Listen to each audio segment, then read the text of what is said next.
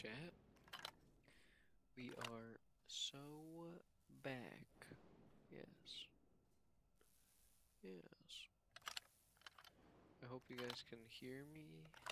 Maybe I should check on the phone real quick.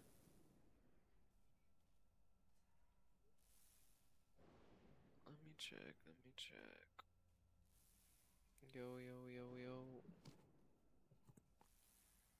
Yo? Oh my god.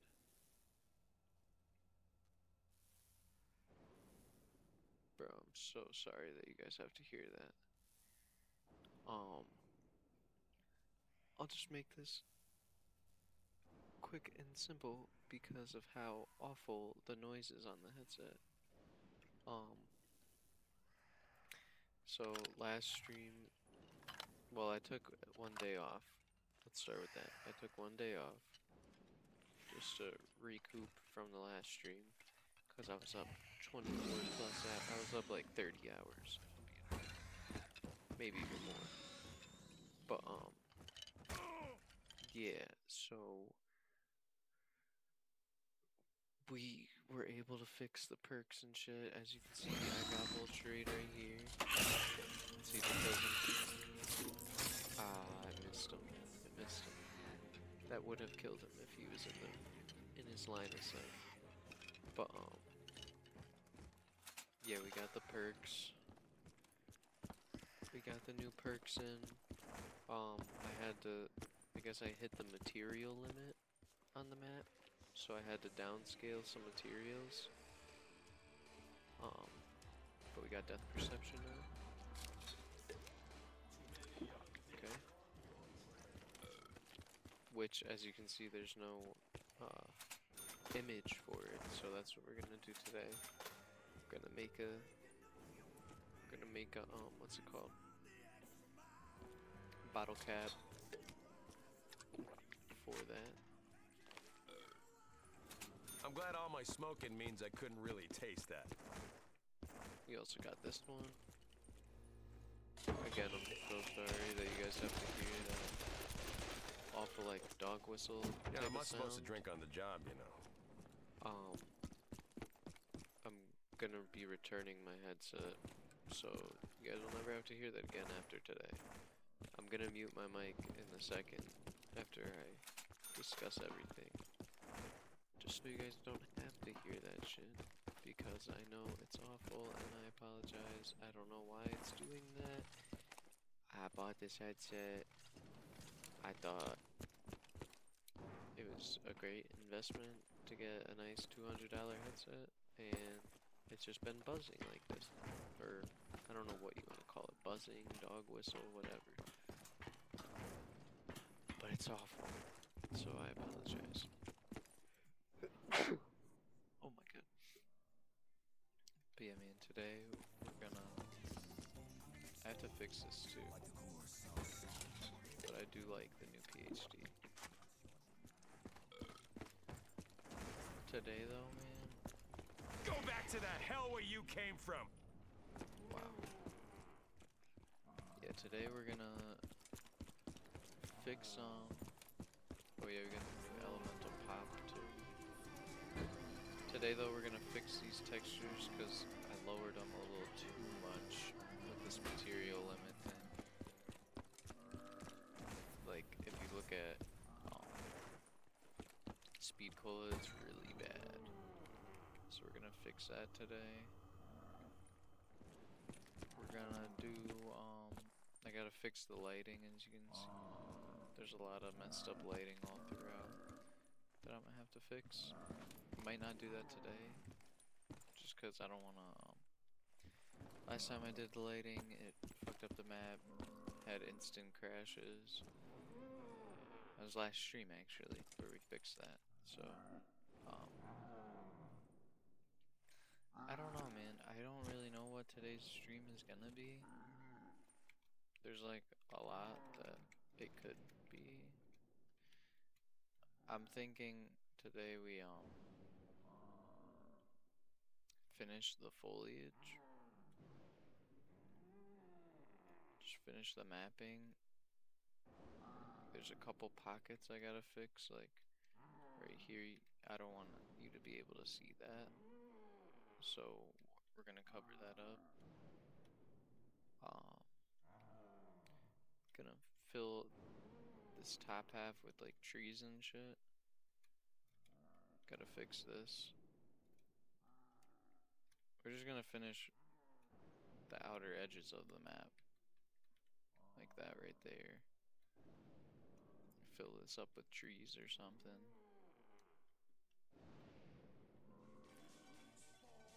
Put something here. I don't know what we're gonna put right here, but we gotta fill this up with something. Because you can see it right here. Yeah, that definitely needs something, even if it's just a fence. Where else? I think that's it for like filling up empty spaces. But yeah, man, we're gonna swap this out too today, I'm thinking. Get rid of that, fix these, put different textures on them, make it say Brain Radio Headquarters or something like that. What else do we have to do today? I don't know, man. I'm pretty beat, and I'm pretty annoyed about the headset issue. So I'm gonna just mute up, lock in, play some videos so it's not silent. And yeah, man, that will be today's stream. Just finishing up the outer edges. Maybe if someone has the time out of their day to help me with getting the buried ghost to fully work, because I have her in the test map, but I can't really hear it. The noise, it's probably because you're on your phone, brother, because I can hear that fucking shit. Shouts out to Lucky Deluge in the chat. I was just saying that today's the last day with the headset. I'm sending it in the mail tomorrow. Oh, what? Yeah, brother. If you bump the volume up on the phone, I don't think you want to, but you can hear that shit. Cause I was just, hold on. Oh yeah, oh yeah. Max volume on the phone, I'm hearing it. I have it full blast on my AirPods and you don't hear it? Wow. Well, I know it's there, sadly. I did turn it down in Streamlabs, but like, that's not a solution, man. That shouldn't be a solution. I gotta get a new headset. I don't know what to do, man. But yeah, what I was just saying, today we're gonna finish up the outer edges.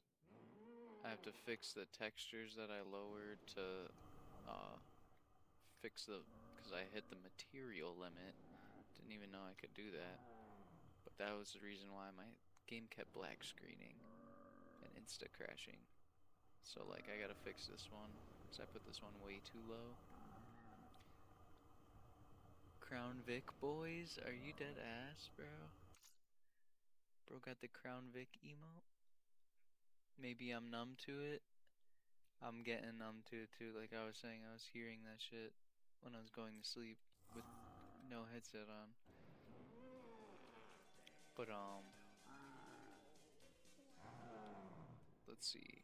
I don't know what else I have to do today, really. Come on. We ain't getting out of this unless we look out for each other. Yeah, today though we're gonna finish the outer edges of the map. I don't really have much to do other than So you just realized filling you up needed Jack trees. Vincent around, didn't you? We got this bad boy. That's all I really cared about, bro. I finally got that fucker in here. Finn O'Leary's whiskey tasted better than Just this glad shit. I got that in. And Vulture-Aid. Glad I got this one too. This is basically finally done. That is crazy. Yeah. But yeah, today I have to finish this. Make this not super empty. Add some trees up here, some more rocks and shit. Same with up here, so it doesn't just look like it's nothing right there. I gotta fill in this tunnel. I gotta put like some trees right over here, cause you can see the clipping. Like you can see this black edge when you're in game. There's another spot you can see that too, which is right when you're up here. You can see that a little bit, and you can see the black line of the skybox right there. So I gotta add some trees and shit, more mountains right here. Fill in this little piece, cause you can see it right here. You shouldn't be able to see this black edge. Other than that though, once I finish all that, I'm going to complete the Easter egg coding, cause I'm gonna make it so this door is only accessible if you have the brain acquired.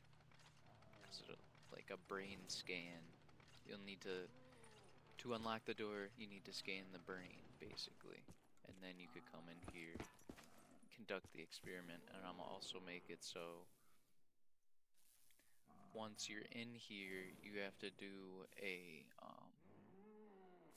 damn, I gotta fix this texture too. I put this one way too low. It doesn't look that bad, but right here it looks pretty bad.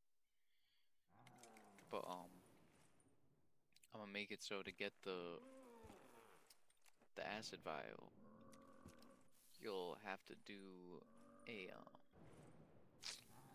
like, kind of like a puzzle. You gotta do a little puzzle to unlock the door that it's behind, which I'm gonna have it be somewhere in here. I'm gonna probably remove this and have like a door right here, or like a tube or something that unlocks, and you could get the vial and pour it into here, just so it's split up a little bit better. And you don't have to go searching for it all around the map, because as of right now, it's right here. But I think it would be better like that. And then we have to fix like this light probe right here. I don't know, there's a lot of lighting I gotta fix, but I think I'll save that for another day, maybe tomorrow. I really want to get the mapping done, because I'm basically done with it. All I have to do is, like I said, the edges of the map. This room, like this whole building basically, I need to finish. It's so dark in there. Swap out this logo.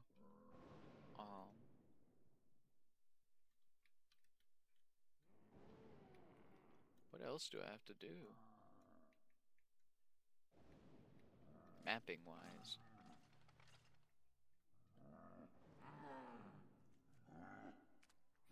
Oh yeah, finish this. Make like a bathroom there. Fix that light. Add a door here.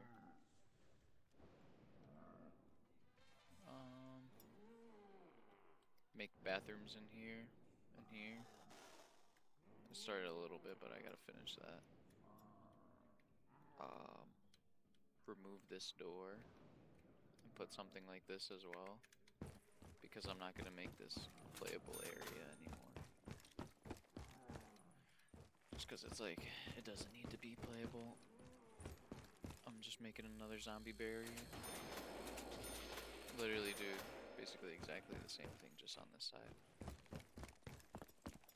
And then detail the inside of that more. And then the map's done, basically. Mapping wise. I still have to do lighting, detailing, make this not as clean, add some grime and shit all around the map, which I have started a little bit over here. I have like trash and shit on the ground, littering the streets. Add some rubble and shit. Still got a lot to do though. Oh, and I gotta finish like this is gonna be a buyable section, so it splits everything up around the map. Like wherever I have these, I have to do buyable like pieces. So you can't just walk right in type shit. Block this off more. Gotta do this one too. That's super easy though. I'll probably do that today, low-key. And then what else? Then basically the map's done, bro.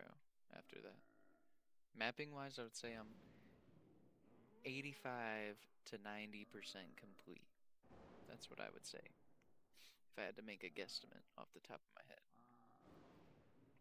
Mapping though, not lighting and detailing and scripting. That's a whole different. That's that I don't know, 'cause I still have to. I do have them in the test map, but I have to change the dog rounds to the ghost, which I have the ghost already in set in my test map. I just have to script it better so it's well, not better, but script it so what's it called? So every like 4 to 6 rounds, it becomes the ghost round. So I gotta do that. It should be easy to script. I don't know. I have my dog Shitty help me out with that. And then I just have to do the main map Easter egg, or finish it. It's already basically done. Say, oh, I can't pick that up yet. Pick up that first. This is why, like, see, like, that's the wrong order too. So I have to finish that. To fix the coding of that.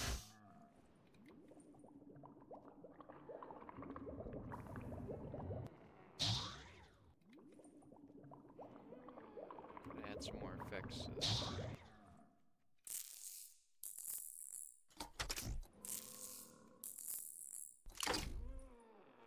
Ready to charge. But how do I charge? You know, there's a really very, very strange coinky dink with the newest zombies map. Maybe I sound crazy.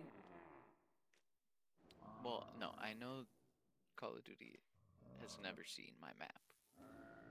But the new map is very weird because the Easter egg is putting a brain in a jar and then using musical instruments.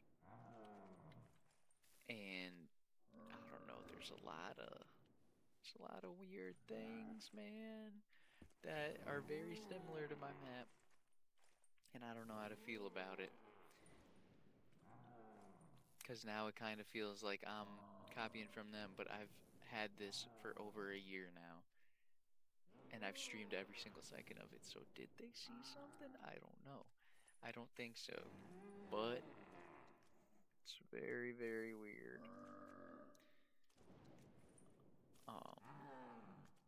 Yeah, the whole map basically is them using brains in jars and collecting them and putting them other places and using musical instruments to, I don't even know like how to explain the Easter egg that they did, but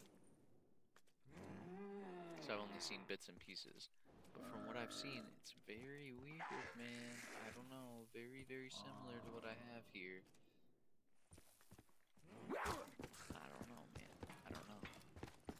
They have like a keyboard like this one in here that you use to create the Pack-a-Punch. And then you use like collect brains and put them in jars and shit around the map. And then you like grab that jar and place it into other like machines, I guess. I don't even know what you would call them. But I thought that was very strange how they have basically the same Easter egg steps as my map. I don't know, man.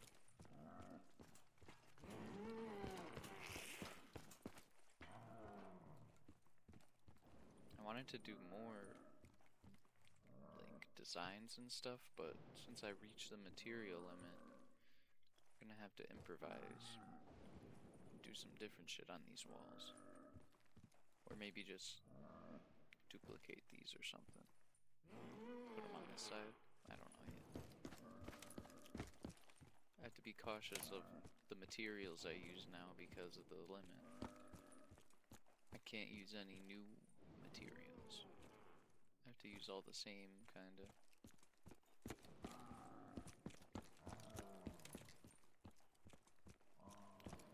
Yeah, man, I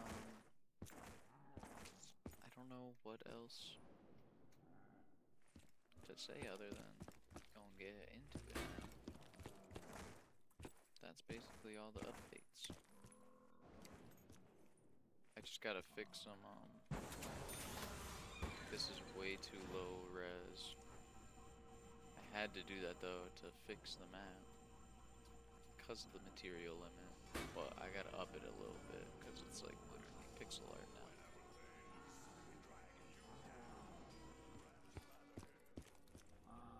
This one looks fine though. I just mainly gotta fix quick revive, speed cola, and this one right here, elemental pop. That one came out really bad because of lowering the textures on it. Like that straight blurred pixel.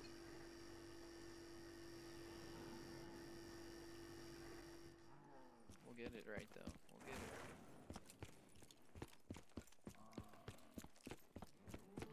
What else? What else?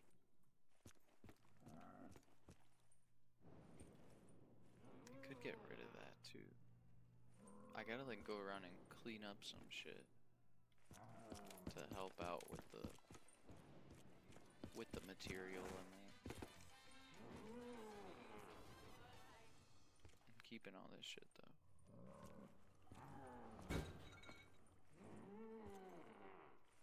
Like I could get rid of the scale. Or like these little boxes. And just keep the candy or something. I don't know, man. I have to really go and do a thorough search throughout the whole map.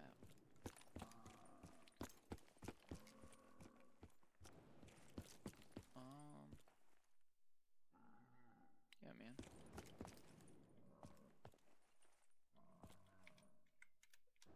So I'm gonna start with all this terrain.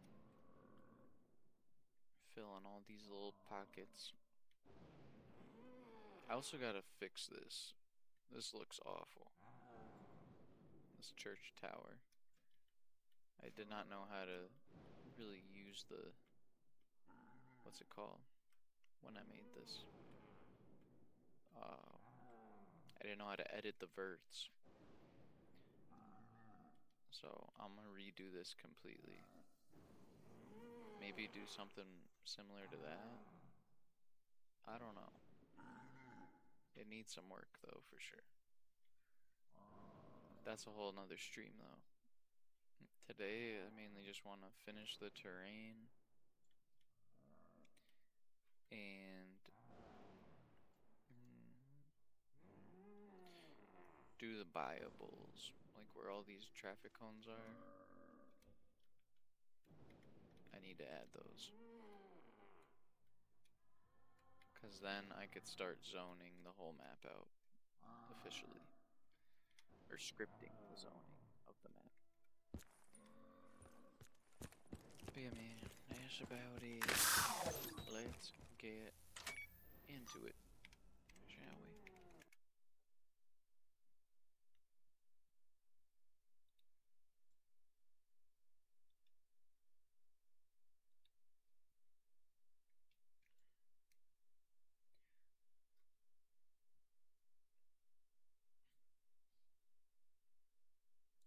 It's gonna take a while to load up.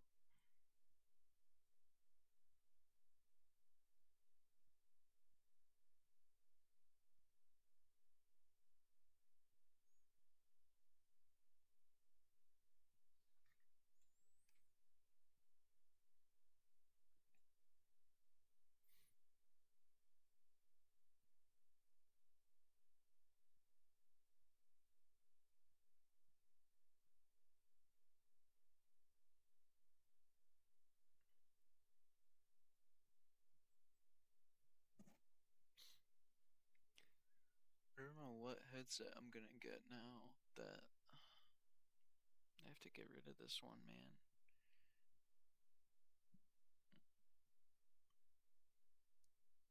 I'm gonna go back to the old one for the time being, but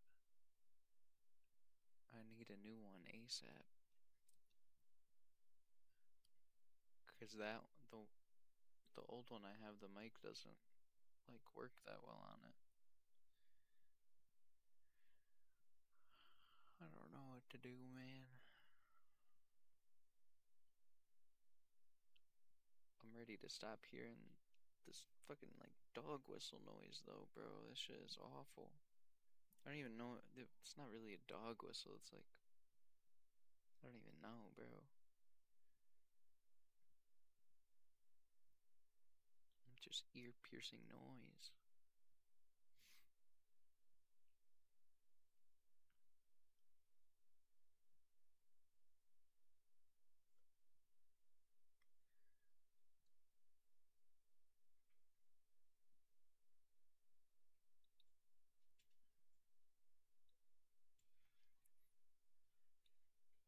Let me open up my Notion.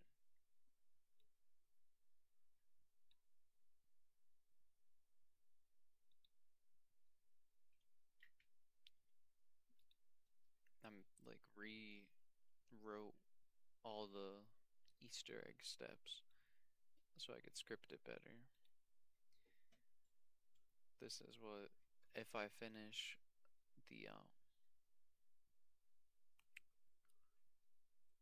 if I finish the like terrain today, we'll start this. I got a lot to do for it. And I still need to get the model for the boss, the George Romero. But everything above that I can do until I find or get that from someone. So yeah.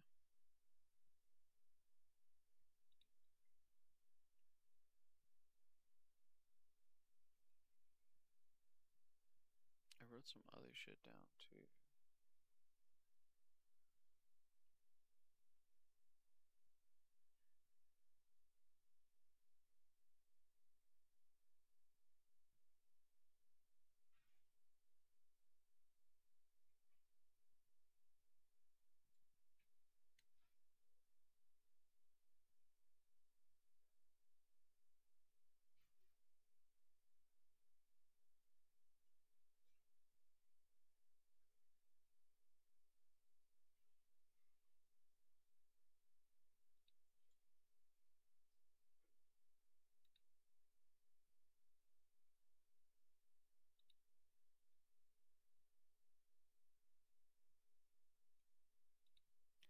Let me see if there's anything else I gotta do.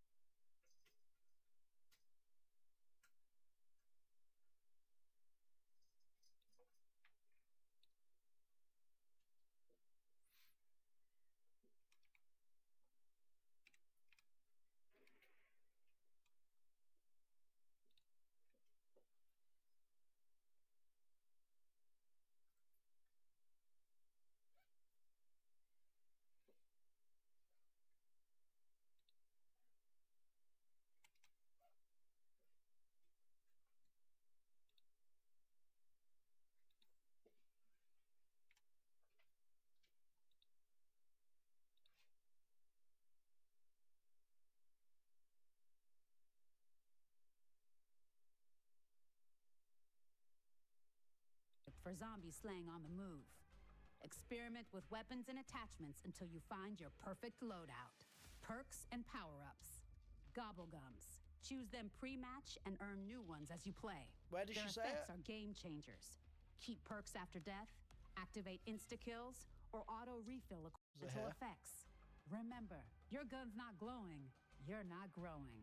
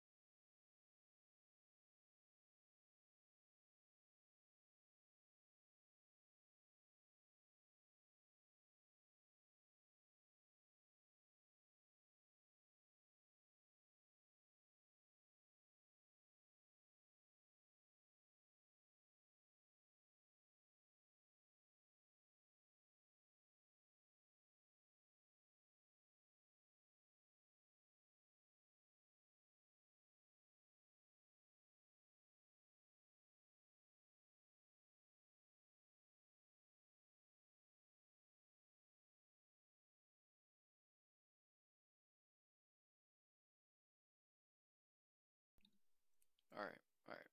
I'm about to start locking in. I'm gonna just play some videos. So the noise isn't throughout the whole entire stream. Just to save for the future when I post on YouTube. So if anybody wants to watch, they don't gotta hear that shit. I'll probably just watch a bunch of zombie videos. Call of The Duty first one Black Ops being 7 nasty. is downright terrible. That's probably the Wow. narrative that you've heard. Every YouTube video, every Twitter post, every think it's TikTok. pretty good, It's bitch. honestly a trend to hate on BO7 right now. Right. But that also to like it. sadly doesn't really give you a good outlook of what the game is actually like. Which is why I set out to put all the noise on this game to the side to give you an objective overview on everything Black Ops 7 Zombies so you can decide for yourself. We're not holding back from talking on the absolute best of the best in this game, but also the absolutely awful aspects that need to be changed. All of this to see if this game is really as bad as people say, or if maybe you've actually been lied to. Now, to put things into perspective, yes, I, like many of you, heavily prefer the classic style of zombies. I always have and I always will, but I'm not going to let that fully cloud my judgment when going into this game. I'm going to try to go in with an open mind. But hey, if there's classic aspects, I'm going to like them. I'm going to like them. So what all does Black Ops 7 Zombies have to offer here? Well, here at launch, we've got the standard mode with Directed coming here in the near future. We've got Cursed, which is a more hardcore classic experience. We've got Survival, which are simplified versions of the maps. And we've got Dead Ops 4, a top-down or FPS style arcade mode. And of course, we also got to talk on the main map, Ashes of the Damned. And first things first here, we got to talk on the thing that's going to affect every single mode you play no matter what. And that's the HUD. I cannot stress how important this is. It's one of the biggest parts of why you might hear BO7 Zombie sucks, because this is what the game looks like when you see footage of it online. And this is what it can actually look like in-game. And you cannot look at this and tell me this does not look like zombies. But this is what it looks like the second you boot into it. And here is what it looks like when you adjust the settings. This is a huge problem. Yes, the game can look fantastic when you adjust everything, but also like half of the slop should just be off by default. And legitimately, most of these things are like accessibility settings, and this is what you have to keep in mind. Most casuals, 1, don't know you can even change these things, 2, know where to even find them, and 3, are probably just too lazy to do so. And I also can't blame them, because multiplayer and zombies still have a problem between the settings carrying over between both modes, and also for the entire launch window, every time you went into the settings tab, it would reset all of them. We truly just need 2 options there as soon as you boot into the game. Do you want a minimal HUD or a full HUD? That's all we need, a one-click option there as soon as you boot into the game. Come on guys, it's not that hard. But hey, we actually do have some really solid improvements here. We've got HUD themes to actually make it feel more like zombies and more distinct, even though for some reason it's not on by default and you have to, again, go into the settings and change it. But one of the best things is that now you can turn off so many of the annoying elements, like the stupid objective markers, the talking face in the corner of the screen, the gobblegums, the score streaks. 90% of the HUD you can turn off and it feels so good. But here's the thing. The biggest flaw of the modern HUD we still cannot turn off. It's the constant pop-ups of all of the ground loot there at the bottom middle of your screen. No matter what you do with the HUD, it is always on. And it is so unbelievably distracting, and it completely takes you out of the immersion of the map. I just don't understand, first of all, why it's like this when we even had Vanguard have a million times better system there. But Treyarch, please, at least give us the option to disable this. It's unreal. But even with that problem, the game still looks really, really solid when you turn most of the things off or just adjust those settings. And the biggest saving grace of it is actually that a lot of these things are actually off by default when you hop into Cursed mode. But before we hop into that mode, we gotta quickly touch on the overall standard experience and the core game-wide changes to zombies. It's time to talk about the standard mode. And yep, it's more Black Ops 6. Same loadouts, same augments, same field upgrades, same ammo mods, same perks, and even a lot of the same streaks and equipment. Armor, rarity, loadouts, damage scaling, crafting, they're all here too. It is a modern zombies game. And also, yeah, modern point system here too. Personally, I cannot stand it, but for those of you who love it, here you go. These do naturally, at a base gameplay level, make the game feel like more the same, for better and for worse. But thankfully, it is not just this, again, as we'll get to later, but for the main core standard experience, if you like modern zombies, or Black Ops 6 in general, you're gonna like this mode. I think it's a solid introduction for newer players who just might not be as used to some of the classic systems, and they can kind of flow from what the directed mode is, being a slightly easier experience than this, to standard, there, and to cursed. But yeah, let's talk on some of the actual core gameplay changes and additions here for the overall experience of zombies. Firstly, the salvage rework. Oh my gosh, the nerfed drop rates and the increased cost makes such a difference here in this game. It actually makes me want to hit the box for ether tools and get a free upgrade on my gun or by doing side quests. And it just makes crafted items feel so much more valuable and actually less spammy. And as I kind of just mentioned, the changes to the mystery box, we've got ether tools in it, but now also there's less crap in the mystery box with no score streaks or melee weapons. And it just feels 10 times better. I actually hit the box in this game. When I've said a million times, and man, it just feels so good. Max ammo refilling equipment. I cannot stress enough how good it feels. It's not just good because it's classic, it's just great game design. And in a game that has ammo crates on by default, this actually makes some max ammo exciting again. And there's overall less enemy spam. This just feels a million times better than Black Ops 6 spamming like 100,000 random freaks chasing you down. That shit was awful. And man, it just feels so good. For the most part, on almost every single round, if I go down, it's from the zombies, not getting sniped across the map from some kid in Black Ops 6. And for those who like the grind, the camo grind is actually made a lot better here in this game. And there's also some prestige attachments to go for there as well for like unique things on each gun. But my favorite are the BO2 classic camos there that you can unlock by prestiging a weapon and getting it as like a universal camo. Honestly, I'm just doing this instead of the core camo grind. Another cool change is that there's less super sprinters. Where now on higher rounds, armored zombies just cannot super sprint. So they're either going to be tankier or they're going to be faster. But probably my absolute favorite change is the score streak nerf. Score streaks barely ever drop. Most of them are kind of straight up bad. In the absolute menace from Black Ops 6 Zombies that completely soiled the high round gameplay, the mutant injection strategy completely nerfed into the ground. Now it actually takes skill to even utilize and is actually a lot more fun in that respect. It's fun, but not too OP. It's perfectly done.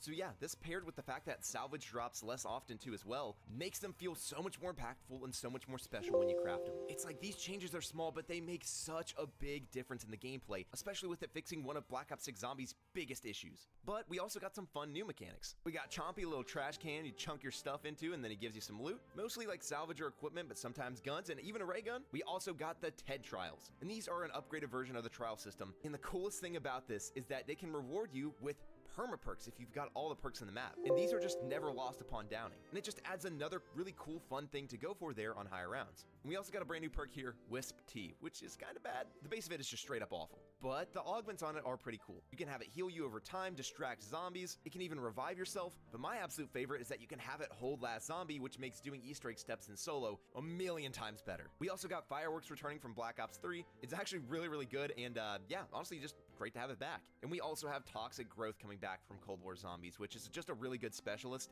and it's ideal for like camping strats or trapping a big elite enemy, but it really shines in this game as it's heavily tied to a side Easter egg on the main map that we'll talk about a little bit later. But there's also some nice quality of life augments there that you definitely want to look into. One of them being a jug augment to combat damage scaling. It makes it so that as soon as your armor breaks, you actually get a 100 HP buff. So it makes it on those higher rounds, when your armor breaks, you're not just instantly dead. You actually have a chance to kind of get away, replay it up, and keep going along in your game. Now, the low rounds are still too easy in my opinion there with damage scaling, but this does help on those higher rounds. And for those who hate armor, we do have that Vulture 8 augment, to where you just casually walk over armor and it auto plates, basically like it did in Cold War Zombies. And I honestly like how it's designed like this because it causes you to have to open up the map and actually make decisions in order to get this functionality. But one of my absolute favorites are the stamina up changes, giving you faster sprint speed in all directions and being able to shoot while sprinting. This is the biggest thing that does make training viable again. It's all because of that Omni movement working really well with that augment, as well as just being able to shoot while I'm sprinting. Man, it feels so good. The only problem is that it just sucks that we have to grind the game for it to be like this. And the augment research is so unbelievably slow, especially for those of you who hadn't played Black Ops 6. There 100% needs to be some adjustments to this. I just don't think this is good for new players. And you know what, since I'm in the mood, let's do some rapid fire good. There's a new feature where you can crush your gums now for points, so basically, hey, if you don't like them, crush them, get some points, cool. Armor now upgrades at the same location, which just feels really great on this map in particular with it being so big. No tac sprint on by default, and this feels so much better. I personally cannot stand tac sprint, and the game just feels so much smoother just without that in mind. When you load into the game, you actually fade in from black, which does a lot for immersion, which actually Black Ops 6 did not have, and it felt really weird. One of my favorite things, and I feel like it's crazy to even say this, the Power Quest is back. And this does so much. It adds more skill to each match, and man, it's just a core part of zombies. A cool little addition that I personally appreciated was the original round change there for the special rounds. Man, it makes me feel good. I know it's nostalgia, but I love it. And another thing I just can't help but love is the quick revive jingle is back. Now, it seems like there's some licensing issues because it's not the same one, but they basically redid it in like a slightly new style. I think both the new and the old have their own merit, but yeah, I like it a lot, and it just feels so good to have it back. Now, with that said, yeah, there's some great changes there, but what really makes this game different than the rest? What makes it special? Well, now it's time we talk on the highlight of Black Ops 7 Zombies, Cursed Mode. And first off, we gotta hop right into the good of this. This is a challenge mode that encapsulates a lot of elements there of classic zombies, where by default you're going to start with a pistol, have minimal UI with no health bars, damage numbers, objective markers, or minimap. Ammo prices overall are increased by 50 to 100%, pack prices have increased by roughly double, and we finally have the classic COD Zombies point system from BO3 and before. But with one small change where shotguns actually work how they do in Advanced Warfare Zombies, where you get points per pellet hit. And we gotta talk about this point system. Man, it feels so good. Hopping into those early rounds, 4 shots to the leg with the pistol, and then knife them to maximize your points. One zombie left, you need to buy a door, just pop it in the leg, and then boom, you're good to go. The strat overall is to get a gun that's great, super high damage, and one that's really good with points. And this drastically improves the game. It actually works so well with the rarity system, making any gun potentially a really good solid point gun. The fact on slightly higher rounds, I actually get excited to get a green rarity weapon because it's going to be great for points. I did not expect that at all. And it's absolutely insane how much just the point system alone makes this game feel like classic zombies, even with all the modern systems. And it actually makes me enjoy those modern systems more. Like even the multi-pack, even with those upgraded prices, it feels a million times more doable. Being able to swap weapons even on higher rounds. So many times I've just been on a higher round, been like, I kind of want to switch things up. I farm some points, then spin the box, get a new gun, boom, upgrade it all the way. Weapon variety is finally back. I've even had friends maybe lag out or go down on higher rounds and actually pop back into the game, farm some points, and get back up to where they were. Unlike the new system where they're basically shit out of luck. And it just makes those games so much more fun and casual to play. But Curse Mode had done something else.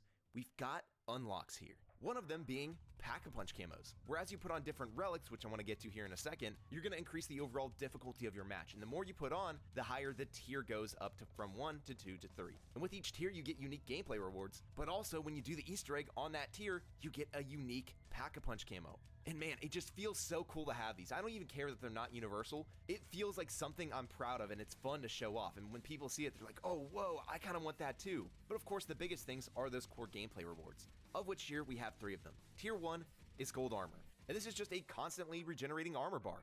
And it makes high rounds so much more fun, and again, more casual there, and it even makes the Easter egg a little bit easier there on Cursed. Overall, this is such a great improvement, especially for those who don't like armor. You pair this with the Vulture Aid augment I talked about earlier, you almost don't even have to worry about replating at all. But we also have Ultra Rarity, and it's cool. It just helps get more damage on those non-wonder weapons. It's good, but it's not great until you pair it with this last one here, which is Tier 4 Pack-a-Punch. Man, this is sick. It truly feels like a significant upgrade. It reminds me of what like the second Pack-a-Punch felt like in IW Zombies. It gives you a cool pack camo. It actually changes the tracers on your gun from red to purple when it's Pack-a-Punched, and it also gives you a huge ammo and damage buff. It just makes those core guns feel even better and wonder weapons feel amazing. It's just so much fun to use, but man, it does cost a lot of points, but honestly, I kind of like that there on the higher rounds.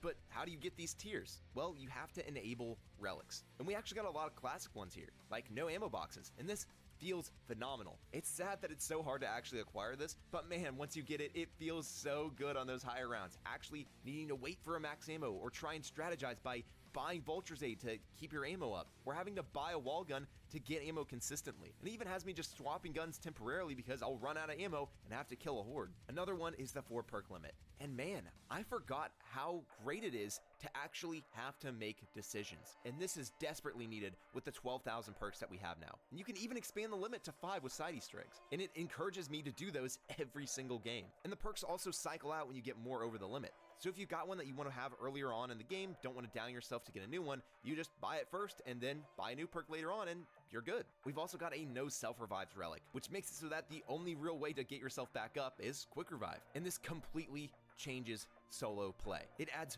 way more tension there to the early game, and it makes it actually super valuable every single time you were to potentially go down. But you can get them, they're just a very rare drop there from some of the TED trials. And like I said, you end up needing to just get quick revive either for Dying Wish or equivalent exchange to save you from death. That is, unless you're running the one that has no augments. And yeah, kind of like back in the day, never had augments, and this really adds another layer of challenge there to the game. But I will say some of these are kind of ass. Like the Mimic one, literally nobody likes it and it's awful and no one likes it. We've also got some crazy fun ones too, like a gun game one that's still yet to be found as of recording this. With that alone just opens up so many cool opportunities, therefore other relics coming down the line. Overall with relics though, the main pool is the hunt. And shout out to Zonex and his Discord because they will go down in Zombies history for doing so much good work on these, as well as all the other folks that helped out as well. It's one of those you had to be there moments, and this will be remembered and talked about for years. And that's just the launch map, as we're gonna have more of these with every single map coming afterwards. And each of these relics are incredibly hidden and cryptic and require us, the community, to find. No help, no directive mode, just us. And they genuinely act how old-style Easter eggs did, where you would just be playing the game and randomly stumble across something, and then it would just start this entire spiral of the community finding more and more and more.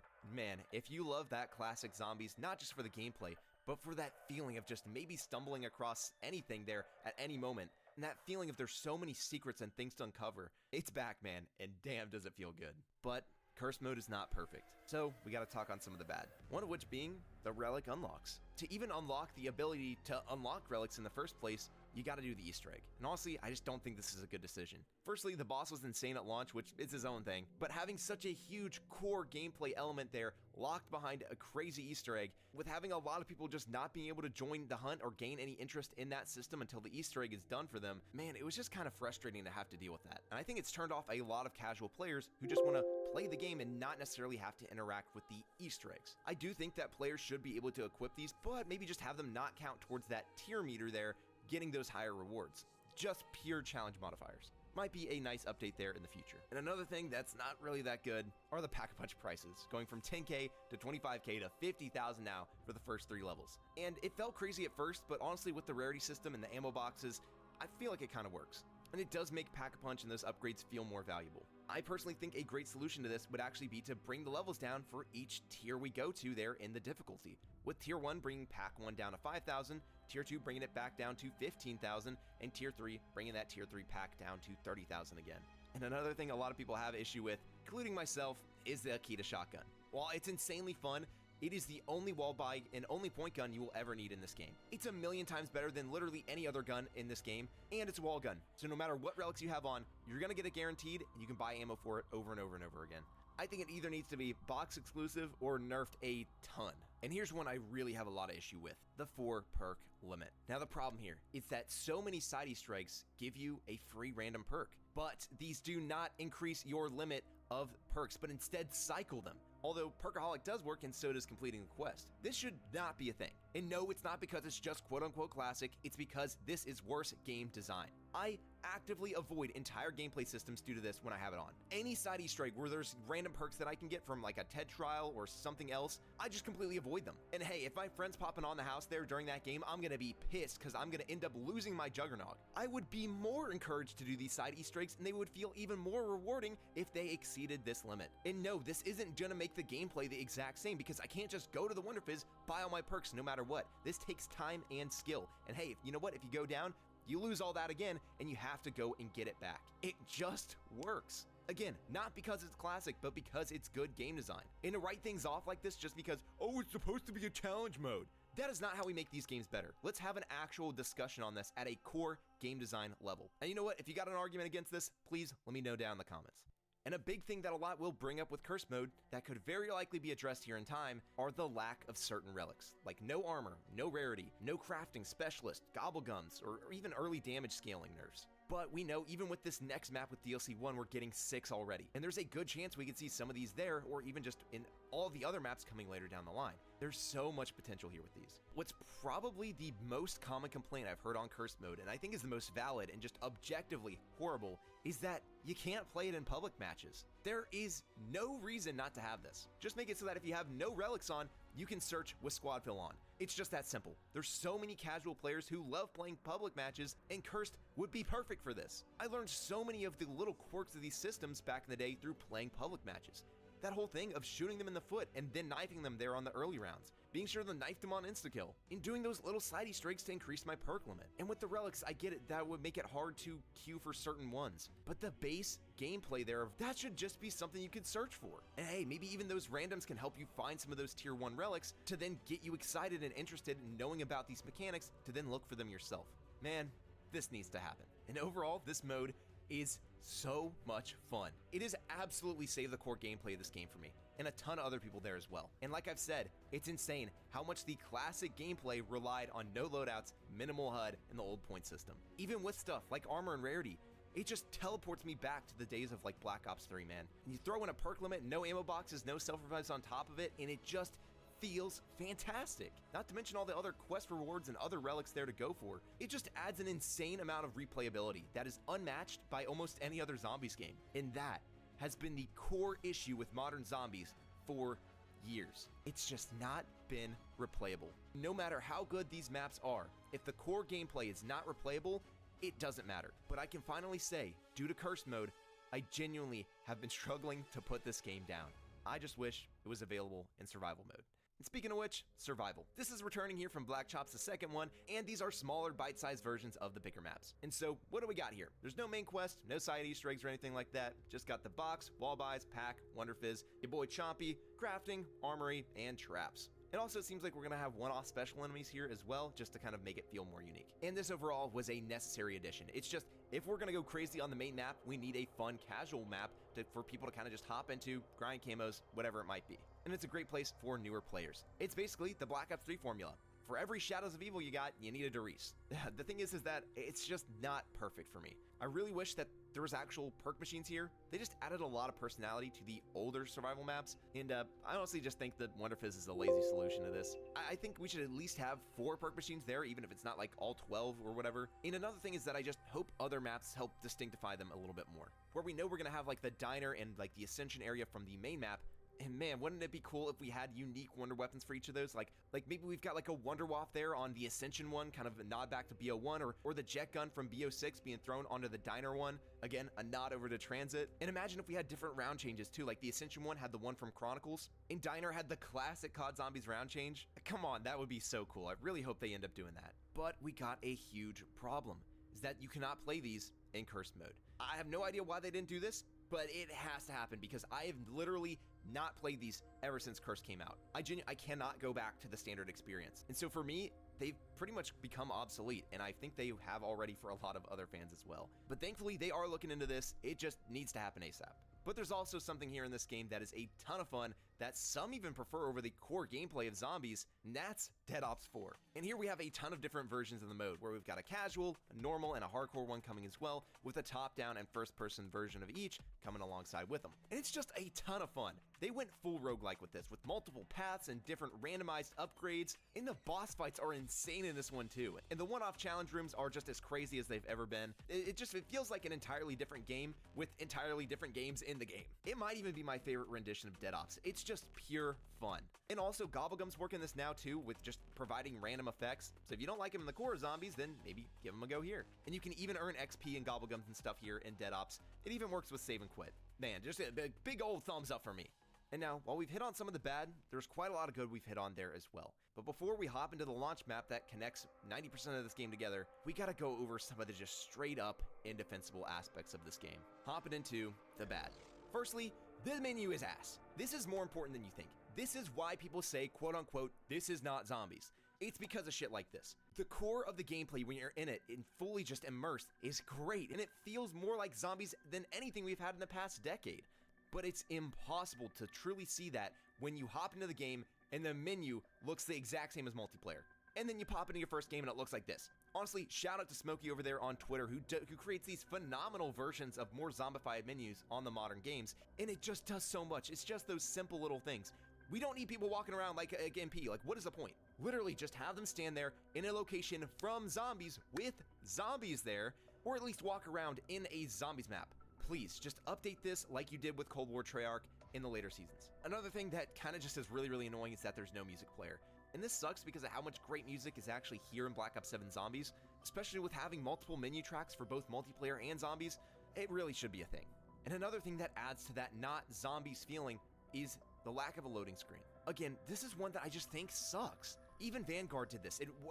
Why could we not continue with that? It's a small thing, but it's one of those things that plays into that immersion. When I click into a map, I don't want to get hit with a giant wall of text. It especially doesn't feel good when multiplayer doesn't even have that crap. I know there's the ability to set loading screens there in the game, but it applies it to the entire game. So that means all the zombies maps and all the multiplayer maps. It's just stupid. And another thing that's just straight up bad is the delayed and drip fed content. I've touched on this before and I'm still not a fan of it. We've got a lot of great content here at launch, but holding off on those other survival maps, field upgrades and ammo mods there from Black Ops 6 being delayed to Season 1, it just doesn't feel good on the player side. And we've even got those FOMO LTMs back again, which that's a conversation for another day, but man, I cannot stand that. That's genuinely awful. And another thing are the operators. We still have duplicates and people playing non-crew operators, and it just feels even worse in this game because, as we'll get to later, the writing is actually fantastic. And there's so much dialogue here. If you don't care about the crew or the story of this game, it's likely because of this. Remember back in the day when you would pop into the game and you would hear the crew talking to each other, giving you interesting pieces of lore and kind of insights of the characters? Remember when you felt interested and intrigued by just playing the game and wanted to then maybe look into it more? Yeah, that basically never happens now because you're playing on a team, you got some random goober running around from multiplayer using his $30 vault skin, and then you and your other teammate are just both ricked off it. If you want that in standard, it's fine. It is what it is. But we need a client-side option to maybe have this, or at least something in Cursed to where we can force it on for a squad that joins us. It's a private match, so just let it be in the host hands. How about that? And one of the things I really just can't stand is that we gotta work for the game to be enjoyable. And this is not just for the crew operators like I just mentioned, having to like beg people to actually go different operators to get the full experience. But it's also like I mentioned earlier with the HUD, having to change and turn off 50 different settings. Like, why is it not even the zombies HUD by default? I don't understand. But we also have to grind for something like the shield system, or to aid in the annoying damage scaling on higher rounds. We gotta beat a boss to have the ability to even find relics to just disable base mechanics. And in Curse mode, to get stuff like the perk limit, no ammo boxes, stuff like that, you gotta do so much to get these. And casual fans don't always want to just have to go and grind the Easter eggs and grind the game.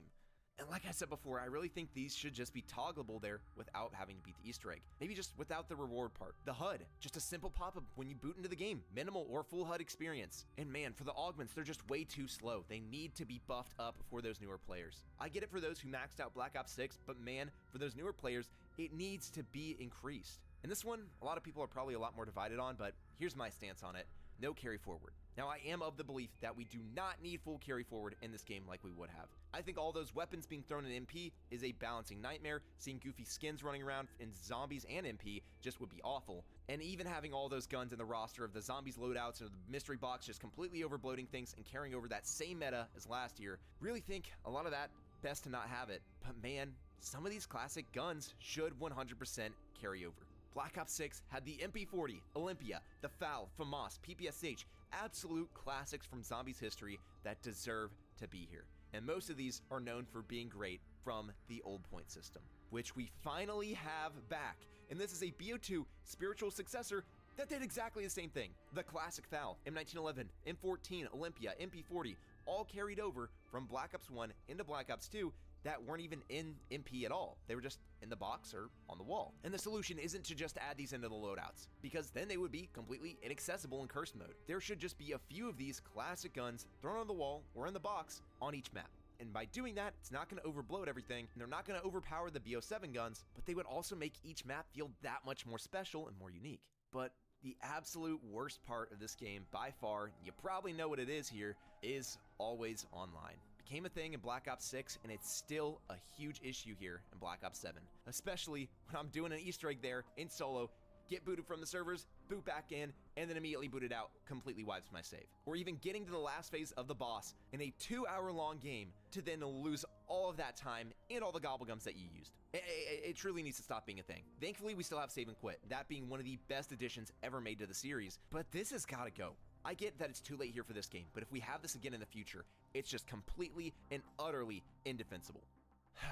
And before we move on, I gotta say as well that this video has been one hell of a project. Grinding out the game to experience everything it has to offer, making sure I cover all the arguments, and finally editing everything together here to give you the best overview I can. So hey, if you're enjoying this and you want to support me and see more videos where we can go over both the good and the bad of all things COD Zombies, we're on the road to 10K, so feel free to subscribe. But yeah, getting back into things, all those negatives that I just talked on, they really suck, especially always online. But man, there's so much good here too. The core game itself is just so fun and replayable, with an unreal amount of content here already. But here's the question you're all probably wondering at this point. How's the launch map?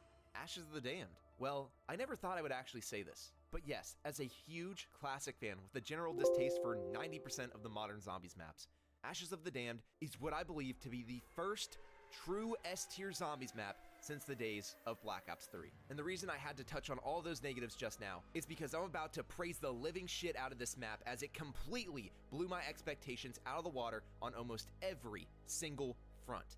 Let's talk Ashes of the Damned.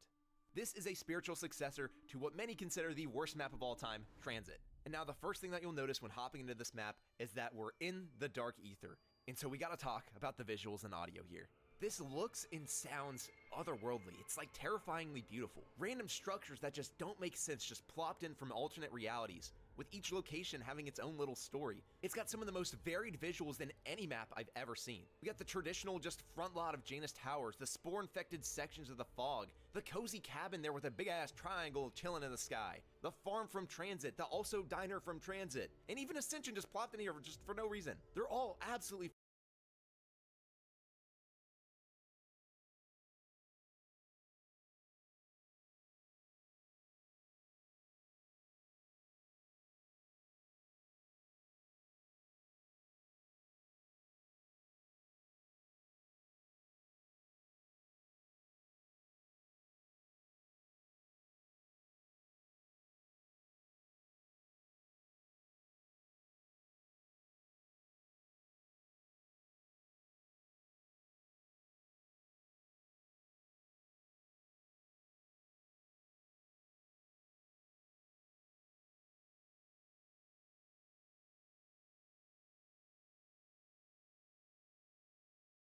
fantastic, and they're all connected by that center point here, Ashwood, a buried inspired town with many nods to what would later become stores there in Shadows of Evil from Black Ops 3. All of these visually distinct with their own draw and reasons to go to that part of the map. And also we've got random core mechanic updates in terms of the visual department, with like the Origins mystery box being here, and the ammo boxes finally looking like zombies.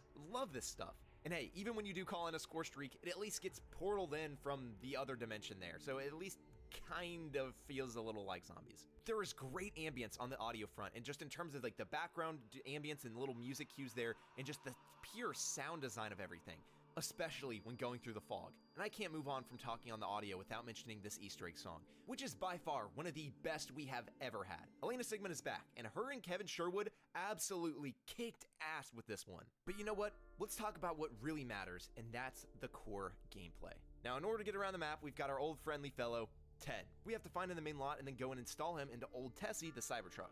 And this is going to be our main form of transportation, having to drive ourselves to each location. And yes, you have to turn on the power for these, which afterwards you unlock more transportation, being the DE-inspired launch pads, which are just a great fast travel here, and it's something that the original Transit needed desperately. But the Cybertruck's got some more sleeves up its trick.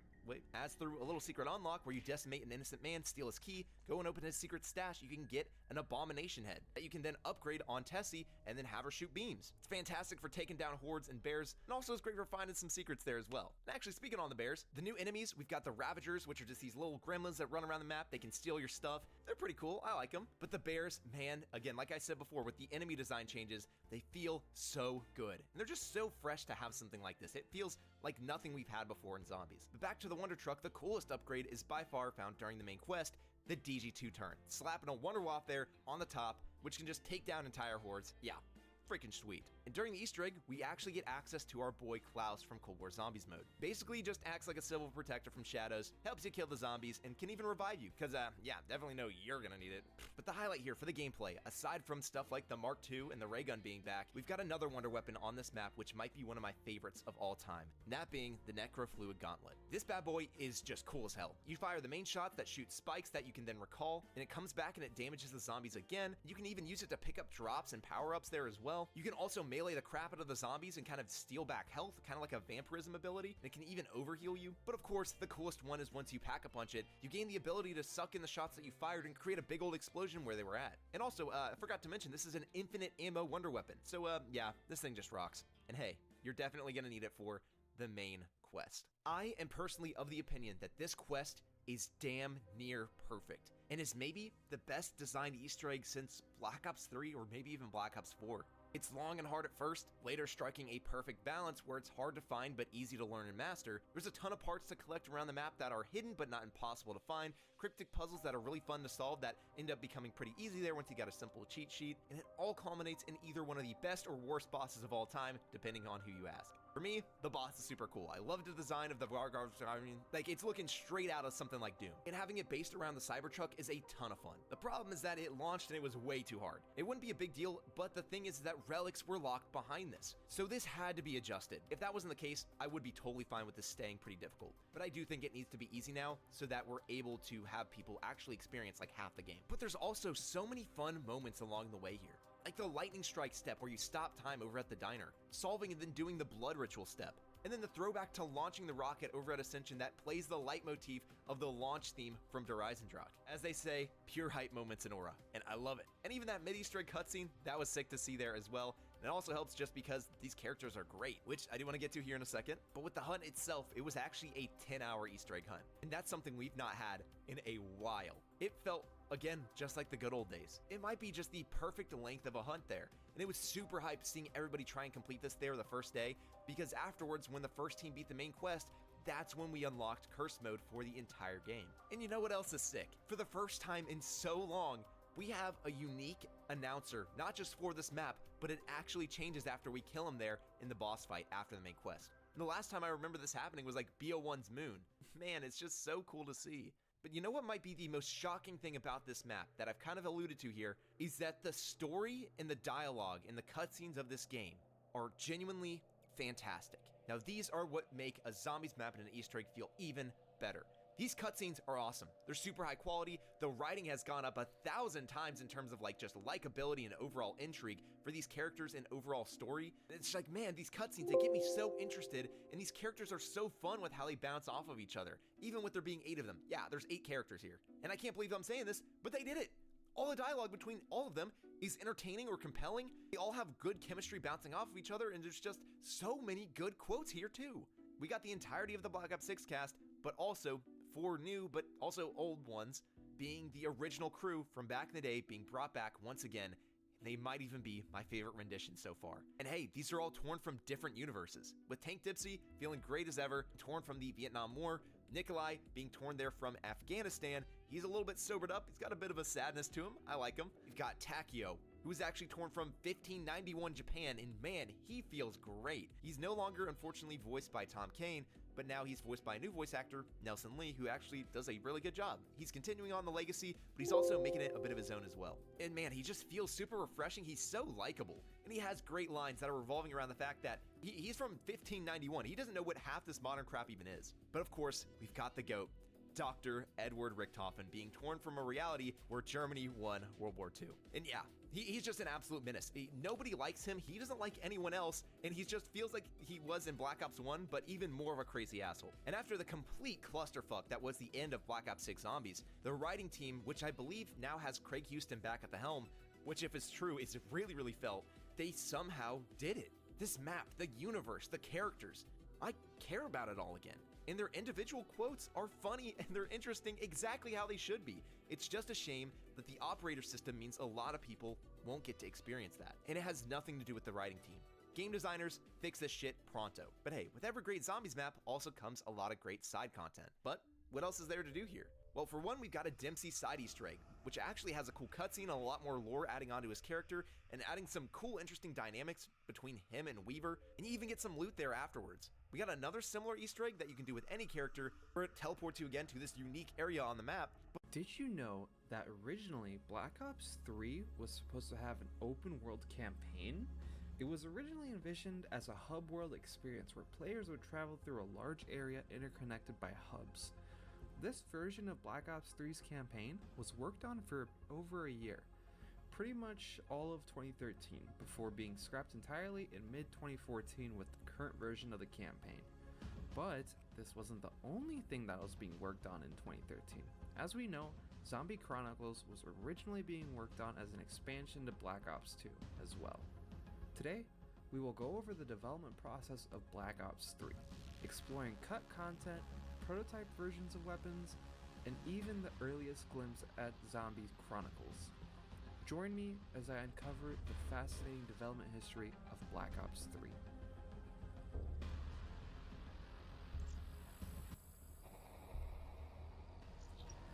Starting with our first build from April of 2015. This is the pre-alpha version of Black Ops 3, and it's the earliest build that I have. As you can see, it's already in a pretty good state with some minor placeholder elements. In the create a class section, you can see leftover weapons from Black Ops 2 like the hammer and the Remington shotgun. Actually, a lot of the weapon subclasses have at least a leftover weapon from Black Ops 2. Later on, I will show you some hidden weapons that we don't see in these menus, including an assault rifle that you can toggle to an SMG and, of course, the riot shield. Taking a look at the specialist section, as you can see, a lot of them are still a placeholder with some NPCs that aren't high quality, but they are all here. Also, the screen where you change your map is actually a leftover from Black Ops 2. As you can see, it's very similar to the user interface from Black Ops 2. Unfortunately, a lot of these maps don't work. There's only 2 maps in this build, Stronghold and Hunted. One thing that I really liked about this map was that it seemed like a spiritual successor in some ways to Raid from Black Ops 2. If you guys want to see what the prototype versions of Black Ops 2 look like, I have a video diving into that on my channel. I would encourage you to check it out if you're curious. And as you can see, one of the leftover weapons from Black Ops 2 was the MP7, and in this prototype it sounds and shoots exactly like the one we know and love from Black Ops 2.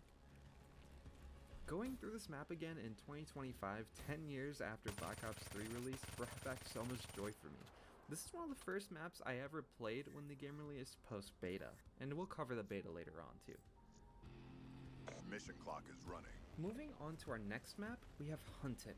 And again, a leftover weapon from Black Ops 2 was the hammer, which is the weapon I wanted to try out. It felt so strange using this weapon in Black Ops 3, but I had a blast getting to run around with it on the map. It made me wish we got a Black Ops 2.5-esque game with Black Ops 3 that would have expanded upon the incredibly fun sandbox elements of Black Ops 2.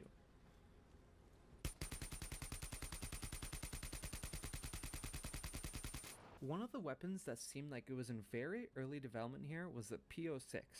In fact, anytime I would try to load it into the game, my game would instantly crash, so I freeze the frame here for us to check out this early version. But this wasn't the only weapon that Treyarch was prototyping in this build. Here's a look at the MCAS assault rifle. It was a full auto assault rifle with a hybrid mechanic. It could swap between an assault rifle and a submachine gun configuration, changing how the weapon would perform. And for those who are watching this and recognize this gun, it's probably because you have. It looked very similar to the Peacekeeper from Black Ops 2, which was introduced as a weapon in the first DLC for Black Ops 2 called Revolution. The Peacekeeper. This is a brand new weapon that's coming in with Revolution. And this is the first time that we've ever actually put a weapon as part of DLC. This is a bonus element to the map pack. The Peacekeeper SMG is a hybrid between an SMG and an assault rifle. I think players are going to love it. As you can see in this gameplay, it was just repurposed in this game into a fully switchable gun instead of just being a hybrid like in Black Ops 2. And we wouldn't see this concept used again until Infinite Warfare. Another weapon that was cut from this game was the Riot Shield.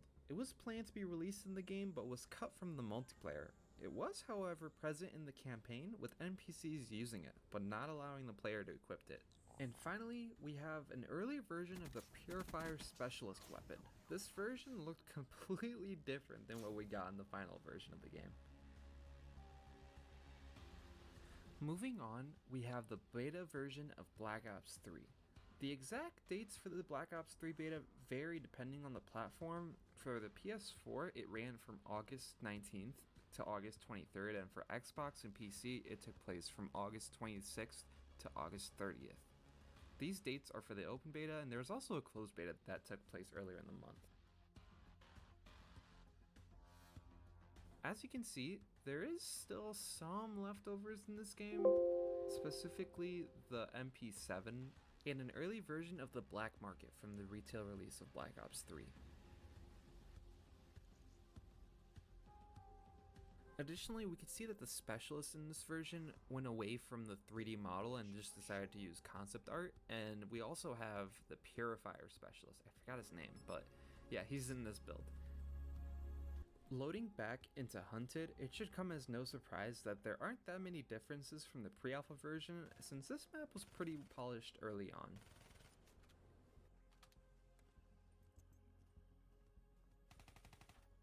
I know that it's technically a beta version, but considering the full game would be released just 2 months later, you would think that something as important as a specialist would be completed much earlier than that. And just like the pre-alpha version, the Purifier in this version would use a completely different model than what we see in the final version. I kind of like it better than what we got in the final version. And as promised, here's a better look at what the model for the character looked like too.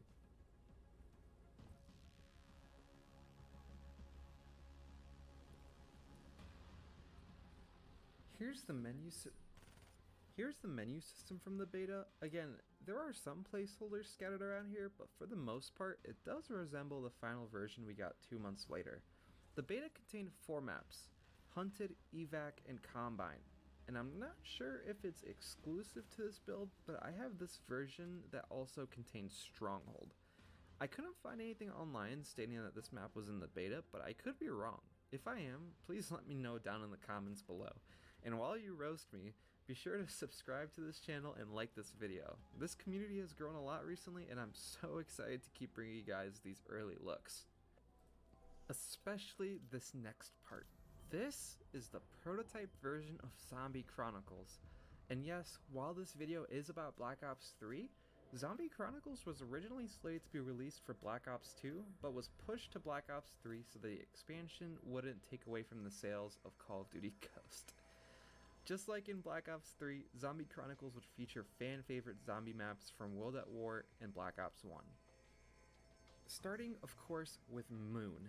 This map was ripped straight from Black Ops 1 and placed into Black Ops 2 alongside the weapons from the game.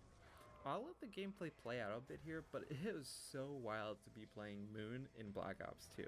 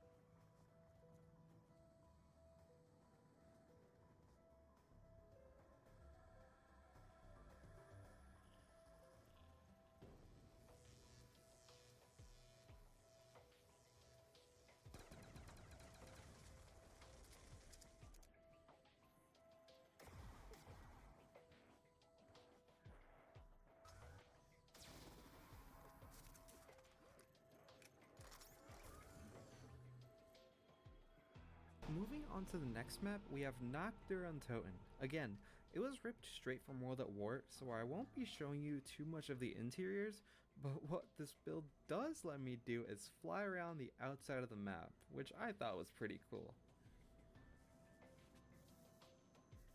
There's just tons of details out here that I just would have never guessed, and the map is actually pretty small on the outside too.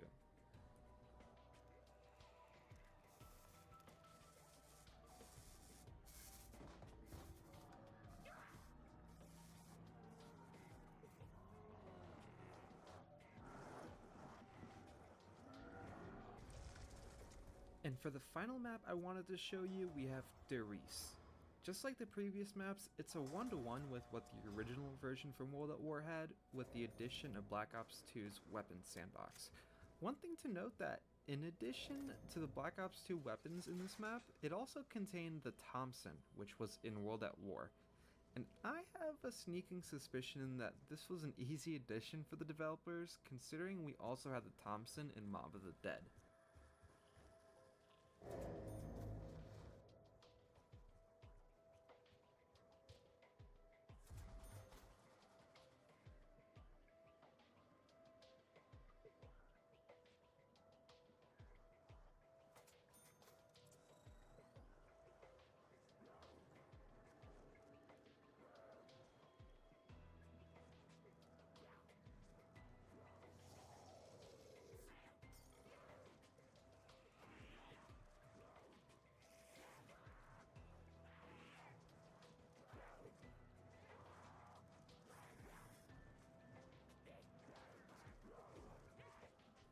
And one last thing to note about this map is that the Wunderwaffe does seem a bit unfinished, as it has a blast that's similar to the Mustang and Sally, but I for one welcome a Mustang and Sally Wunderwaffe mix.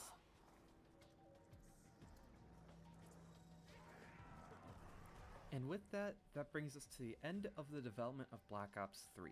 If you guys enjoyed this video, I would really appreciate it if you left a like and subscribe down below. It really helps my channel grow, and considering a ton of you guys are really enjoying this content, I would love to see more people be introduced into prototype versions of their favorite games. And if there's any game you'd like to see me cover in the future, let me know in the comments below. I'm working on a Bethesda supercut of prototypes from Skyrim to Fallout 4 next. And if you want to see a full video dedicated to the Zombie Chronicles build, let me know too. I appreciate your support, and I'm excited to see what you guys think of this video. Thank you.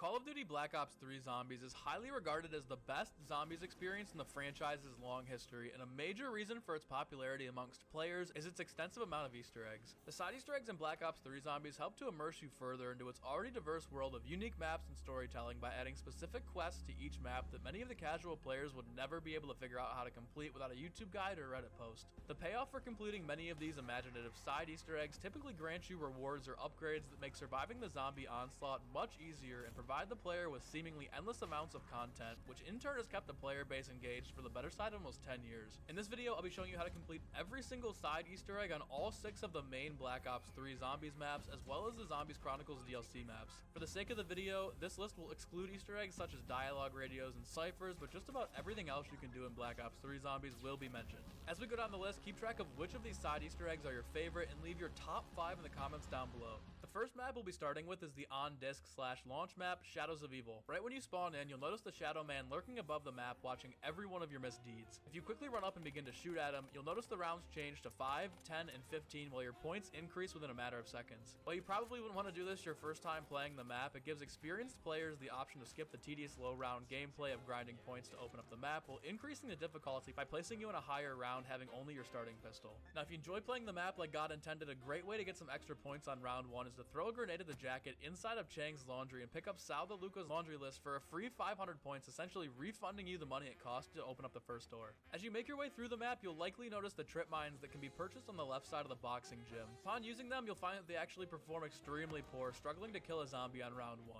Lucky for you, there's 2 different quests allowing you to increase the trip mines' effectiveness while turning them into either cream cakes or donuts. If you want to upgrade the trip mines to cream cakes, you'll need to place one next to all 4 of the Devil-O donut food carts and have a zombie explode directly next to them. There's one cart in the junction and one in the canals, both located close to the gobblegum machines, one in the catwalk in the Footlight district, and one in the waterfront district near the portal of the rift. After a zombie explodes at a cart, you'll hear an angelic audio cue confirming that it worked. After all 4 zombies have been killed near carts, your trip mine will be upgraded to cream cakes for the remainder of the match. Not a fan of cream cakes? Make them donuts instead by using the exact same quest, except this time you'll be finding 3 cream cake carts instead. The first is in the junction near the stamina up machine, the second is in the canals near the stairs down to the canal itself, and the last cart is in front of the Perk-Cola machine in the Footlight district. After each cart is damaged, this time Samantha Maxis will laugh, letting you know you've completed it properly. After all 3 have been hit, your trip mines will now be upgraded to donuts. While you've been upgrading your trip mines, you've probably stumbled along the parts to build the rocket shield. As useful as the base version is in protecting your back, there's a way to give it an extra rocket boost and increase its durability further. Line up a horde of 10 or more zombies, pull out the rocket shield, and then boost through them. If you manage to do this 11 more times, effectively bowling a perfect game, you'll hear party horns and celebration noises, confirming that your rocket shield has now been upgraded to the Goddard apparatus. One of the more obscure side Easter eggs on Shadows of Evil, let alone the entirety of Black Ops 3, is Noir mode. Lining yourself up to the right of this desk, interacting with the portrait on the second floor of the boxing gym while crouching and aiming at it will cause a gray filter to be placed over your game for the entire remainder of your match. There's no way to turn this filter off, leading players to believe that it's either part of the impossible Easter egg or simply an unfinished side quest. By the way, this is actually broken on PC. I'm not sure if a random update during Black Ops 3's life cycle caused it to become bugged, but I've spent 3+ hours trying to get this to work to no avail. I had my buddy Hefe hop into a match on his PS5 and he got it first try, so clearly it's only a PC issue here. Moving on, we have a few Easter eggs that can only be performed after you've completed all 4 of the rituals and summoned the Apothecant Apocalypse. Immediately after opening Pack-a-Punch from the Dimensional Breach, the Icarus plane from Mob of the Dead can be seen flying over the junction area of the map. The Icarus sighting is due to the fact that Mob of the Dead and Shadows of Evil are both taking place in Dimension 64, the same fracture that follows Primus' journey from Origins up through Revelations. If being caught in the middle of a dimensional takeover doesn't scare you, grab a sniper rifle from the mystery box and take it to the dock in front of the boxing gym. Aim out at the glowing light on the boat and a zombified image of Ultimus Richthofen will appear, foreshadowing his significance in the comic book series as well as the eventual ending to the Ether timeline. One of the more enjoyable Easter eggs on Shadows of Evil is growing a free gobblegum. Once the rift is open, go ahead and pick up Widow's Wine. You'll actually physically need to pick it up from its location in the rift to do this, as sometimes using Perkaholic on the house or raindrops to acquire Widow's Wine can bug out the next step. Once you have it, you'll need to throw a grenade inside of each of the 4 lion statues' mouths above the canals district. If you've thrown them all in successfully, a white gobblegum will spawn out of one of the mouths that you can then pick up and place on the plate in the candy shop window near Stamina. Progress 3 rounds and it'll gradually grow into a full-size gobblegum. Once you pick it up and chew it, you'll be rewarded with a random mega gobblegum that you don't have equipped in your pack. The tactical wonder weapon for Shadows of Evil is one from Narrow Blackstone's private collection, the Little Arnies, and can be pulled from the mystery box. While the base version of the Little Arnies are super solid, they do begin to drop off damage-wise in the early 20s. Thankfully, Treyarch added in a side quest to upgrade them to last longer and output infinite damage. You'll have to start by getting 100 kills with the base version of the Arnies. There's no audio cue to let you know when you've completed the kill requirement, so you'll either have to track the kills yourself or just freeball it until you feel like you've gotten enough. Once you pass the threshold, you'll have to throw an Arnie at 3 different objects around the map, causing them to disappear. The first is the walking cane and can be found laying up against the couch on the first floor of the Ruby Rabbit. The second is a top hat, which can be found on the mannequin head in Narrow's lair. And the last object is a bow tie that can be found in the locker room of the boxing gym. After all 3 objects have been collected, head to the burlesque and interact with the ritual podium. 4 gateworms and a little Arnie dressed in the items you just collected will appear and do a little dance routine for you. After they're done, you'll be given the upgraded version of the little Arnies.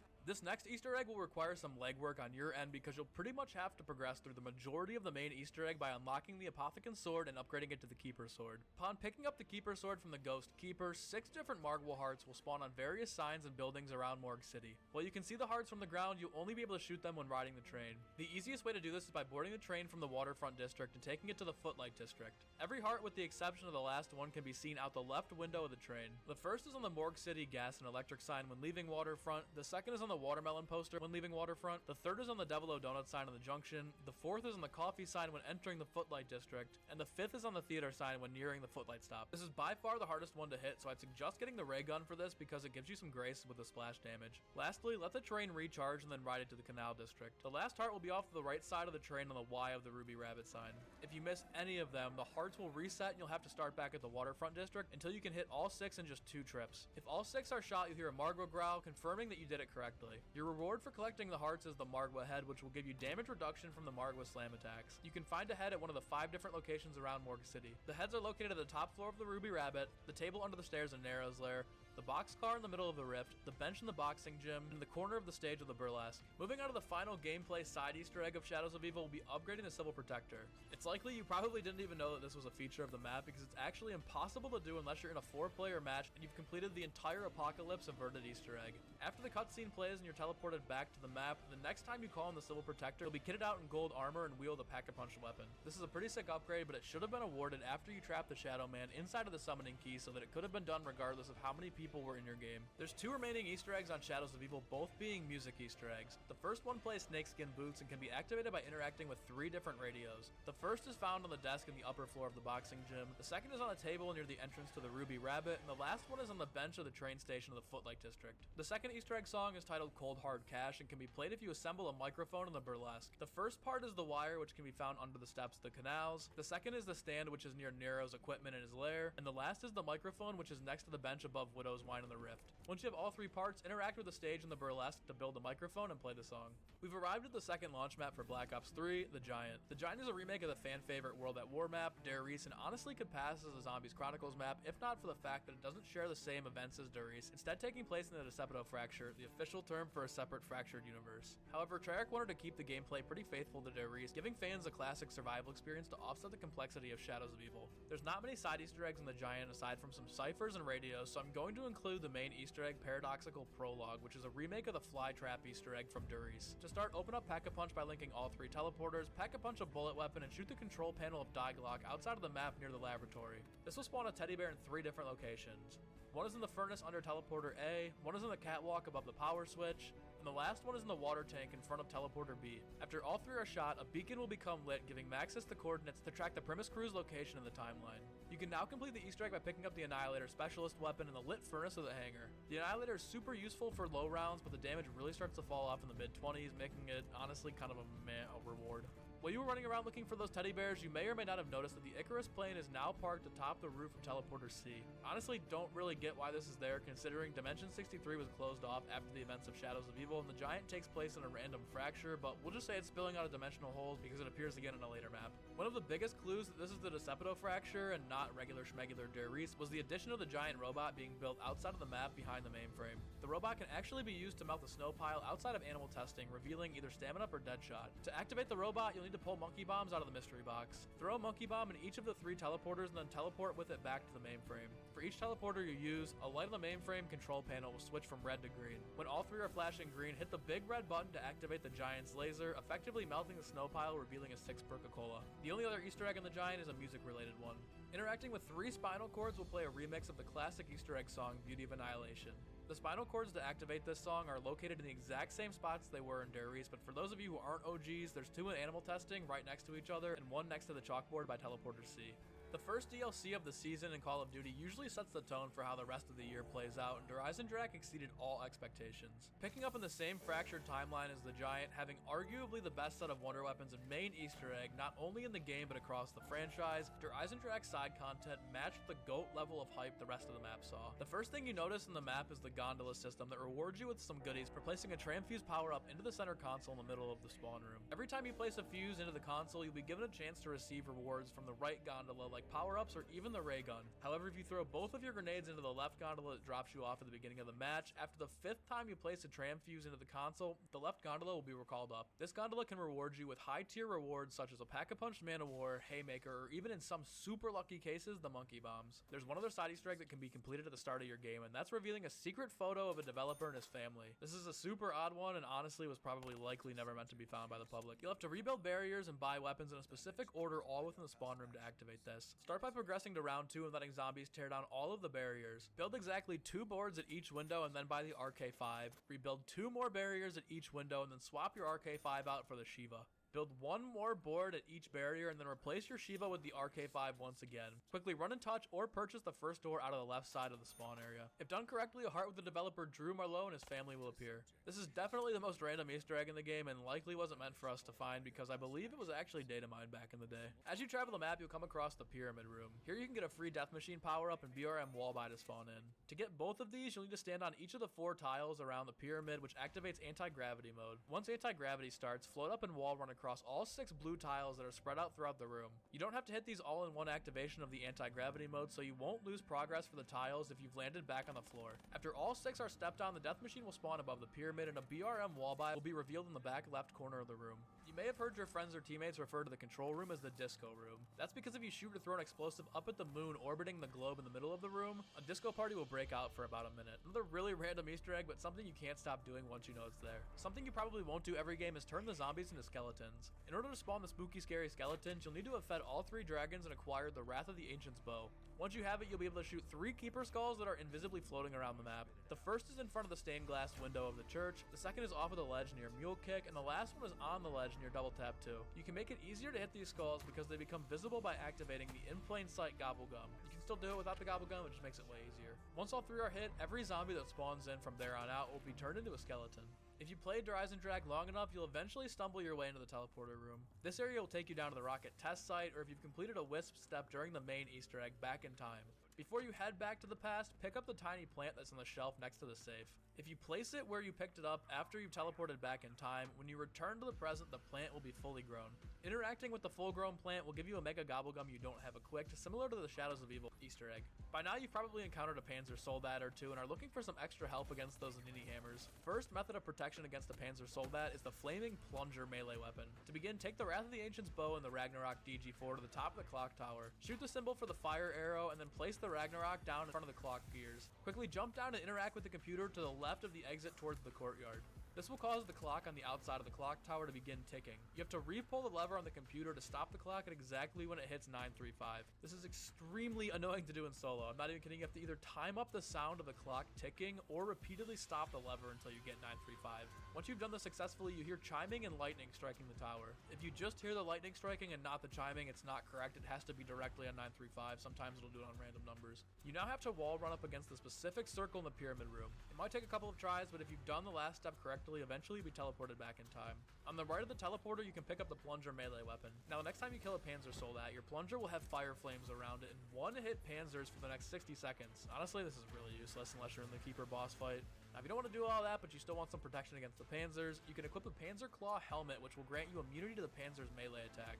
To get the helmet, find and shoot 3 different Panzer Claws that are hanging down from the ceilings. The first is above the room where the knight statues are located, the second is on the catwalk by the Wonder Sphere pad, and the last one is in the tunnel near Quick Revive. Once you shoot a claw down, wait until a Panzer Soldat is lined up directly in front of it. Knife the claw to instantly take down the Panzer, and upon hitting 3 Panzers with the claw, you'll be given the Panzer Soldat claw helmet. Lastly, we have 2 different musical Easter eggs for the map. The first one plays the main Easter egg song, Dead Again, and can be activated by interacting with 3 teddy bears located in Samantha's bedroom, in the jail cell near Juggernog, and the truck bed under the rocket test site. The second Easter egg is a piece of classical music that's played after interacting with 3 gramophones located in Samantha's room again, the pyramid room, and lastly in the control room.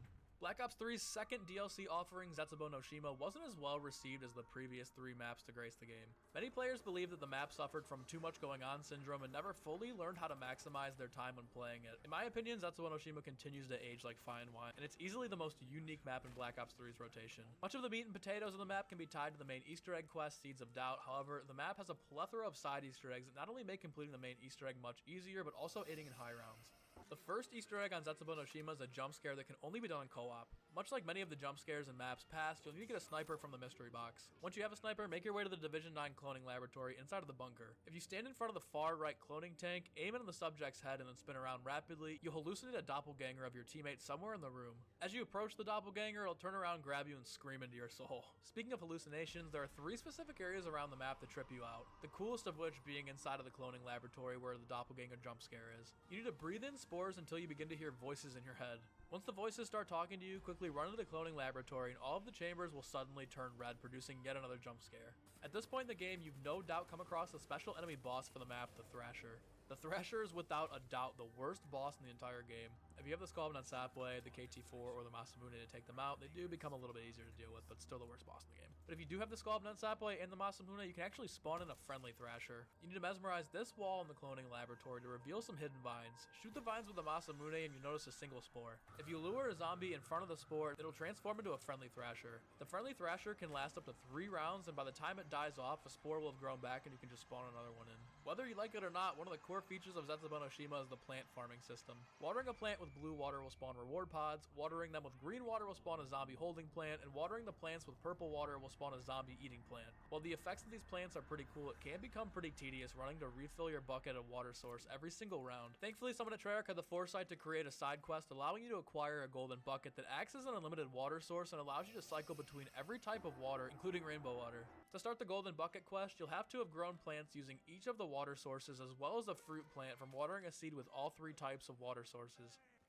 After you've grown all 4, take the Skull on Sapway to the bottom of Lab B and mesmerize this patch of vines. The vines will raise up, revealing another plant grow spot, except this time you'll be planting your bucket. At the exits under Lab B, 3 more plant grow spots will appear out of the ground. Planting seeds in them will spawn zombie-eating plants, and after each eat about 15 zombies, the spot where you originally planted your bucket will now become a full-grown plant. Open it up to receive your golden bucket. There's one plant I've intentionally skipped over until now, and it's easily the most useful of them all, that being the clone pod. The clone pod actually allows you to imprint your loadout into the plant, so should you go down and die, you'll immediately be respawned in with everything that you had imprinted. There's no guaranteed method to grow the clone pods, but the best way to give yourself the highest chance is to plant seeds without watering them while shooting them with the Masamune. Like I said, this won't work every time, but it does work better than any other method.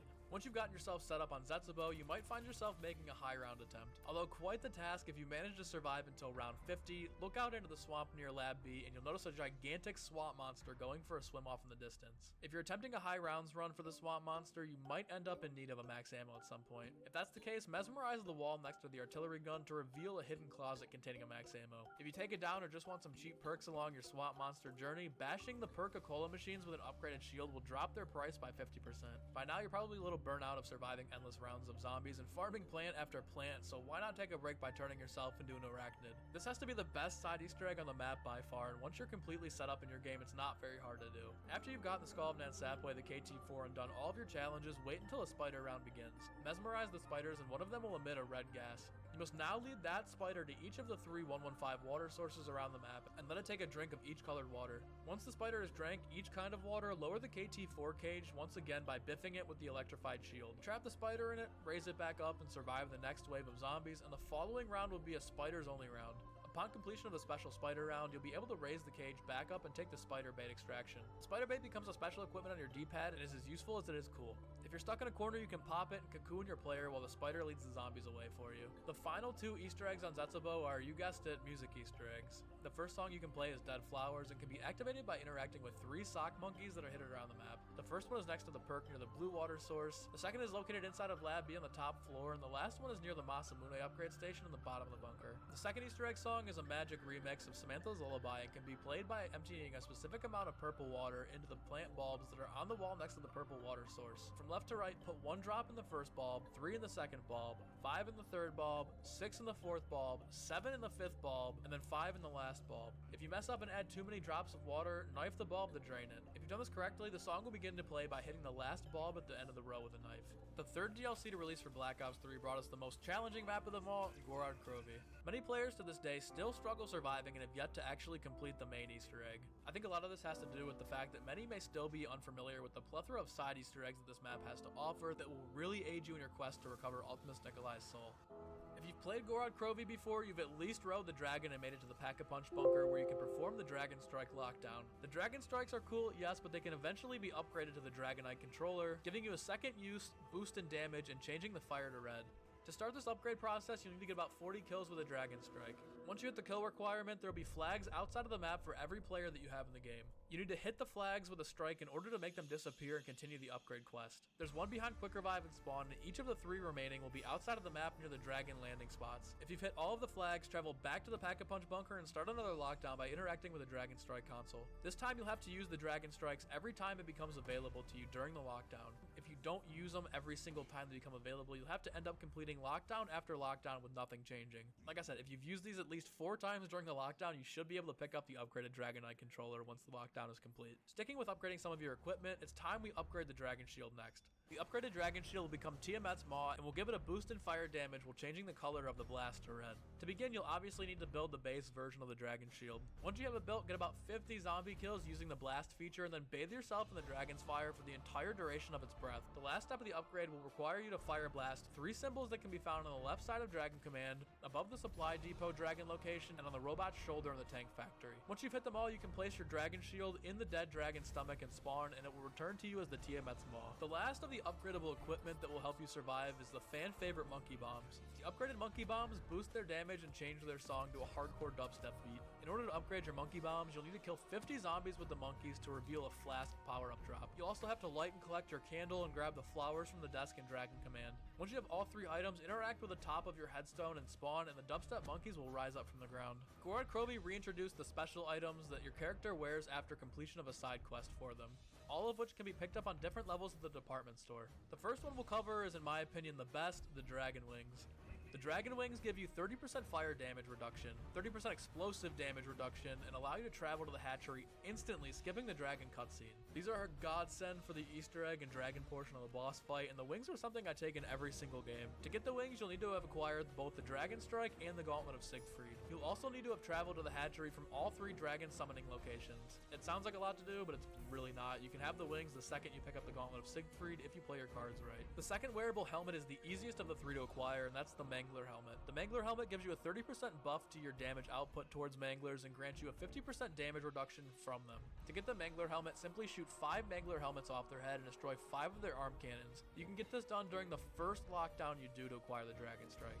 The last of the wearable items is the Valkyrie helmet. The Valkyrie helmet will boost your damage towards drones by 30% and give you a 50% damage reduction from both their electrical attacks. If you're looking to pick up this helmet, you'll need to shoot all 3 of the Valkyrie drones' claws 6 different times, as well as destroying 6 of their red cameras on different Valkyrie drones. This can take a little bit of time to get done because they rarely spawn on low rounds, but around round 10 you should be able to get a Valkyrie round to finish this mask up. One of Gorod Krovi's most underrated features has to be the inclusion of the time attack melee trials. For those of you unaware, there are 4 secret melee weapons you can unlock by completing rounds 5, 10, 15, and 20 within a certain amount of time. Each melee weapon will one-hit zombies from the time you unlock it until you pass the next round checkpoint. Completing round 5 in under 5 minutes will reward you with the wrench melee weapon. The second is the Malice Dagger, which will be given to you if you complete round 10 in under 13 minutes. The third weapon is the Slash and Burn Axe, which will be rewarded to you if you complete round 15 in less than 24 minutes. And lastly, the final melee weapon in the gauntlet is the Fury Song Sword, which will be granted to you if you complete 20 rounds in under 32 minutes. These time trials really aren't that hard, but you have to really dedicate your entire game to getting them if you want to use them all. All of Gorod's remaining Easter eggs are all Easter egg songs, one of which is Motorhead's Ace of Spades. It can be activated twice in the match. The first way the song can be activated is by interacting with 3 Ace of Spade playing cards that can be found on the chalkboard next to Double Tap 2,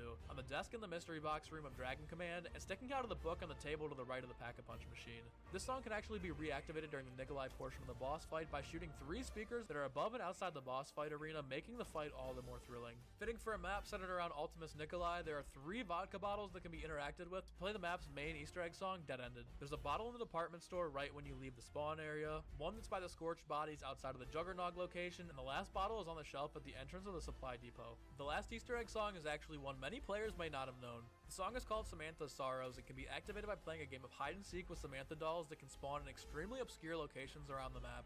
If this sounds familiar, that's because it is. This Easter egg was slightly altered and went on to appear in every single Zombies Chronicles map. In order to complete this on Gorod Krovi, you'll need to have thrown a Monkey Bomb and Dragon's Fire at 3 separate locations. After you've thrown your 3rd monkey, head back to the spawn area and you'll notice a Samantha doll next to the gravestone off in the corner. Once you interact with it, a random doll will spawn somewhere around the map that can be located by listening out for a music box jingle.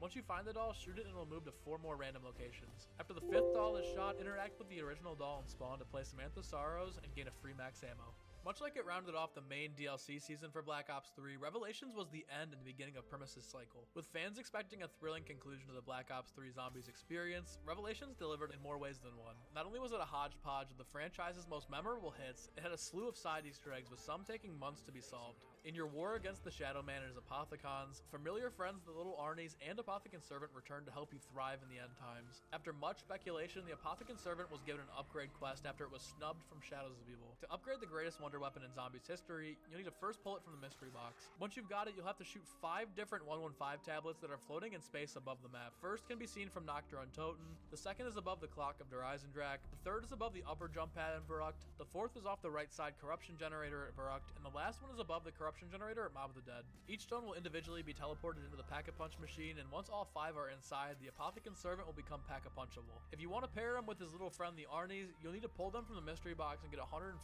kills using them. Just like Shadows of Evil, you have to track your own kills. There's no audio quotes alerting you to when you've reached the kill requirement. Once you pass the 150 kills, you have to throw an Arnie into the church window at the top of the house area of the map. If done correctly, the Arnies will return to your inventory, taking their upgraded form. Everybody loves free things, especially perks, and Treyarch gave us an easy way to pick one up on the house. If you make your way to the Der Eisendrak portion of the map and activate anti-gravity mode, you'll be able to hop out of the map, wall run your way to glory, and float up near the clock to secure you and your teammates a free perk. As you traverse the islands, you may begin to feel a tad nostalgic. If you stumble into Noct in passing, hit the 4 buttons that are scattered throughout the bunker to activate a secret radio that'll play almost every single Easter egg song ever from prior Zombies maps from World at War through Black Ops 3. If hearing Kevin Sherwood's timely classics doesn't give you enough nostalgia juice to satisfy your craving, pick up and wear Al's hat from the jail cell in the entrance of Mob of the Dead to Origins. Although this doesn't give you any special boost, it's a nice little homage to the Weasel. The time attack trials from Gorod Krovi return and bring a fresh lineup of new melee weapons to the table. Complete round 5 in under 15 minutes to spawn the nunchucks at the top of the Shangri-La Temple. Complete round 10 in under 12 minutes to unlock the Skull Splitter. Finish round 15 in under 19 minutes to unlock the Buzz Cut, and lastly, complete round 20 in under 30 minutes to be awarded the Nightbreaker. Again, these are really dope melee weapons, but you have to center your entire game around speeding through the rounds just to get these unlocked. If you're a fan of secret things you can buy off the wall, you're going to love completing this next Easter egg. Above one of the mantles on the wall in Der Eisendrak, you'll find a pink piece of chalk. Grabbing the chalk will allow you to pick up famous quotes that are written around the map and put them back in their correct spots. For example, "Ascend from darkness" is written on the floor of Verrucht. This quote needs to be picked up and placed above the staircase in Noctur on Toten where it belongs. After rearranging all of the quotes, a Thompson Wallby will appear directly under the Dragon Head location in Der Eisendrak. This also unlocks the weapon trading table next to the Easter egg radio in Noctur on Toten where you can swap weapons with your teammates. While the trading table is a very useful reward, it's not as great as getting a permanent Pack-a-Punch mystery box and wall weapons. If you've completed all of the Easter eggs in Black Ops 3 leading up to Revelations, a wisp will spawn in the headlight of the car in the spawn area. In order to use the wisp, you must progress to the main Easter egg step of Revelations where you teleport into Samantha's room in the house. Before you use the teleporter at Kino, pick up the wisp from the headlight and avoid getting hit on your way to the Kino stage. Teleport to the house and place it in the big box on the left. When you return to the map, all of the weapons you get off of the wall or out of the mystery box will become Pack-a-Punched. This also spawns the fabled Path of Sorrows, aka Takio's Katana, at the top of the Shangri-La Temple where the time attack melee weapons are. Even though it was kind of meh, it was really nice to finally see it make its way into the game after fans have been salivating it since it first appeared in the Origins intro cutscene. Most of the remaining Easter eggs, with the exception of the main Easter egg song, are different wearable hats and helmets, all of which can be picked up at the Kino der Toten stage. For the sake of the video, we're going to cover them from easiest to hardest in terms of difficulty to get, starting with the Dire Wolf Mask. When the anti-gravity mode at Der Eisendrak is active, throw a grenade where you'd collect the arrow for the wolf bow. A skull will fall down and you'll need to collect 15 zombie souls next to it. You can only collect the souls while the anti-gravity mode is active, so if it wears off, just train the zombies up until it comes back on. Once you complete it, you can pick up the wolf head from the Kino stage and you'll be granted purple stamina, giving you increased sprint duration. The next one up is the Viking helmet, aka the Helmet of Siegfried. Shoot the numbers 9, 3, 5 into the clock above Der Eisendrak. This will activate 4 urns around the map that each require 6 zombie headshots to fill them up. The first is in the Der Eisendrak area, the second is in the Origins trenches, the third is in the kitchen of Verrucht, and the last is in the Kino der Toten projector room. Once all of the urns have been charged up, you can pick up the Helmet of Siegfried, rewarding you with purple Juggernog, and it will give you a 25% increase to your health. The Margwa head from Shadows of Evil returns, and to acquire it, you'll need to kill 3 different types of Margwas by one-shotting each of their heads. This is super easy if you're doing the Arnie step of the Easter egg and have a shotgun or a sniper. After you've one-shot 3 different Margwas to death, you'll be able to pick up the Margwa helmet, which gives you a 50% damage reduction from all Margwa attacks, increases your damage output to Margwas by 33%, and gives you purple stamina. Next, we have the Fury Head. This one can be obtained by headshotting 15 Furies throughout your match. This one would be the easiest of them all to complete. The Furies from the corruption generators actually counted. However, you can only headshot regularly spawning Furies, and their hitbox is super finicky. Once you do manage to complete this, you'll unlock the Fury Helmet, which gives you a 33% damage reduction from Fury melee attacks, boosts player damage to Furies by 50%, and awards Purple Juggernog. The Keeper Skull can be acquired by summoning the Keeper Protector and letting it get about 30 kills. Once the requirement is done, you'll have to kill 7 enslaved keepers with the corruption turrets. However, should you have already completed the Wolf Helmet in your game, you can skip the turret requirement and just pick up the skull after the Keeper Protector gets his 30 kills. The Keeper Skull gives you Purple Jug, 50% damage reduction from enslaved keepers, increases player damage output to keepers by 33%, and the real highlight of the skull is that it increases the Keeper Protector duration by half a minute. The last of the base helmets is the Helmet of the King and can be acquired by shooting the power cord and the mask off of the Panzer Soldat. This can actually be done with one Panzer, so just be smart about your bullets. Once you've gotten the Panzer requirement, activate the Electric Trap in Varrock and get about 50 kills with it. Upon completion of both, the Helmet of the King will be available for pickup at the Kino stage, giving you purple stamina, a 50% damage reduction from boss attacks, a 33% damage increase to the player's output to bosses, and no shell shock effect from napalm or electrified zombies. The final helmet is the most infamous piece of content that Revelations has to offer, and it's been dubbed the God Mask. In order to unlock the God Mask, you'll need to kill 15 parasites, 5 enslaved keepers, 15 spiders, 10 furies, 50 zombies, and 30 Margwas all inside of the Apothecan's stomach acid while the green gas is active. You need to be set up for this because you're going to be spending about 20 rounds inside of the Apothecan attempting to rack up the kill requirements while the gas is active. It's honestly not as hard to complete as it sounds, and the reward for it is more than worth it. When equipped, the God Mask grants you both Purple Juggernog and Purple Stamina, gives you a 50% increase to damage done against all enemies, and a 33% damage reduction from all enemy attacks. With the God Mask, I'm not exaggerating, it takes 10 hits from zombies to down you, and the damage reduction also applies to the Guard of Fafnir's shield, allowing it to absorb 70 hits before breaking. This would be the end-all be-all for things you need for a high round, but unfortunately the God Mask can cause the game to crash anywhere after round 100, so it's really not worth going for unless your end goal is like round 50. Closing out Revelations, we have a single Easter egg song. If you want to play the song The Gift, you'll need to activate 3 teddy bears that aren't really hidden around the map. The first is in the theater chair at the Kino der Toten.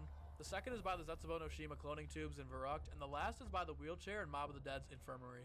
After years and years of the DLC 5 standalone Zombies experience rumors, we finally got it in the spring following Revelations release. This $30 DLC included all of the Ultimus Ether maps to cement Black Ops 3 as the ultimate Call of Duty Zombies experience. While all of the maps remain almost faithful to their originals from prior games, a few Easter eggs and mechanics were added into each of the maps to give it a little bit more salt for taste without ruining the main dish. The first Chronicles map to be reintroduced should be a stranger to no one because it's been in just about every single Call of Duty ever in some way, shape, or form, that being Nocturne Toten. While its Easter eggs are pretty sparse, its OG Easter egg from Black Ops 1 returns and will have you shooting and exploding 27 barrels outside of the map in order to play the hidden Easter egg song Undone by Kevin Sherwood. As I mentioned during the Gorod Krovi portion of the video, a Samantha Easter egg was added to each of the Chronicles map that rewards you with an additional Easter egg song as well as a max ammo. The Nocturne Toten version starts by having you press 4 buttons that are scattered around the bunker, very similarly to the Revelations radio Easter egg. Fortunately, this one isn't on a timer like Revelations, so you don't have to be zooming around to start this. The first button is on the pillar near Mule Kick. The second you'll need to jump and hit is on the ceiling above the staircase and spawn. The third is below the shelf by the stairs near the mystery box, and the last one is to the left of the Locust cabinet. Once all 4 have been activated, a Samantha doll will spawn in the rubble near the Mule Kick machine. Interact with it to spawn another random Samantha doll somewhere around or outside of the map. You can identify where it's coming from by listening out for the music. After you've found and shot it, you must repeat it 4 additional times. After all 5 dolls are shot, interact with the original one that's in the rubble to spawn a free max ammo and play Samantha's Lullaby. Verrucht is the second Chronicles map to come back and is probably my favorite of the World at War bunch.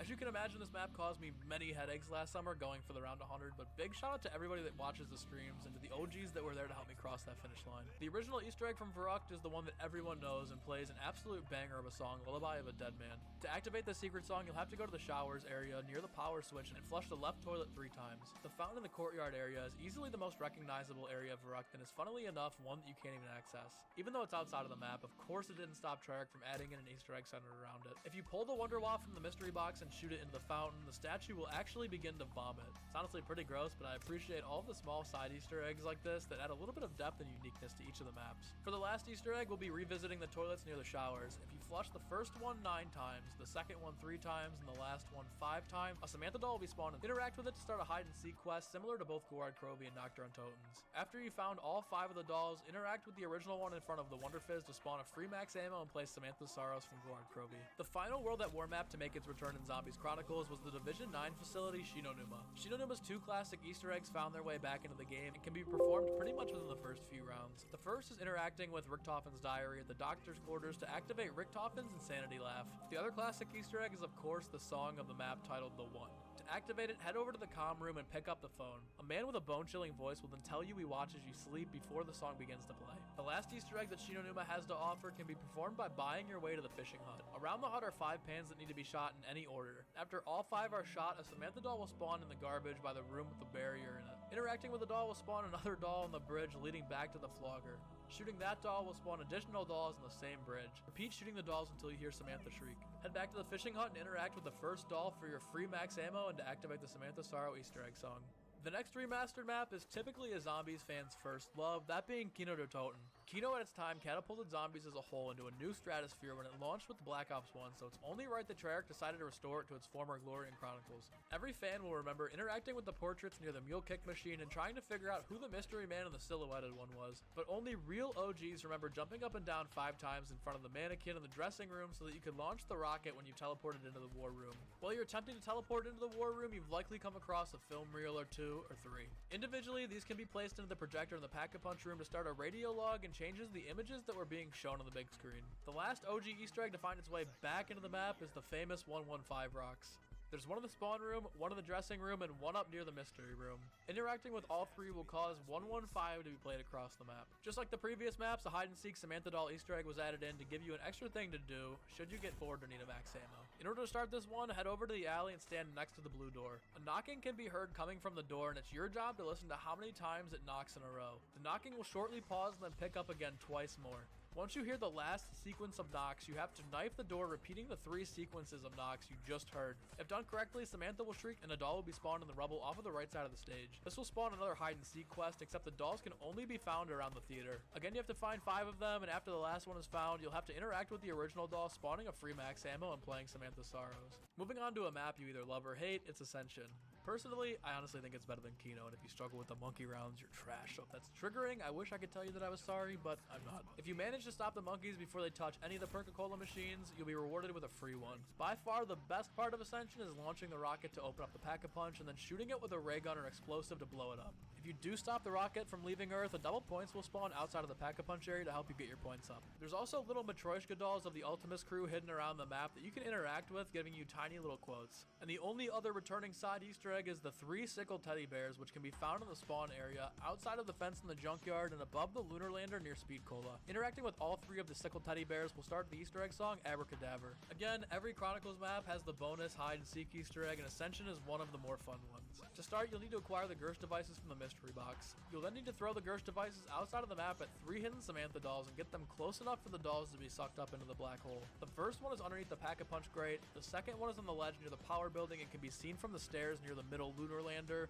and the last one is on the support beam above Stamina. After all 3 have been collected, a doll will spawn in the rubble behind the mystery box location at Pack-a-Punch. Interacting with it will start a hide and seek step, except this time, the dolls will spawn in the same exact order every single time you play. The first is right next to the Kuda Wallby, the second is on the barrel next to Der Wonder Fizz, the third is upside down above the Gobblegum machine near the junkyard, and the last 2 are on the down piece of machinery in front of the junkyard lunar lander. After all 5 have been shot, the original doll will become interactable, rewarding you with a free max ammo and playing Samantha Sorrow.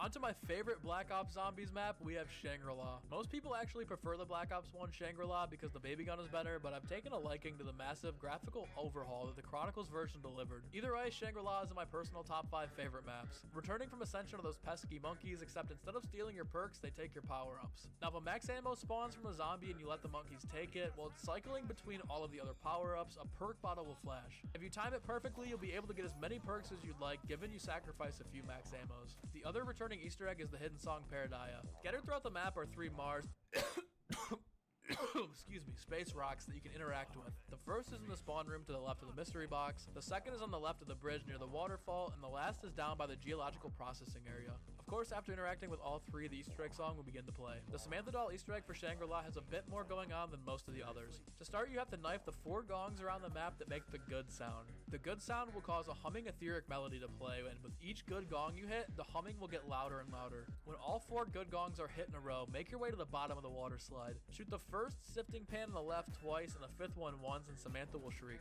At the pillar near the top of the minecart, you'll notice a doll spawned in on the ground. Interacting with it will of course start the hide and seek step. Much like Ascension, the dolls for the Shangri-La hide and seek quest will spawn in the same place every time. Each of the dolls are on the minecart path, and you can either ride the minecart to shoot them or just look on the path. Once all 5 are shot, return to the original doll and interact with it to spawn your max ammo and start the Samantha Sorrow song. Rounding out the Black Ops 1 remakes, we have the map with the best glow up of all the Chronicles maps and possibly the greatest main quest Easter egg in Zombies history, which is Moon. But how do the side quests compare to the bang of the main quest? Well, Moon actually has the best side Easter egg in any of the Chronicles maps, and it's the only Chronicles map to have a side quest added in that wasn't in the original map and isn't a Samantha max ammo Easter egg. This side Easter egg was added in by Treyarch in a reference to the old fan theory from Black Ops 1, primarily pushed by MC Sportshawk, that there was some way to get a friendly space dog. Well, it was never a thing in the original Moon. Treyarch made it canon in the Chronicles remake. To get the space dog to spawn, you'll need the zap gun / wave guns from the mystery box. Next, you'll need to shoot 3 objects that are barely visible outside of the map. The first is the Hellhound under the truck at Area 51, the second is the teddy bear which is atop the biodome near the Widow's Wine location, and the last is a dog bone that's buried just outside the teleporter area. After all 3 items have been collected, use the hacker to hack the items in the dog bowl that's on the 2nd floor of the laboratories. Next, you'll have to fill up the bowls with about 30 zombie and Nova 6 souls. After the bowl is full, you'll hear a chime and a dog barking, letting you know that the step has been completed. If you quickly run to the moon's surface and look out towards the receiving bay, you'll see the mystical space dog jumping across the moon, being the goodest of boys. The other new Easter egg that was added in was, yeah, you guessed it, another Samantha doll Easter egg. In order to begin this Easter egg, you simply have to make your way to the power room. Turn it on, and directly behind you, you'll notice a big green computer screen similar to the Simon Says computers from DE. You have to input a 15-digit code by interacting with the speakers in a specific order. If you're facing the computer, the radios on the left side from front to back are 1 and 2, and on the right side from front to back are 3 and 4. You have to interact with the radios in this specific order: 3 1 1 4 4 1 4 2 4 2 4 1 1 2 3. After the numbers are input, a Samantha doll will spawn next to the MPD, and interacting with it will cause 7 more dolls to spawn in front of the MPD. Simply shoot all 7 and then interact with the original doll to spawn the free max ammo and play the PlayStation menu music from the Chronicles background. All of Moon's remaining side Easter eggs are music ones, and the first one we're going to be covering is the main song, Coming Home. To activate this insanely hard screamo song, you'll have to interact with 3 space teddy bears around the map. The first is directly below the receiving bay, the second is on the wall near Stamina Up, and the last one is located behind the PES pickup at Tunnel 6. The next set of Easter egg songs are all 8-bit remixes of popular Black Ops 1 music. The first song can be played by interacting with the computer next to the Tunnel 11 excavator panel and spawn 3 times, and will play an 8-bit version of Moon's Easter egg song, Coming Home. The second computer to interact with 3 times is right by the entrance to power from Tunnel 11 and plays an 8-bit remix of the Damned menu music. And lastly, the computer panel at the top of the labs next to the biodome entrance plays Shangri-La's Easter egg song, Paradaya, in 8-bit fashion. The last Easter egg song for the map can only be activated in co-op, and it actually gives you an achievement for completion. In order to unlock the One Giant Leap achievement and play the Avenged Sevenfold song, Nightmares, you have to trap yourself at spawn by letting both Tunnel 6 and Tunnel 11 excavators dig. Your teammate must stand on the power side of the map away from the excavators and wait for you to jump off the ledge next to the rockets. Have your teammate finish the round, and when you respawn, the achievement will unlock and Nightmares will play. Finally made it to the last map that Black Ops 3 has to offer, and for most people it's the greatest of all time, known as Origins. But let's finish things where it all began, on the battlefield of the Great War. The first thing you'll pretty much notice when playing Origins is the shovel, and it can be picked up in and around the spawn area of the map. The shovel is used to dig up dig piles that can give you ice staff parts if it's snowing, weapons, and even troll you with a grenade or zombie spawn. After you've dug up about 30 dig spots, you'll be given the golden shovel to replace your dirty common one.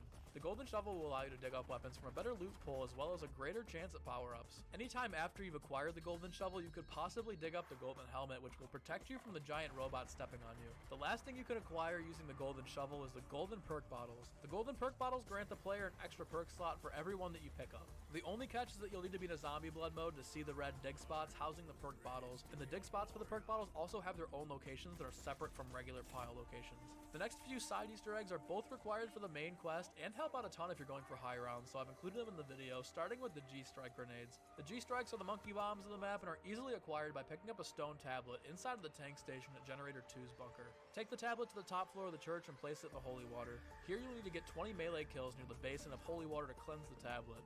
After the 20th kill, you'll be able to pick the tablet back up. Your job now is to make it all the way back to the tank station and place the tablet down where you picked it up without touching any mud. This is extremely easy and most of you guys already know the route to get back safely. If you do step in mud, simply dip the tablet back in the holy water and try again.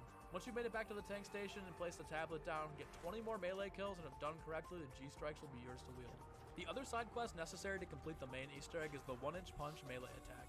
These are super easy to acquire, but are most easily done if you wait until after about round 10, because you'll need to fill up soul boxes in the robot's path with about 30 zombie kills apiece. The first is in the footprint near Stamina Up, the second is at the bottom of the excavation mound, the third is in the far footprint behind Juggernog, and the last is in the footprint between the church and the excavation site. If a robot steps on it while you're in the process of filling it up, you'll need to start back over at 0 for that box, so that's why I'd suggest waiting until a bit of a higher round just to get these done more efficiently. Once all 4 boxes are filled up, you can pick up the 1-inch punch from either the spawn or Generator 6 reward chest by interacting with the bottom middle tablet. If you've gotten both the G-Strike and the 1-inch punch, you might as well attempt to free Samantha from Agartha. Along the way, you'll need to skewer the winged beast by shooting down a plane, killing a zombie that spawns from it, and picking up the Maxis drone, all while in zombie blood mode. Instead of waiting for the drop cycle to give you one, simply shoot 3 wagons that are on fire on the excavation site to spawn a free one next to the Pack-a-Punch machine. This can be performed every single round unless it's raining, because the fire won't reignite on the wagons until it's dry or snowing. At this point, you're likely committed to finishing the main quest, so before you head down to the crazy place for a final time, you want to make sure that you've got a gun that's heavy on ammunition and packs a punch. Outside of the map, above the wheelbarrow outside of spawn, above Generator 5, on the scaffold at the excavation site, and on the corner of the church will be a gleaming gold disc. Call in the Maxis drone at each of these 4 locations, and after all 4 have been collected, he'll fly to the Pack-a-Punch machine and drop a free Pack-a-Punched Magna Collider that's sure to keep you alive for the remainder of the way. Origins wouldn't be a complete Zombies Chronicles map without a Samantha doll Easter egg hidden in plain sight. After building each of the base versions of the staff, grab a zombie blood and look up at the bottom of the gem circles that you moved to upgrade the staffs. You'll notice 4 glowing orbs that match one of the staff colors. Shoot each orb with its corresponding staff to make it disappear. You don't actually need a zombie blood to do this if you know where each color is, but it makes it that much easier to be in zombies blood mode just to make sure. After all 4 are shot, Samantha will shriek and you can move on to the final step. Smack dab in the middle of the crazy place, you'll find a Samantha doll resting on a stone. Interacting with it will cause multiple dolls to spawn in a circle around the middle of the crazy place. Shooting all of them will spawn a final doll that floats up into Agartha. This will reward you with a standard max ammo, however, it's the only Chronicles map that will play the song Remember Forever from the Chronicles reveal trailer. That wraps up all of the gameplay side Easter eggs on Origins, and we can finally move on to the remaining music Easter eggs. Starting with my personal favorite, we have the secret 115 generator song called Ether. For this one, you have to go prone on both of the tiles labeled 1 at Generator 1 and hit the interact button when prone on each of the numbers. If done correctly, you'll hear a noise indicating that you can move on to the last tile, which is at Generator 5. Upon completion of the last tile, Ether will begin to play while you slay the undead. Shepherd of Fire is certainly the most iconic of the songs from Origins, and it was first introduced in the intro cutscene for the map. In order to get to play in-game, you must interact with 3 hidden radios around the map for 3 seconds apiece. There's no confirmation sound for these, so you'll just have to trust me here. The first is in Freya's head, the second can be found on the scaffold above the staffs in the excavation site, and the last was in the crazy place between the ice and the fire areas. And the last side Easter egg in all of Black Ops 3 Zombies is the hidden song Archangel. To activate it, you must interact with 3 115 meteors that are scattered throughout the map. The first is in the spawn room, the second is on the second floor of the workshop, and the final rock is in the walkway near the excavation site. I can't believe it, but we finally made it to the end of the video, guys. That was every single side Easter egg that Black Ops 3 Zombies has to offer. This has by far been my most ambitious project on the channel, and as mentioned earlier, it took me about a month to put it all together. Between getting the gameplay, theater mode shots, writing the script, and editing the video down, this has truly been a grind, but I had a ton of fun doing it. If you've actually made it all the way to the end of the video, please be sure to leave a like and subscribe if you haven't already. And let me know in the comments below if you want to see this type of video return again with Black Ops 2, Black Ops 4, Cold War, and possibly even Infinite Warfare Zombies.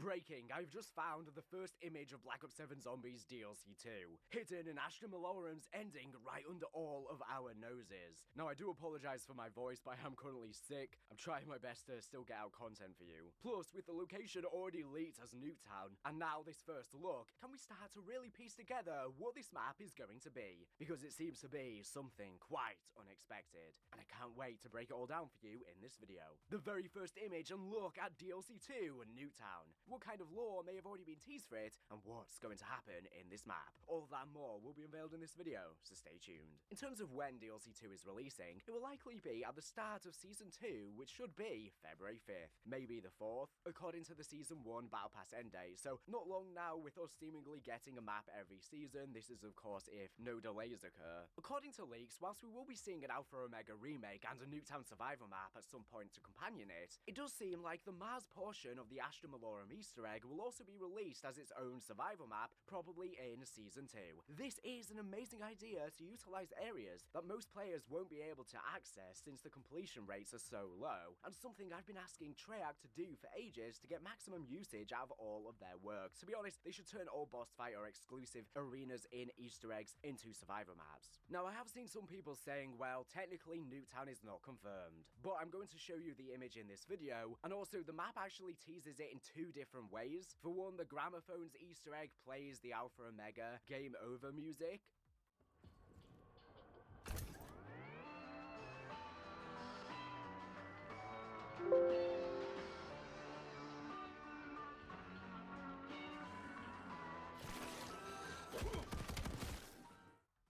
and also in the intel in Astra Malorum, Thurston mentions seeing a town with guardians who mock him, which surely this town is referring to the one and only Nuketown. At the end of Astra Malorum's Easter egg quest, our characters and the entity are hit with quite a surprise when the Warden finds them quicker than expected. Rather than follow the pattern that was set up by Ashes of the Dam's Easter egg ending, find the Shadowsmith, get our souls, flee to the next map before the Warden finds us, and repeat. Instead, this time the Warden appears and quickly captures the entity. As to why he couldn't do this on Ashes of the Damned, bit of a plot hole. The Shadowsmith barely has time to flee, and our characters are dragged down into red portals by Ravagers rising from the ground. These portals glow red in much the same way that the portal the entity is drug into glows, and that little portal is the key point of our discussion. Do you see it there? For just a split second, as the entity disappears, she is pulled into some sort of portal. In reviewing the cutscene, I found myself drawn to the image in this orb, as it clearly felt important. It was on screen for such a short period of time, but is so clearly full of some sort of detail that I felt it carried major clues we were meant to look into. The more I looked at the portal and studied it, though, the more I couldn't shake the feeling there was a possibility that this may be some kind of generic reflection image used in the portal. And without being able to make out any more detail than something clearly being silhouetted, I was afraid I was just wasting my time. So, to solve this issue, I contacted someone capable of pulling images and textures from the game. With their help, I was able to identify the image here as ximage_do99f9cc255d12d.png inside of the game files and successfully extract it. And so, I took a look at the full image, and my jaw dropped. This was indeed an image of wherever the entity was taken to and locked away. Likely our very first look at the DLC 2 Nuketown map. Insane, right? I cannot believe such a clear image of wherever the entity was taken to was hidden right under our noses, in plain sight, right in front of us in the cutscene. We can see what looks to be broken concrete and steel foundations from destroyed buildings, with hellfire and lava bubbling up from the depths of the ground. All of this sits surrounding what looks to be either a throne or an altar of some elevated platform, with large beams in a circle around it. Above, the skull is full of dark clouds, with the moon breaking through and shining in the middle. Or perhaps that is also rock, and this is instead trapped between two layers of stone, somewhat like the pit of Tartarus from Greek mythos. Absolutely insane. I love the vibes, and it's literally just as I predicted. We've been taken to the pits of hell within hell itself. Doomsday Nuketown. With all of these floating rocks in the sky, it looks so cool. I love the vibes. And as insane as a Nuketown in hell might sound, this actually makes quite a lot of sense considering where we are in the storyline currently. Let's break down why. Throughout Black Ops 7 Zombies so far, we've gotten constant teases that our current Richtofen committed some incredible atrocities in his past. Blogs in his world are calling him a hero of the Reich for it. His outfit is covered in Group 935 iconography, and his quotes, they reference nuclear work over and over, hinting at the bomb he built that changed everything. Richtofen carries the weight of nuking an entire city, New York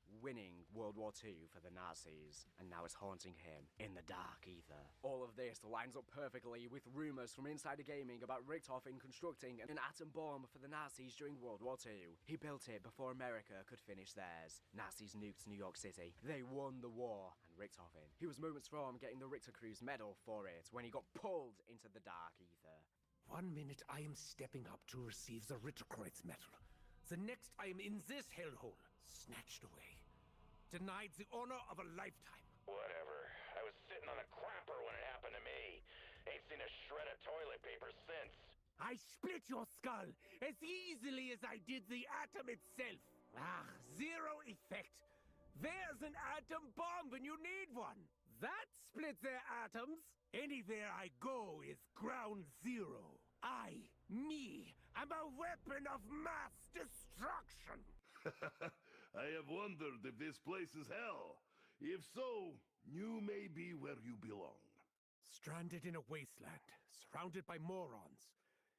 Is it possible he knows of my sins? This quote is likely more important than we originally thought. Richtofen knows exactly what he did. And now, with leaks confirming Newtown as the next map after Alpha Omega's round change got teased in Ashton Malorum's gramophones, this hellscape fits like a glove. If the image we pulled is any indication, we are heading straight to the Newtown from Richtofen's twisted, Nazi-overrun America dimension. A place turned into a bubbling pit of lava and hellfire, specifically as punishment. It seems that this may literally be the most damned universe, and that's why it ended up getting plunged deeper into the dark ether than any other. So much so that the warden took it as his own prison to torture those that go against him. A prison for Richtofen and everyone else who works on that bomb. We may see the other Group 935 scientists trapped as lost souls here too, forever screaming as they should be. The ones responsible for nuking millions of lives. Plus, Newtown itself is in the middle of the desert, a wasteland. And if Richtofen was there with other scientists, he would definitely consider them morons compared to him, due to his insane ego. So it seems this quote was directly referencing his time at Newtown and sussing out very early that the warden was aware of what he had done. And this makes complete sense. This time we could be seeing a Nazi Newtown that has literally been brandished with hell itself. Lava, flames pouring everywhere, which I think completely sets it apart from its prior incarnations, for example with Alpha Omega, which I don't think is a very visually appealing map. And lots of people just do not want to see Alpha Omega back, but judging from the image that we've received, it's going to look and play so differently. It's basically like a new map with a similar theme, but the atmosphere is going to be absolutely insane. I can't wait for all of the demonic steps in the main quest and side Easter eggs. What a more fitting place than Newtown itself to be the place where the Nazis, with Richtofen's help, built this nuke. And think about it, Newtown has always been defined by the iconic nuclear bomb. It detonates at the end of every multiplayer match, and at the end of Newtown Zombies matches, it even goes off in the Alpha Omega Easter egg, and it explodes right before the original Newtown Zombies even starts. Normally it's this pure American testing ground, but in Richtofen's world, this becomes the heart of the Reich, a Nazi facility born from one of the most egregious sins our characters ever committed. Will this Newtown still be in Nevada, or will it literally be in Germany? If we aren't getting the Newt New York map itself, as it's been rumored it's cut, this is how the horror gets expressed. In the same vein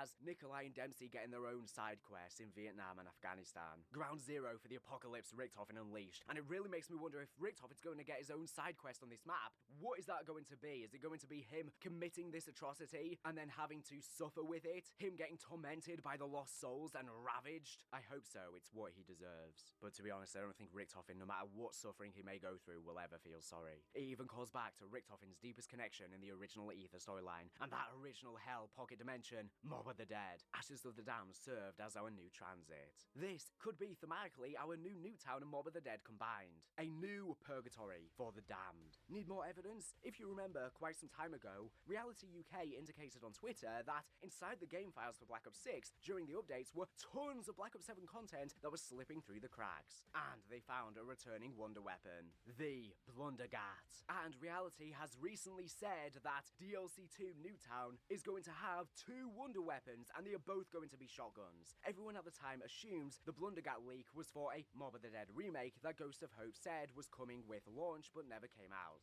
I'd argue that it was actually for this map. If you need a tad more evidence, Reality also managed to find out that the two future maps, Ruby and Mantis, that were coming up had shotguns as their wonder weapons. He also mentioned in another tweet that Mantis would have 2 wonder weapons. Separately, all of these posts don't mean much, but together we can infer quite a bit. So, Ruby was the codename for Astra Malorum, and the LGM seems to be a shotgun according to how the game categorizes it. This means that Mantis, the next map, would be Nuketown, and it features 2 shotguns, perhaps like the Blundergat and an upgrade like the Magmagat or Acid Gat. I think so. And if the Blundergat is back in a hell-like Dark Ether prison, then the Warden really could be an alternate version of the Warden from Alcatraz, like people have been speculating. Not to mention, looking back at the telescope step of the Astra Malorum Easter egg, we moved the telescope from Mars to the Sun to attract a laser beam momentarily to kill Oscar before moving the telescope back to Mars. Note that these seem to be the only 2 other things we can see, outside of the jump scare skull, which seems to be a hallucination. And in the Easter egg, we end up going to Mars. Now, of course you'd normally think, well, you can't go to the Sun. Surely it would be too hot.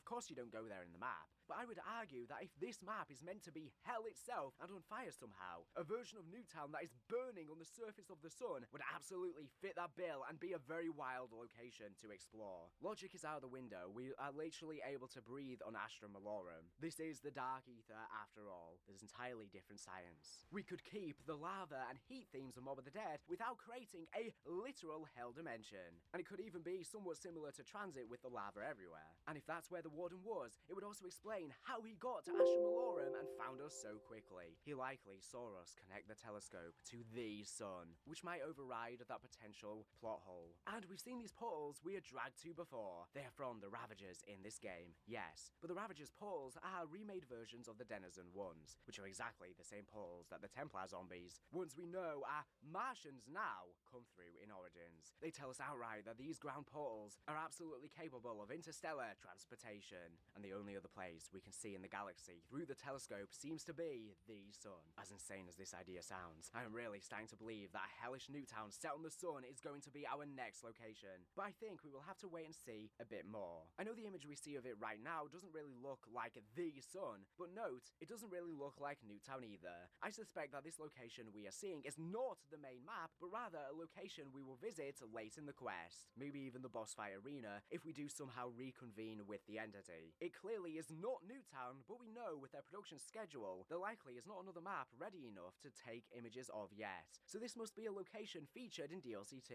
And when we see it, don't forget that this is the location the entity is sent to. Our characters are then dragged down into separate portals, likely not the exact same location, but nearby. This then lets us interpret what will likely happen in the quest. We will try and reach the location we see here and break the entity out of her containment by the Warden, and she will then help us escape with her. Judging by the shapes here, I would say it is even possible when we arrive that we see the entity magically enchained in this middle area above the altar, forcing us to attempt to save her, though the shape really seems to be a throne. So it could also be that this is the Warden's throne room where the entity would be chained up above him. The last thing to note about these structures surrounding the image are the shapes of the windows. Some seem to be regular building-sized windows over the right, but then as we work left, a few of them have rounded tops, more intricately shaped, working all the way to the left where we see huge, ornate, rounded window shapes. This seems to be some kind of remnant of what was once a giant stained glass window display. This means whatever this building was, it was some kind of large, ornate construction like a church or chapel, perhaps even the Liberty Falls Church, pulled into the Dark Ether, considering that was literally the first breach on the map, the most potent one. Though frankly, it seems too large, and if that is a big throne in the middle like it seems, that wouldn't make much sense for a church. If this is the Warden's throne room, or place he rules from, with such big windows like that, could it perhaps be some sort of castle? Maybe the remnants of Citadel des Morts, or the Eisendrache in the Dark Ether. The Eisendrache did have some very ornate stained glass in the castle. Ultimately, a lot of this is pretty out there speculation, but I really wanted to show this image off and get people discussing it once I found it. This is by far the largest and most tangible piece of DLC 2 evidence we have our first look, and without this, we really wouldn't even be sure of what the aesthetic and theme of the map would be like,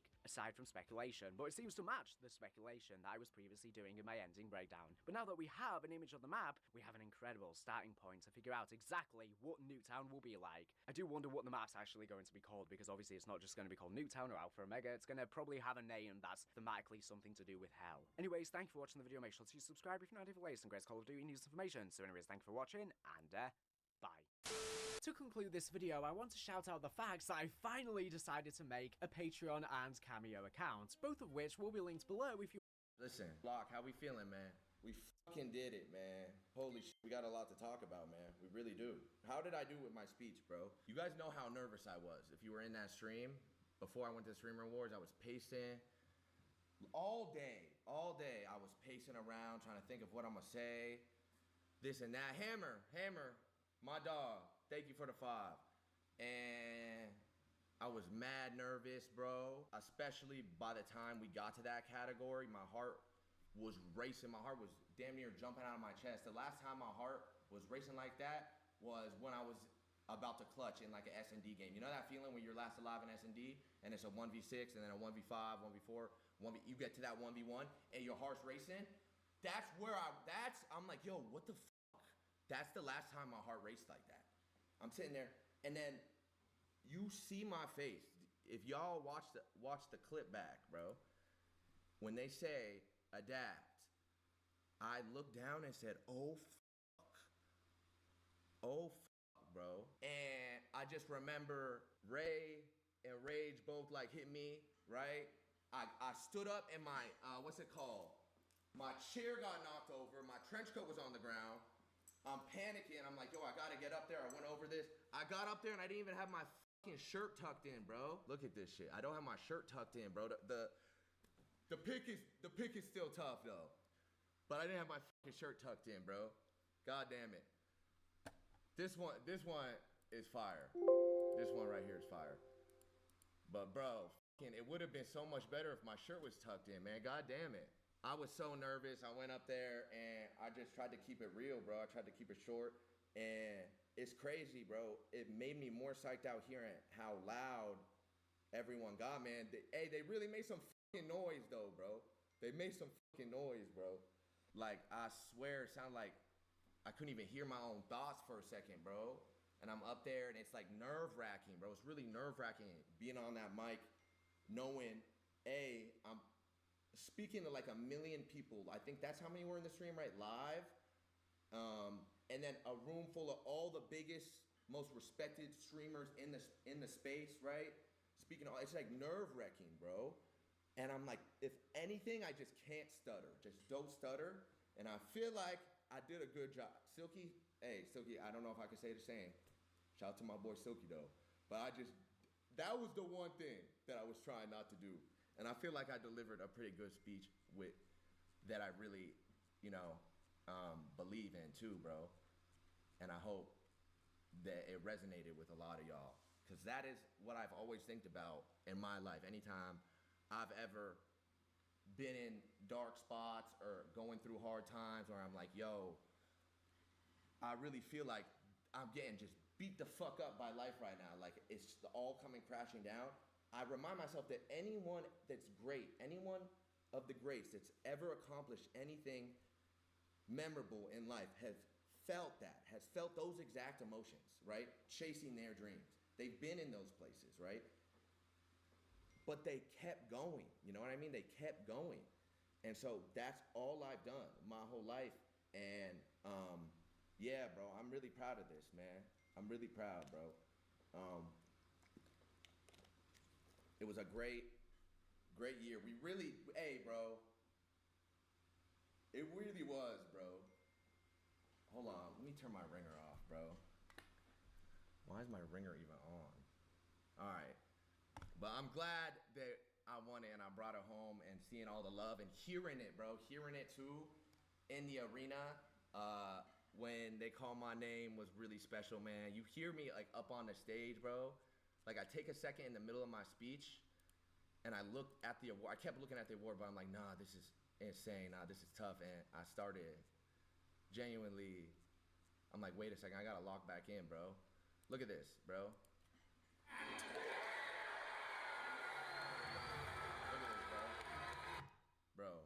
Look at this, bro. Bro, I was dead ass shaking though. Look at my face, bro, when they say my name. And the streamer award goes to Adapt. I said, oh, fuck. Proud of you. Keep shining. Wait, who is that? It's Senna. Hey, shout to Senna. Shout to Senna as well. Listen, Senna went back-to-back Sapphire on him. Senna, why did I just say Senna like that? With the R like that. Listen, I texted Senna after their awards and I let her know, don't let anyone try to discredit you or make you feel like you didn't win that award, that you didn't put in pain this year, that you didn't work hard for this, right? If people are hating, that means they're doing something right, you know what I mean? And I see a lot of that. I see the award spawned in a lot of negativity, and a lot of people are asking me about what I think about the India love shit, you know what I mean? Because I'll explain this to you from my perspective. I was sitting down and I'm not looking at the stage, right? I'm looking at my phone and I hear Valkyrie is about to present the Sapphire Award. And I'm like, okay, cool. And then I hear my name and I look up and I'm like, wait a second, that is not Valkyrie. And then I realized it was like a whole Kanye moment type thing, you know what I mean? And a lot of people want to know my reaction, how I felt like about that. And to be honest with you, I'm not bothered. How could I be bothered? Because I know I put the work in. I know I did. I know I did. And I've never had nothing to prove to anyone but myself. Nothing to anyone but myself. In every stage of my life, that's all I've ever tried to do.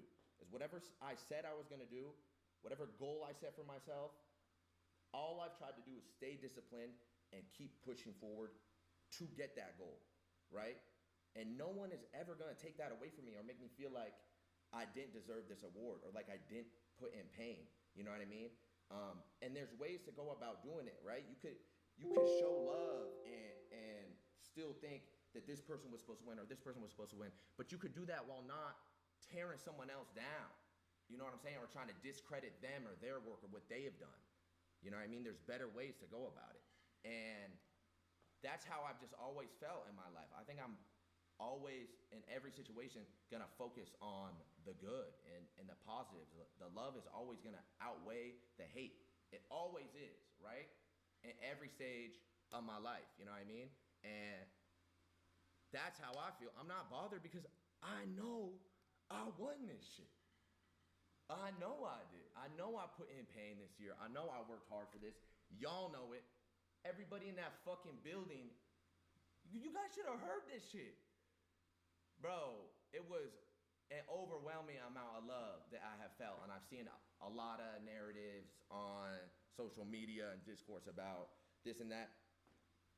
All I'm gonna say, bro, is look at Kai, for example, right? Kai, damn near, it's actually safe to say Kai is the LeBron of this streaming shit, right? He's the GOAT, right? He got up on that stage, he went crazy at the awards. He got up on that stage and he said, listen, we are more than streamers, you know what I mean? We gotta be there for each other, look out for each other, uplift each other, and not come after each other, not try to tear each other down. We're all on the fucking same team. We're all on the same team, fighting for the same thing, right? Trying to push streaming forward. And I see so much toxicity and negativity that has spawned in from these awards, and it feels like people are showing their true colors, you know what I mean? Trying to be divisive and take credit away from this person or this person or this person. No, you don't gotta do that. You don't gotta do that. You can have your opinion, right? And feel away, but you don't have to try to take someone else's shine away to put some light over here. You don't gotta do that. You know what I mean? And that's just how I felt in every stage of my life and what I'm always gonna do. I'm always gonna continue to focus on the things that I do have, the blessings that I do have. And I'm always gonna use my voice and my platform to try to push a good message and make y'all laugh, inspire people, do good, you know what I mean? That's all I've ever tried to do. and all I'm gonna continue trying to do, and just make y'all proud. You know what I mean? And that's what I gotta say about that whole shit. You know what I mean? It doesn't bother me. How can it bother me? How could it? You had a crazy year, well deserved. Thank you, Vanilla. That everybody in that shout out to Vanilla too, because I seen the clip too, and she was clapping for me. Everyone in that category. That's why I said that when I got up there. That shit was stacked. That was the highest elo category of the night, I think. That was like, what the fuck? That's not even top 250, bro. What type of lobby was that, man? Everyone in that category had a great year. They did, and that's why when I got up on the stage, I let everyone know that. And regardless if I brought this back with me or not, I was not gonna feel different about the things that I've accomplished this year, because every time I spark my stream, I see y'all in here typing in the chat. I can feel it when I meet people in public and they tell me the things that they tell me. They say, oh, I've been a fan of you since then, and it's so cool to see you now, or you inspired me to do this or that. It's really cool. Even it was when I talked to Kai briefly in passing, and told him congrats. He had an amazing night. He went crazy.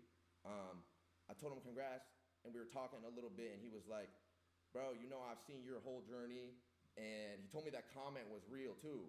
The comment, it's from a YouTube video of mine from like 10 years ago, bro. And he commented #team after the outro, and he's like, bro, that was real. I've been seeing your journey, and it's really cool. So that meant a lot, man, because he's done a lot for this space, and it feels like he's grown a lot. And I think it's comfortable to say that Kai alone has created more careers and opened more doors for streaming than anyone else in this space. You know what I mean? So to hear that was cool, and I got a lot of respect for him, and think that everything that he did this year was really cool, man. It's really inspiring, and to hear him talk, it was great. You know what I mean? Yeah, about that whole shit, bro. That's all I'm gonna say. And shout out to the flock, man. Shout out to all of y'all, because I know I seen some of y'all going to bat for me. There's people wilding, saying this, saying that. I feel like to some extent, like a streamer and their chat are pretty cohesive. You know what I mean? Like my chat is a reflection of me. You know what I mean? And like you could see that in my streams, and my community is a reflection of me almost in some senses, and who I am and the things that I stand for. And that's why it's really cool to see, even in the flock after I won the award, even yesterday when there was all this bullshit going on, y'all stayed positive and posted good things. And instead of trying to, and Aiden too, shout out to Aiden. He did defend me and give me flowers. He texted me too. He sent me a really nice text. That was cool. I talked to Agent too for a little while after their awards. He showed mad love, bro. It was dope, man. I'm really grateful, bro. Make some fucking noise, y'all. Make some fucking noise, man. Some fucking noise for the flock, bro. You guys should feel as much of a part of this as I do, bro. I'm proud of this shit right here, right? I really am, man. This is gonna go down as one of the greatest things I think I've accomplished. Gone through a lot of highs and lows in my life. A lot of things you guys know about, a lot of things you guys don't know about, and I'm probably gonna continue to go through highs and lows, you know what I mean? But through it all, I'm gonna stay the same person that you guys know, who was making YouTube videos 14 years ago in my mom's basement, bro. I see a lot of people too. There's a lot of like delusional takes, but a lot of people being like, nah, I've been streaming for 15 years. No, the fuck I have not, bro. I literally, I've been streaming for 15 years. I've been in phase for, it's probably because I said that in the phase speech, but Deadass started streaming, what's it called? Last year, bro. Last year. For real. And it was not even like to be a streamer, right? And I remember the whole year, bro. I don't know where that screenshot is, but I steady had like 800 to 1K viewers throughout the whole year. And I really didn't have an identity in the space or anything like that, or know if I felt like I belonged. I kind of had like an imposter syndrome, because I'm looking around, I'm like, okay, making the crazy noise. I'm having fun and I'm part of this with the new guys, but should I be doing this? You know what I mean? And I didn't know, and that's why this year Just working I on really my like, it's like, okay, let me terrain lock in right and now. really try to do some cool shit and just every day, damn near. Y'all remember, especially in the beginning of the year, those early ass streams, me waking up every day, going live, sitting on desktop before all the phase meetings. By the way, while doing all the phase shit too, you know what I mean? And shit really changed for me this year, and it's because of the work I put in, and that's why it's impossible for me to feel bothered or like I didn't deserve this or like I didn't work hard for this, because I did. And you guys know this, bro. There's a lot of people, that's another thing that comes with chasing your dreams. People are always gonna try to diminish what you do, be toxic, be divisive, and it's just important to focus on the love, bro. Don't ever let the hate outweigh the love, man, because there's so much more love. It always is. There always is, man. And yeah, bro. That's so funny. People do think that I streamed for 15 years. Bro, I literally was a YouTuber, right? I fell off, died, watched the thing that I became so passionate about, the thing that I had so much love and drive for, get taken from me, watched, and slowly become something I hate. Sat on the sidelines, went to a dark place, and I'm glad I did. I'm glad that did. That's the best thing that ever happened to me. Me falling off and having to go to a dark place and work on myself for a few years, right? And rebuild who I am as a person. And then come back into this space and reinvent myself as a streamer and figure out what I like to do, because I do love doing this. And I used to sit around in my apartment thinking, bro, what the fuck happened? Why do I feel like this? Why is this my life? Like so unfulfilled and so sad and so confused all the time about what happened? Where did I go wrong? You know what I mean? Like I said in my speech, I just kept going, bro. Like, there was a lot of nights where shit was dark, man. And I was down, I was sad. But you gotta stay down until you come up, man. That's how it goes. And then when you're up, everybody wanna say shit. Everybody wanna say shit. But y'all know, and I know. You know what I mean? I'm the one that won the award. Not the 2, not the 3, not the 4, not the 5. I'm the one that won it, okay? I'm the one that never doubted myself. I'm the one that always believed in myself from the moment I was trick shotting in my mom's basement 14 fucking years ago, right? I'm the one that at 17 years old moved across the country to chase my dreams and aspirations of being a YouTuber. Back when this shit was laughed at. Back when people used to think that this shit was a joke. You guys don't even know how people looked at YouTubers and content creation 14 years ago. It was a joke. It wasn't socially acceptable. But I always believed in myself. I always had a vision, bro. Right? I'm the one that for every day for years uploaded YouTube videos. I didn't miss a fucking upload while still in school, trying to get a fucking passing grade in my classes so my mom would give me my controller to be able to make YouTube videos, to join FaZe, right? I'm the one that at 17 years old flew across the country to go be a part of something in New York, the first ever FaZe house, right? Which, by the way, that blueprint is still being used today, right? Bro, I'm the one who also watched the career I worked so hard to build for myself slip through my fucking hands and get taken from me while I had no choice. And then I'm the one that rebuilt myself back up, reinvented myself, came into this space, and won Breakout Streamer of the Year. This shit is us, bro. This shit's us, and no one is taking them away. And lastly, and most importantly, I'm the one that hit that fucking crane shot, okay? So I'm not hearing any of that. I'm not hearing none of that, man. It's me, okay? For anyone who was confused, let this be my introduction to you. We can get acquainted, all right? Welcome. Focus on the love, y'all. Not the hate, man. I had to turn up for a second, bro. My fault, man. My fault, bro. It really is, bro. I'm telling you, chat.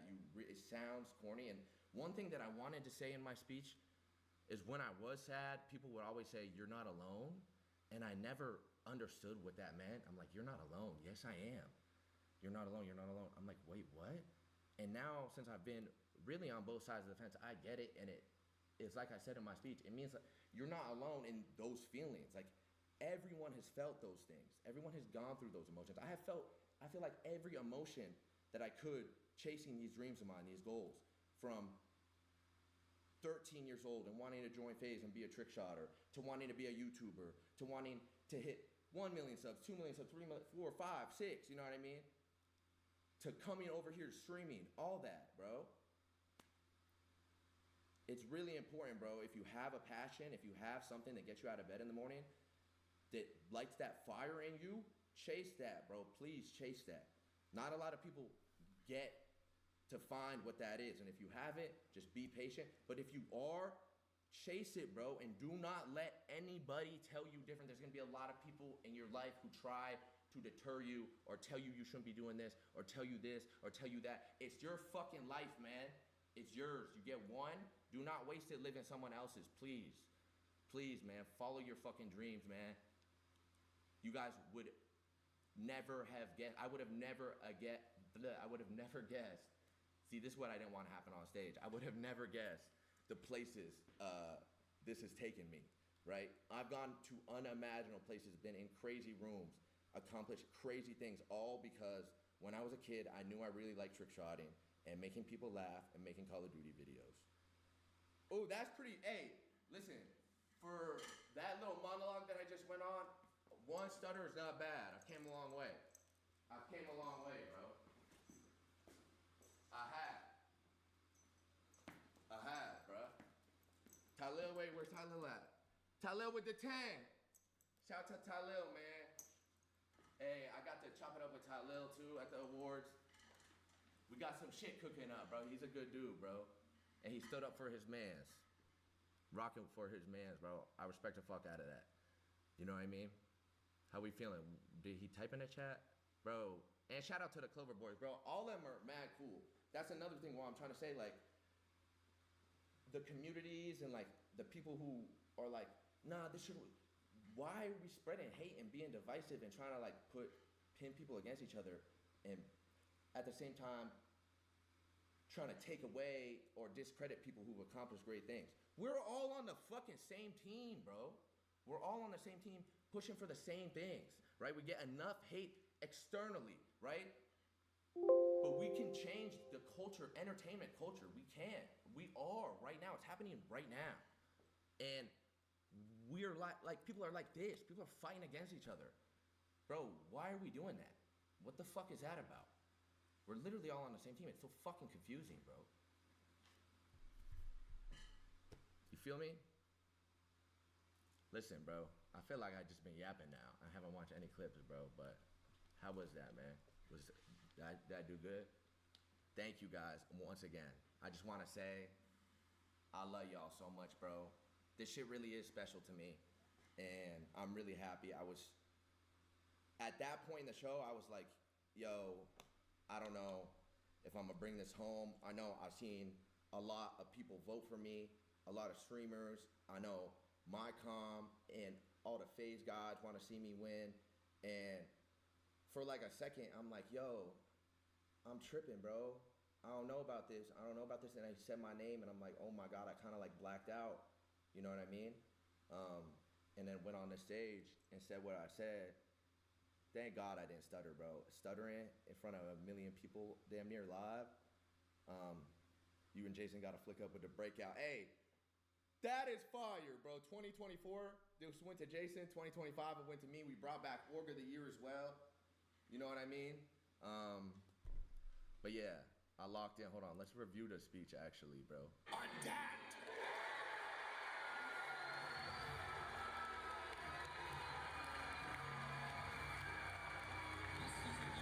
Look at, bro, my coat was on the ground. Rage hit the fuck out of me. Ray hit the fuck out of me. Nomination and first win. Mind you, at this point, vibes were kind of crazy at the table, you know what I mean? It's funny, too, I see people saying FaZe Awards and shit, bro. FaZe Awards? Do you guys realize we were nominated for 12 categories? We won 2 awards. Oh, and Jason's Streamer's Choice, 2.5 out of 12. So that doesn't make much sense to me. But like I said, people are always gonna say shit.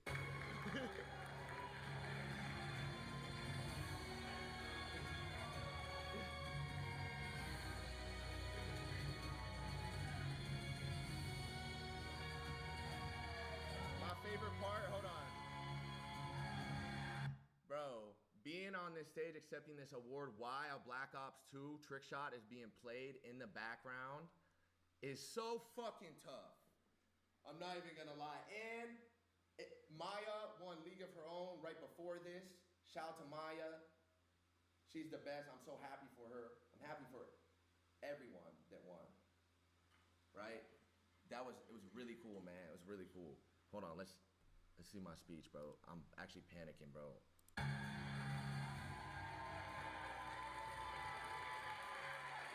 Damn, best breakout streamer. I want to start by thanking, and my fucking collar's up too, man. I look like a fucking bum that doesn't know how to wear a suit, bro.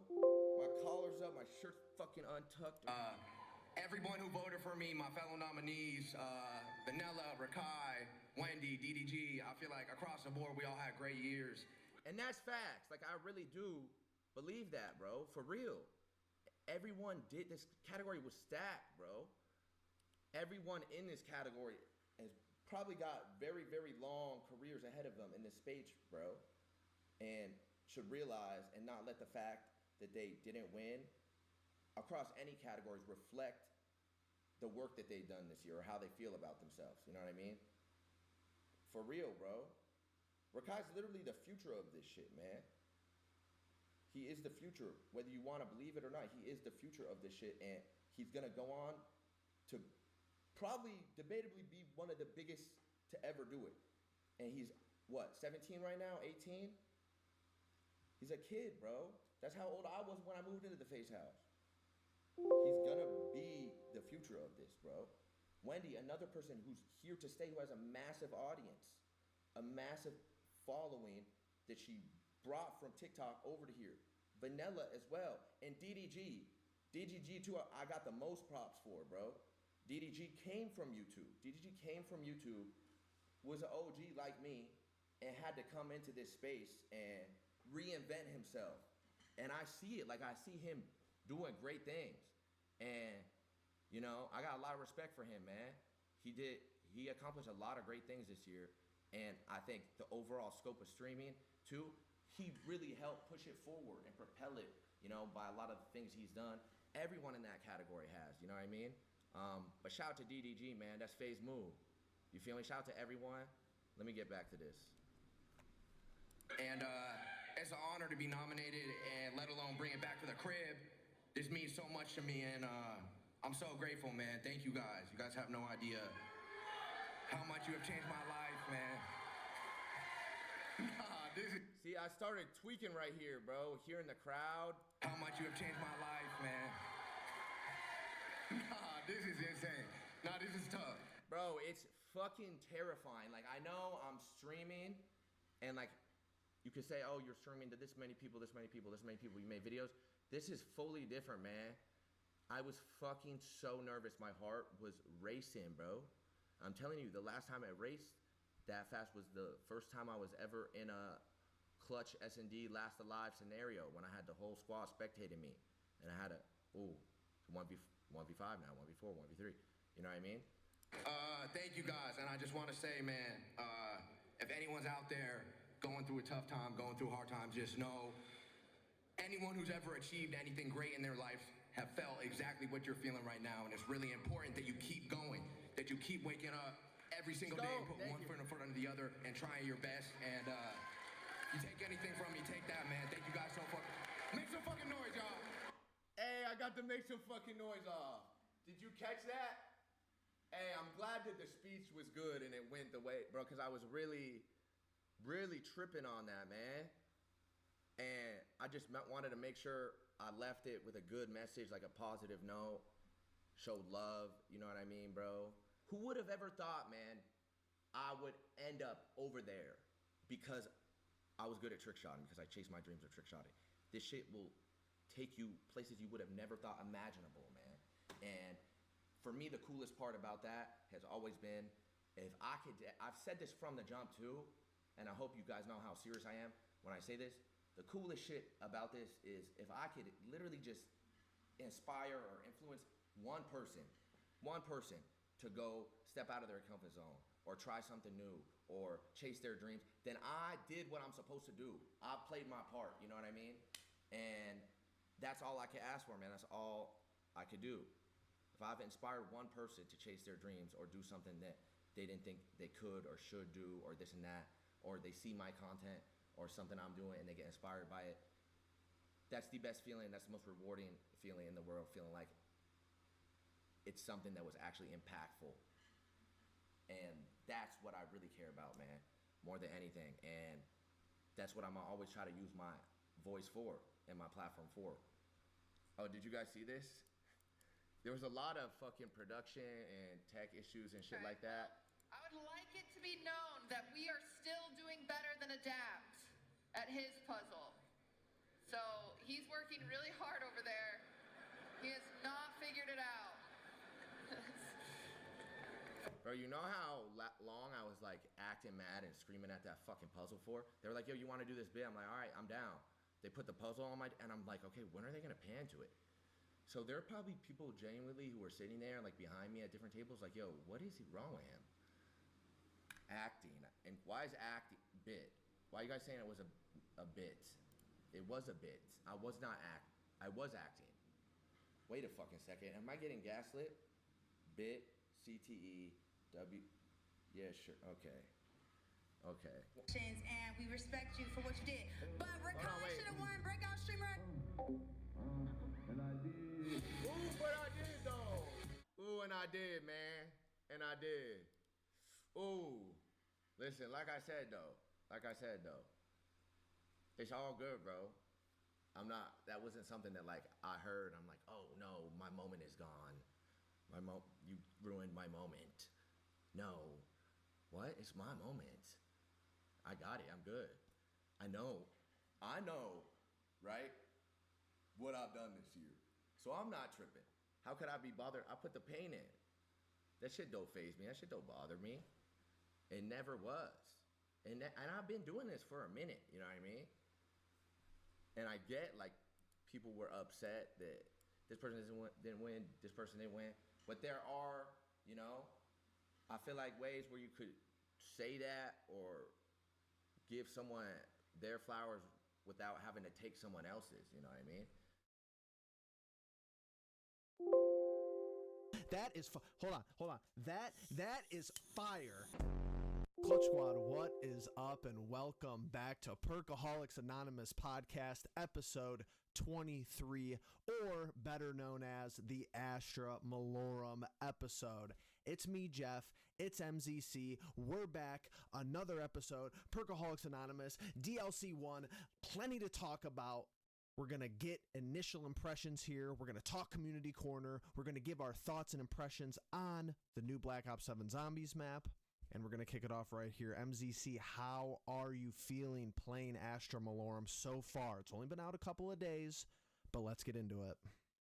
I'm definitely sleep deprived, so that's a good thing when it comes to is a map good or not. But the more I play Astra Malorum, man, the more I enjoy it. This is a weird case of like this map where I feel like throughout the entirety of Black Ops 6, map comes out, and I'm like, all right, like, this is awesome, this is so good, and then, like, you know, a couple days go by, and I'm starting to be like, okay, well, now I can take a step back and relax a little bit, and kind of just, you know, maybe sleep a little bit more, or, you know, go outside and touch the grass a little bit more than I was before. But with these first two maps that have come out in BO7, especially Astra Malorum, I'm like, you know, I don't know how to feel about this. I don't know if I really enjoy this map as much as I thought it would. And then it like grows on you and it grows on you, and then you just can't stop thinking about it. And then I'm laying in bed being like, I should go to bed, but I also want to get up and go play. And that's exactly how I feel with Astra Malorum, where it's like, dude, I mean, when we were talking to each other on day one, I was kind of like, I don't know how to feel about Oscar. I don't think I like this. And I was kind of crashing out over, you know, him disrupting my Easter egg steps and whatnot. But the more that I've kind of just like, you know,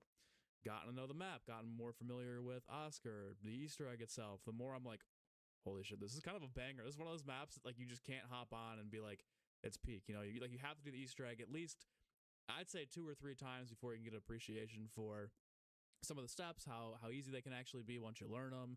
You're manipulating Oscar, doing some other things that we'll get into a little bit later on in the video, so that I don't completely wreck our plan for the vibe here. But overall, man, this is a map where I haven't wanted to get off because I just enjoy the setting and I love it so much, and the gameplay is fun. The atmosphere is great too. They got that leaderboard event going on, and I'm really trying to get that camo, so I'm kind of just constantly checking in and making sure I'm vibing there. But yeah, overall, it just gets better and better and better the more that I play it, the more I understand the map. Well, I mean, shout out to Treyarch too, because it seems like, I'm sure what you've seen on your end and what I've seen on my end is that these are back-to-back maps on this game that had super positive sentiment for the most part in the community, and that's what we're interested in here, as well, guys. Go down to the comment section, leave your Astra Malorum rating and the reason behind it. Give it a score 0 out of 10 if you've played it, if you've done the Easter egg.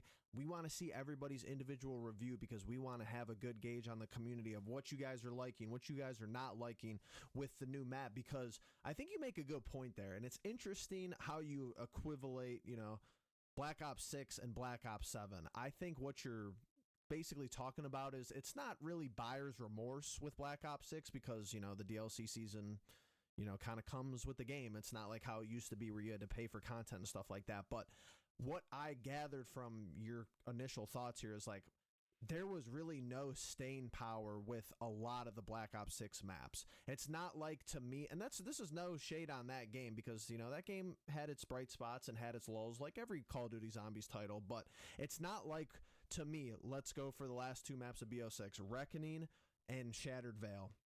It's not like Shattered Veil and Reckoning were as fun as they were on launch a week after launch date, if that makes sense. I have felt like Ashes of the Damned has been amazing, basically up to its same level on launch day than like right now. I feel like I could hop in and I'll have the same level of fun, which is pretty high on that map, that I had on day one. Astra Malorum feels almost a little bit better in that regards, where it's like, hey, the more I get to play with this map, the more I run around, the more I explore, the more I understand the lore, the more I get the voice quotes and like Dempsey talking to Vaetherion, all these different things going on, and the more we actually discover, and even curse mode and all these different things, it feels like the staying power of Astra Malorum is really, really high, like an 8.5 or a 9 out of 10. Not saying that that's the whole map, graded, out of 10, but it's just one specific aspect of how I'm really enjoying Astra Malorum. But guys, make sure you stay around as well. We're going to talk about what we love about the map and what we want to change about the map. We're going to give 2 or 3 things, each of us, me and MZC, so that's going to be staged a little bit later on into the episode before we get into the community corner. So make sure you stick around, hit that like button, comment down below, like I said, your overall review and your score out of 10. Make sure you share this with a friend, and make sure you're subscribed. Got those bell notifications on so you do not miss an upload from MZC. All right, MZC. Let's just talk kind of generalities here. You mentioned Oscar. Interesting to hear more about how you feel now, a couple of days removed. The Ravager special rounds with the Meteor Shower. Just some of these more interesting, unique aspects that make Astra Malorum what it is. I know you've been a big advocate talking about what available perks are on the map and just the general size and layout. So how about we get into kind of the base, level of Astra Malorum? Okay, yeah, for sure. So let's start with like the map size, the layout, available perks, and then we'll get into like the individual special enemies and whatnot. But the map itself, Treyarch has called this about a medium-sized map. They used that same wordage last year with like Citadel. I kind of agree. I think this is actually, I don't know. I feel like this is more in between the Tomb and something like Citadel. Like, it's not quite as small as Liberty Falls. It's not quite as small as the Tomb, but with the added area that you get into later on in the Easter egg, like that's a whole, it's not a massive part of the map, but that's a whole other area to go run around, and it's probably the size of at least one of the 3 main POIs on the map. So I'd say like the map size itself is like medium-ish. Here's how, just to interject, it feels bigger. This is the quickest comparison I could give, and I'm curious to hear what people would say. It feels bigger than Kino, but it's like a similar style. To me, at least, like how you could go down both sides, and there's different. There's one room, and then there's one area, then there's a second area, and it meets at the top where the pack punch is. It feels bigger than Kino, but it almost is probably like the same size. That's actually like I didn't even think about that, but that's now I'm thinking about it, that's exactly what it is. It's just a little bit. I'd say a little bit bigger, maybe like 1.5 times the size of Kino, just for the main area of like the different main buildings on the asteroid. Because you've got, like you said, you've got the one or two areas you can choose to go from, but then the whole middle of the map is locked behind power, just like Kino was. And the whole middle of the map is basically like your way to cut through, your way to traverse. I feel like a lot of people don't even really utilize the middle of the map yet and haven't done that just because it's been a couple days in. But like that's where I find myself training the most, even though it's a little bit tighter than, let's say, the Abysmal Rim or Mars. I like the middle of the map area so much. I don't know, maybe it's because Wonderfizz there. You got the armor and whatnot, but yeah, like the overall layout and size of the map I think is actually fine. A lot of people were a little bit worried about it being smaller than what they were expecting, with the stuff that they released to us before the map itself came out, because there weren't very many pictures. Like there weren't even really many like images, even in the trailer, where you're like, oh yeah, this is cool. Like all we really saw was the spawn area, and then I don't even know if we saw the Abysmal Rim, maybe a little bit of the Abysmal Rim, and then that one area where you go to the teleporter and you have like the majority of the Easter egg is centered around. But that was it. Like we didn't know about the middle of the map. We didn't know about the whole other side pretty much. And then of course, Mars is hidden away and locked away behind the egg. But I think it's actually perfect. I think it offsets the complexity and the scale of Ashes of the Damned perfectly. Like it's not a small map by any means. This isn't Verrückt or Shino or Noctur und Toten or something like, or even Derice, it's a little bit bigger than that. But it's also not on the size of like Zetsubou no Shima or even Revelations to some degree, where you're like, man, we're just coming off of the launch map being basically Transit 2, where there's six maps caked into one plus space in between. I feel like it's actually really good to have this sort of a map where it's like, hey, if you want to hop on, you want to get your weapon set up, and you want to play a fun 40-minute experience, it's not quite as dull as a survival map where you've got Diner 115 or Exit 115 or Farm, where it's just basically hop on and you're good to go. But it's it's a little more complex than that, but it's not as much of a setup and as a hassle as something like Ashes of the Damned if you're just trying to hop on and level up your gun and stuff. But yeah, I mean, I know you haven't played it quite as much, but from what you've like you said, it was like Kino. So how do you feel about that? Honestly, I just like, the more I think about it, you have to think of the ambitious setup that the Treyarch has gone for, and like, how did we get to this point? So, okay, you beat Vaetherion. Like, think about the maps within the story and the lore. And I know a lot of people probably do that inherently, but to like kind of take a step back and remove yourself one layer from the situation. We defeated Vaetherion after being after being teleported to a floating pyramid in the sky, mind you, where that boss fight takes place. The entity teleports us through space, being chased by Ravagers. We crash land on a geographical structure inside a skull floating in space. That's how this map opens up. So it's like Saturn's ring. I didn't even notice this, but it's like actually in like the ring of Saturn. It's like right there in the asteroid belt. So it's like they just got so many points from me just based on like, and I know we're not a huge fan of this word over here at PAP, but like the aura is just, there's nowhere else to describe it. Like the setting and just the overall understanding of what you're playing within the game. I think the map layout is smart, and I'll offer this tidbit of information to people to kind of think on and percolate within their minds, because to me, all right, I think this is smaller than every map on Black Ops 6 besides Liberty Falls. I think it's smaller than maybe. Tomb. Yeah, I think it's close. I mean, playable space, like linearly, yes, it feels like the same size, maybe a little bit bigger than Tomb, but like playable space, like the Dark Ether part of Tomb is pretty big. Like that's a pretty big area. Plus the boss fight area off to the side of that as well. So it's maybe close, but I'm just trying to set this up as we haven't really gotten that many maps of this size in modern zombies, if you really think about it and boil it down. Even some of the Cold War maps, maybe I'm not going to do square footage comparison, but it seems like it's on the smaller end of the spectrum for modern zombies. I think a lot of people would agree with that. But to me, that's strategically very smart, because you come out of the gates with this expansive, multiple POIs, however many it is, 6, 8 POIs on Ashes of the Damned. you come out of the gate so strong, and you have this extensive Easter egg where you're running over here and you're going this and you're going back to the clock, and then you're going and shooting off the rocket, and then you got to stop the lightning, and you got to drive around with all these wisps, and the whole map is centered around the car.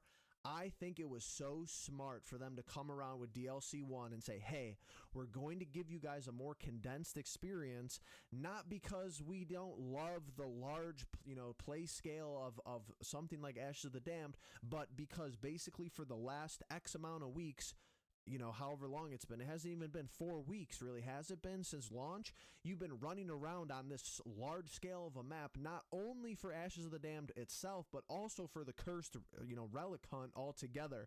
I feel like if they would have went too ambitious with, let's say, another map that's Ashes of the Damned scale, not even that big. Let's say it's even 75-80% as big as Ashes of the Damned, and not on the smaller scale like Astra Malorum, I feel like that would have been a little bit demoralizing to the player base, and people are going to disagree with me obviously with this, but we just had a very expansive and extensive, not only Easter egg hunt, but the relic hunt. Like I said, Astra Malorum to me feels so like it's in its own pocket of like size of map and experience of map. It almost feels like brand new and unique to Zombies, and I think that's a criticism that they heard in between 6 and 7 leading up to this game being launched, that hey, all of these maps feel the same that we're playing in Cold War and Black Ops 6. As far as weapon progression, as far as armor, as far as upgrading your rarity, as far as what perks you're getting, it just kind of felt like, hey, we're transporting a model and then the setting around us is magically changing, and I don't feel immersed in the experience. This map is like, to me, this might be a hot take off top, this map to me is more immersive than Ashes of the Damned. I don't think that most people in the community are going to rate this map higher than Ashes of the Damned at the end of the day. I don't think I would either, just because of all things considered, but this map feels like it's amazing to hop on and you could do whatever you want to do. You could almost play it like a mini survival map. You could play it to get the wonder weapon. You could play it to get the wonder weapon and then do the Easter egg. And with all these challenges they came out with Season 1 too, it's like the replayability of this and just how I feel when I load into a game of Astra Malorum feels really, really good and really, really clean. And there's unique stuff at every turn, Oscar and Mule Kick back. So there's a lot of different stuff that's going in the right direction for Season 1 of, at least for Zombies for the most part. Yeah, I definitely want to hit on this before we move on, and we'll get moving here. But I really do think that this is one of, if not the most immersive maps in COD Zombies history, just based on like the sheer volume of what's going on. Like, you look off to the side of the map and you're in the ring of Saturn. You're in Saturn's ring. Yeah, you're not moving or floating around or you're rotating or anything like that, but you're stuck in Saturn's ring. You're on, the observatory is what it is. It's not the craziest POI, but it's just like where you're at in space, doing all the Easter egg steps kind of feel like, okay, we're just hanging around here. But then when you actually get into Shangri-La and Mars and shit, like I was blown away the first time. So every time I go back there, I've done the Easter egg probably 7 or 8 times already. Every time I go back there, I'm still like, man, this is so sick. And it's just such a nice contrast from the actual like space. They don't even feel like the same map when you're there. You're so far away from being on that asteroid when you go to Mars. And it's like a completely different atmosphere. You got you've got the zero grav, you've got whatever. It's mind-bending how different those can be. And like, I want to compare this to Classified in a sense, where like Classified, you start off in the Pentagon, you're on the normal map 5, and then you teleport to Pack-a-Punch, which is at area 51 or whatever, the moon spawn room. Even though you go there, the map setting in the skybox at area 51 is still very similar to like the darkness inside of the Pentagon, where it's not really like that big of a switch up. This is like, it's kind of like the Tomb switch up, where you go from even that, just the spawn room of Tomb. That's the only time you get kind of the sunshine going on.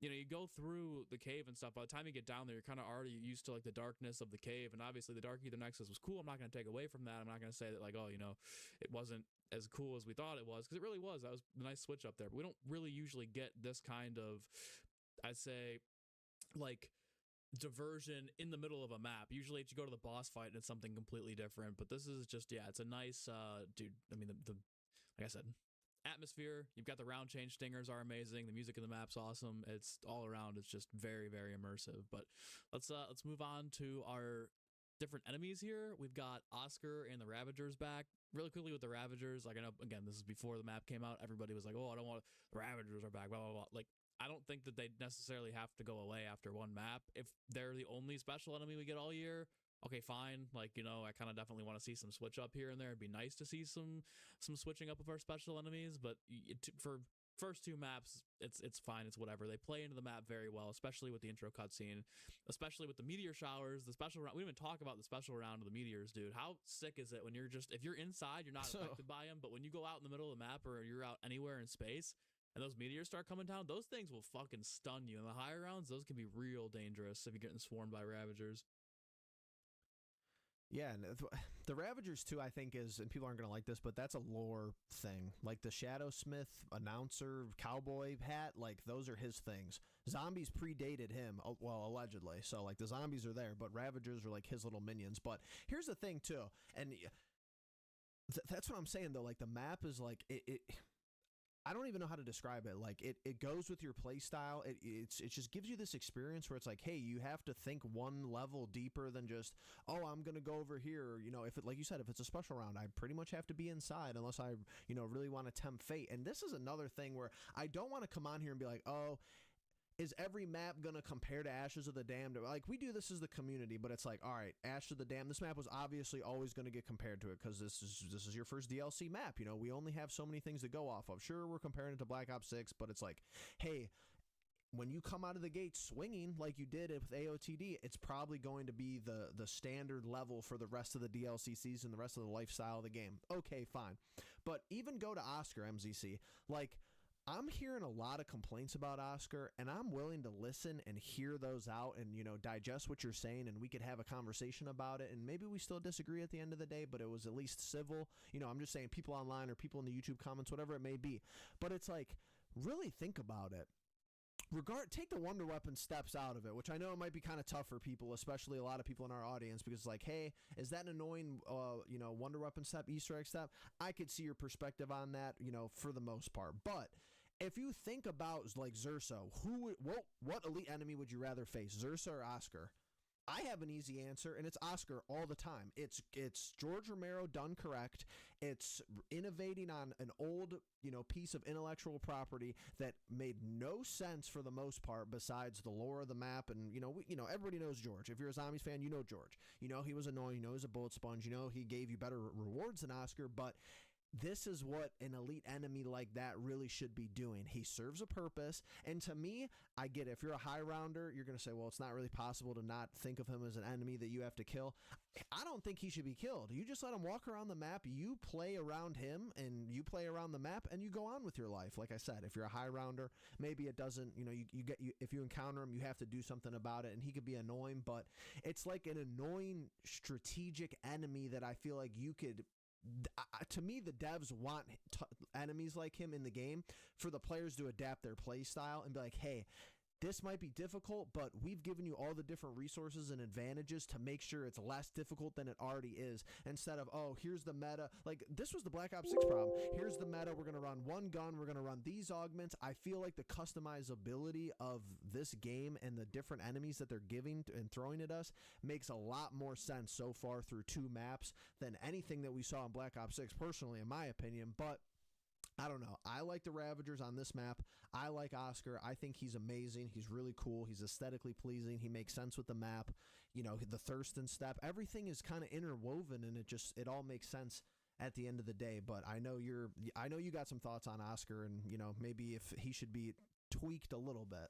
See, again, this is where it was like the first 3 or 4 playthroughs, I'm like, bro, fuck this guy. Like, I can't stand him, you know, like, I'm trying to get this Easter egg done. He's not cooperating. I'm trying to do other stuff, and he's just, like, pulling up and making the zombies sprint at me.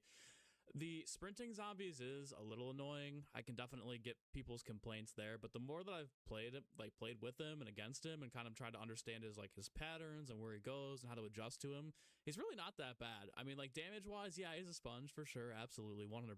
I think that you should definitely get a little bit more than a little toy trinket that gives you a friendly Ravager every time you kill him. Like, it's, you know, that's a little crazy, but...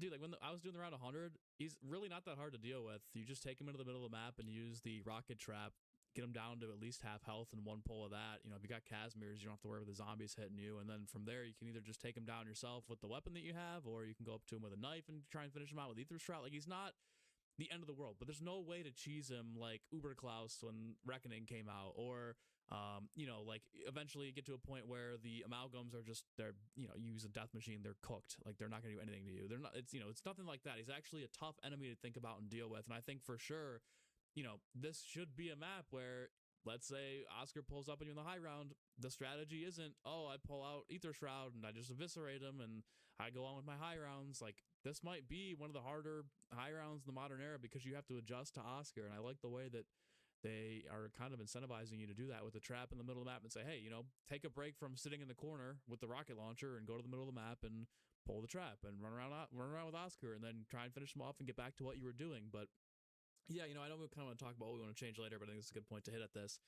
The one change I think Oscar definitely needs is some sort of like loot pool for killing him, to incentivize you to kill him. I know you're not supposed to kill him. The idea is like you just let him roam around and he doesn't bother you until he comes into your area, and then you run away and let him do his patrol and you keep going. But I think that this boss is so clearly designed to be like George, or at least like pay homage to George from Call of the Dead, that like I think he definitely needs some sort of I think personally, I think it should be a perk every time. Like, not from the Easter egg steps. If you kill him with those traps to get like the one tap or whatever, Right. like, you definitely shouldn't get anything from that. But I'm saying if you go out of your way to kill this guy, multiple times over, burn a ton of ammo and a ton of time to kill him, I think like a free perk that eventually, like, they don't treat this the way in game, but like, let's say you do get 12 perks right in the game, or you get a couple of free perks from him, you buy some from the Wonder Fizz and you buy some on the map, and now you're like perked out. I think after you kill him from that point on, you should get perma perks too, or the eternal perks, just to kind of keep your scaling going, so that in the 20s, 30s, 40s, if you take the time to sit there and kill the guy, for sure you should have that opportunity. Like, I know that the TED trials are already pretty easy and they give you one, but like, again, what's one more or bonus one for the players that want to go out of their way to kill him? Because like, being honest, like, I'm not going to kill him every game. I'm not going to load in and say I'm killing Oscar and taking the time to do that, spend the 5 minutes on a lower round to kill him every single time I come into the game. But if I was setting up a high round, or if I was setting up an Easter egg in Cursed, or if I was setting up an Easter egg with you guys, I'd say, hey, let's just kill him. Let's get the free perk. Let's get that free eternal perk, and let's try and get as many as we possibly can off of him. But that's not going to wreck every single game, because I can promise you, not everybody's doing that every game. So I think that would be cool. I've seen a couple people mention like a Wonder Waff too dropping from him. I think that'd be really cool. I think that'd be awesome. I think that'd be a great callback to George. I'm sure they could just Control-C, Control-V that into the map and have that be part of what drops from him. But you're going to get people that are going to be like, well, it's reused assets. Or imagine if that had happened, or it had come out, 2 months ago or 2 weeks ago, that, oh, hey, the Wonder Waff is a wonder weapon on Astra Malorum through the gleeks and the codes, and people coming out, and that sort of negativity around the map would, not really bode very well for the sentiment around Astra Malorum. So, I can see where they're like, yeah, let's not do that because we don't want people to get upset. But I think that's something that, like, would you be okay with that? Even, obviously the Call of the Dead one was a power-up drop. You get it, you get 18 shots or however many it was, the Wonder Waff, and then it would go away until the next time you kill George. But, I would probably disagree with. I would disagree with you. I don't even, not even Waff, but like, it would be interesting if there was even like, I would say 5 to 10% chance, maybe not even 10, probably like in between 1 to 5% chance. Imagine you killed him on round you got the power on round 5 and you killed him, and he had a 5% chance to drop the Wonder Weapon. That would be pretty cool. Instead of having to do the 3 different Oscars into the traps to get it, that would be kind of interesting. I don't think the Waff makes sense. I'm on the other side of the coin with the free perks. Like you said, I think the TED tasks are just, sometimes you get 2 perks from the TED tasks. Like, for me, I feel like that's so balanced and so perfect that, once again, I'm on the side of the ledger where it's like, hey, he doesn't need to be killed besides doing the steps for the Easter egg. Let me tell you my biggest worry, my biggest issue with him, and maybe it's something I'm kind of overthinking and over-evaluating, but if they do survival maps from Astra Malorum, he literally can't be on them. That's my biggest problem. Like, you can't put him in that. Like, if you had a Mars survival map, you literally can't put him in that because there's no... Like, the Zursa, okay. But like, if I turn the power on, alleged power in the Mars area on round 8, and like an Oscar spawn, like it's just not going to work because you can't avoid them. The Zursa at least makes sense with the survival maps on AOTD. That's my biggest gripe with him. If I had to have a gripe, that's just, they might not even put him in those. You know, they'll probably give us Doppelgas or who knows. But it's like that's another thing too. MZC, kind of off topic, off tangent, but I cannot praise them and I cannot give Treyarch enough flowers for something that I have not seen one person, and if you could name one person, if you know anybody, put them in the comments below. I have not seen one person praise them on this. Maybe I'm living under a rock. The elite difficulty being raised and the special spam going away is amazing. I'm loving it. I was playing earlier. I played like 28, 29 rounds Asher Malone earlier. I'm like, this is perfect. There's no there's not a special every round. There's not a Doppelgas. There's not this. There's not Manglers. There's not like a Parasite randomly popping up. I'm like, this change has been one of the biggest quality of life gameplay changes 2 maps into Black Ops 7 that I feel like was such a big issue and such a big gripe in Black Ops 6 to the point where they literally nerfed Manglers, like the Mangler spawn rate, and memed it all year long on April Fool's saying, hop into our limited edition Mangler only playlist. Like, that's how really of a problem it was in Black Ops 6. Haha, funny, like Jaja, like we get it at the end of the day. But like I think the balancing is so much better as far as enemy types in this game, all the way from even regular zombies, believe it or not, all the way up to the boss fight. So I wanted to get that little sidebar in there as well, because I just think the balancing has been so good to me.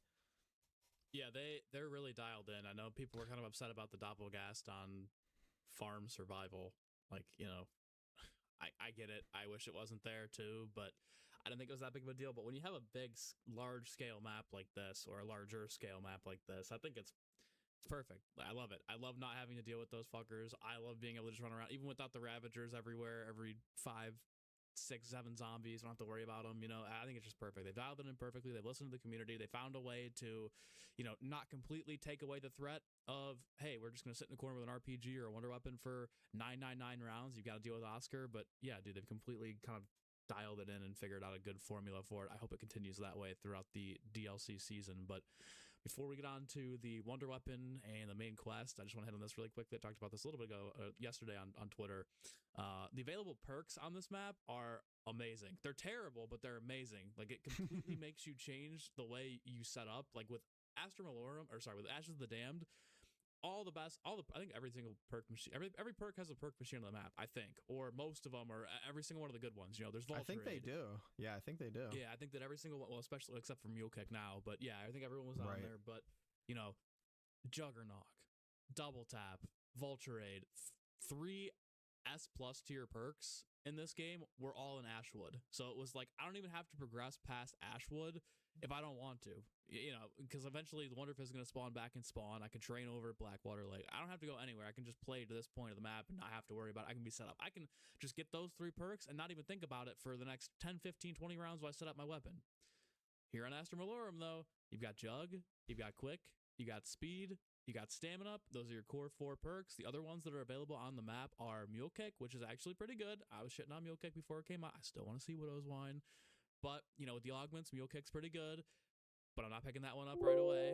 You've got Wisp Tea. Wisp Tea in the back, yep. I don't really want it, to be honest with you. That's it. And that's good. And I think that's it. I think those are the only 6 perks in the map. Those are the only 6 machines that you can buy from. So you either have to basically get 4 perks to get Wonderfizz to spawn in before 20, or wait until around 20 for Wonderfizz to spawn, or try and get lucky with the TED trials. Those are the only ways that you can get Double Tap, Deadshot, Vulture Aid. And I know I like the maps like Reckoning, where you can just get set up really quickly and that's all you have to think about, right? Those are fun. They're fun to have maps like that. But with survival maps, with Ashes of the Damned, I don't want every experience to play the same way. It's perfect how they did this. I love the way they kind of, not only mixed the perk machines around and kind of gave you some 2 of the new ones in there, but really just made it so I can play this map a little bit differently. I don't have to think I can just actually be like, okay, maybe now I got to pack a punch. Maybe I got to go get rarity. Like I did the Easter egg today without any perks or without any gobble gums for the first time. Before I would cheese 1 here or 2 in the boss fight, maybe bring in, an extra perk or 2 or whatever I can do. Like the first time I'd done it, just vanilla plain experience, start from 0, work my way up. You can still get to the boss fight with everything you need around late 20s, early 30s, but the setup to get there is very different because you got to prioritize the points you need to open up the map, points you need to pack a punch. You also got to get the wonder weapon. You got to kind of worry about Oscar. You got to think about those things. Again, the initial, like, there's extra salvage to be spent here. You're gonna have, there's a free quest they found for cryo freeze, but like, you know, if you don't want to do that, you're gonna have to buy cryo freeze for 500. You're gonna have to switch over to fireworks at some point. That's 1,000. You know, essence is a lot more. You know, it's harder to come by this year. So overall, I mean, the way you play this map is so vastly different from anything from this year, even last year too. I don't think there were any maps that were like this, because, you know, even Tomb had PhD, which was broken last year. It had Deadshot, didn't have double tap at the time, but it had PhD and Spawn. Like, you, yeah, like, exactly. Yeah, you get you're not dying off the rip. You pick that up, you can slide wherever you want. You can slide into zombies infinitely. But yeah, no, the way that they've really kind of, it seems like, thought about every detail of the map, it's great. Even the way the arsenal stations are spread out. Like, you know, you've got Wonder Fizz, you've got a plate vest in the middle of the map, but there's only, you know, like 2 crafting tables here or there. The gobblegum machines are pretty spread out.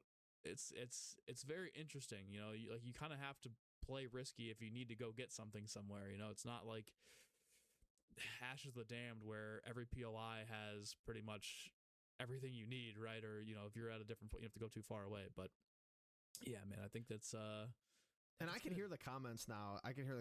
Oh, paid shills, and because I get it. We're 30 plus minutes in, and I don't think we said anything bad about this map, guys. We're gonna get to some things we want to see improved, or some things we aren't huge fans of, and, you know, there's some of that in the community corner as well. So stick along, hold on with us. But I have to keep going. I have to piggyback off of what you're saying, because with the ag. And I don't know if they designed stuff like this. I'm assuming maybe they do, but maybe they don't. With the egg, the perk layout is so good. It is so good. By the time you get power on and you get that first Oscar in, and I'm going to the electric trap. I'm picking up Jug and I'm killing that Oscar there.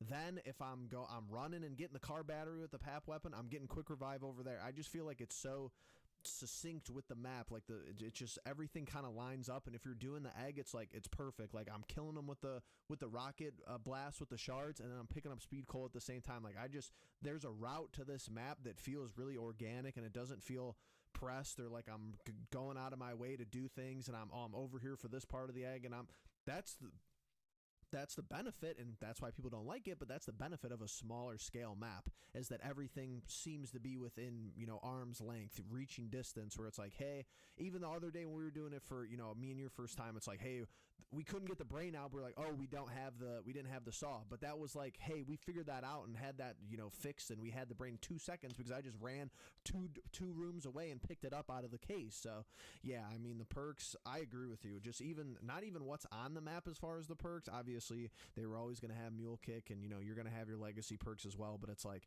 the placement of them just feels so good, and it doesn't feel like that Ashwood feel where it's like, hey, I have to go here to get, you know, half of the stuff that I need to really perform and really play good during this game that I'm playing.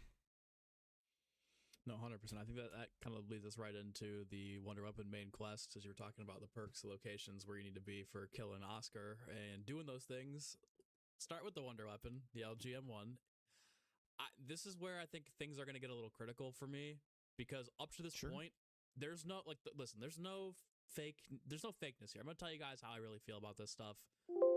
The LGM1, I think, is one of the coolest, if not the coolest looking Wonder Weapon of all time. It is so visually pleasing. The inspect is insane. Like, the camos that you can get to put on this pack, like, it looks great.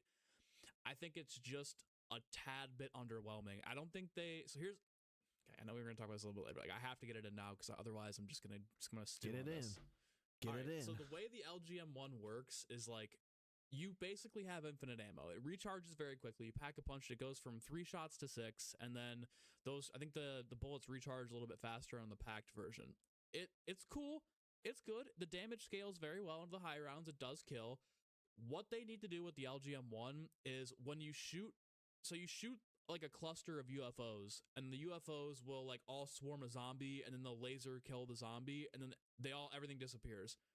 They need to make this so that one bullet spreads to like 3 to 5 zombies. You'd have to do a little bit like 5 might be a little egregious. It might make the rounds like you might ether start blade cooking shit. functionality.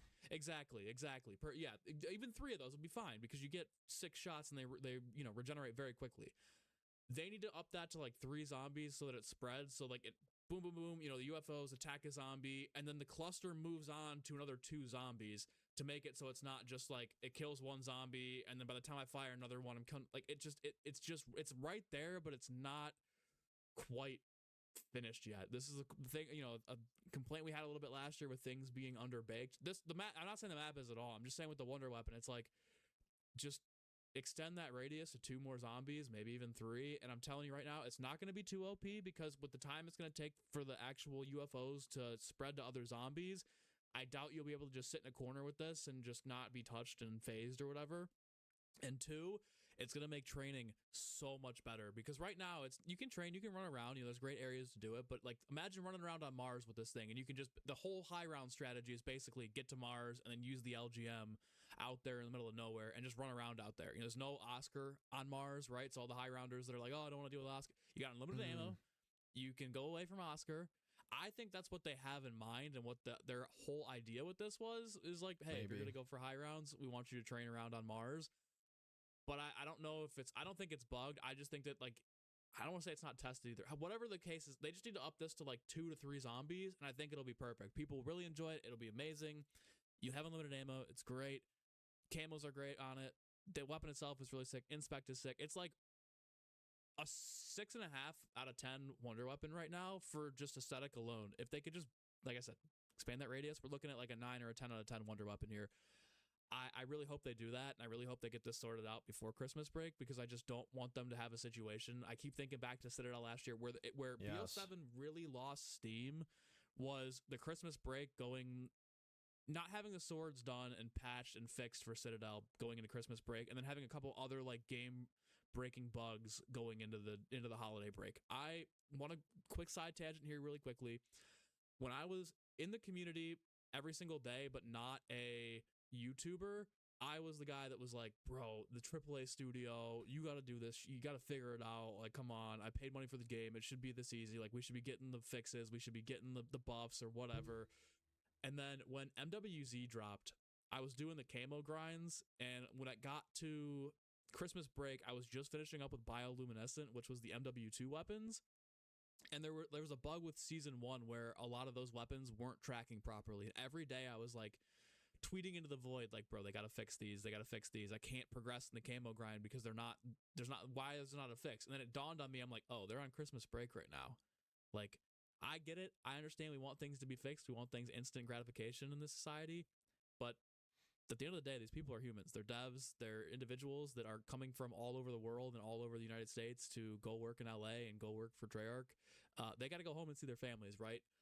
Last year, where we lost steam, like I said, was with Citadel when everyone went home. So I can understand and sympathize from the fact that, like, hey, these holiday hours and stuff, like, go home, see your families, take a week or 2 off, like, get what you need to done, recharge in your personal life and stuff. I'm not disagreeing with that. I'm just saying that, like, okay, listen, this year, let's not lose any steam here. I know we're going to have some good holiday LTMs, but before we go on break, we just need to get a buff for the Wonder Weapon so that people that are getting the game for the first time over Christmas break, really getting into, playing the game when they have time, whether it's break from school, break from work, more time to play the game and experience Astra Malorum, can go, damn, this Wonder Weapon is sick, or I love Astra Malorum, I love the Wonder Weapon, as opposed to being like, I don't know how I feel about this. Because last year with the swords, it was like people were playing with them and like, I want to play with these until they get buffed. And then it took a month to get buffed. And it was like, well, no, I don't want to play these at all. I'm kind of looking forward to the next map, or I'm just kind of over it at this point. So I think we're in a much better state than we were last year. But with the LGM one, please, please, please, just, even if it's not a damage buff, just extend the radius. I promise you,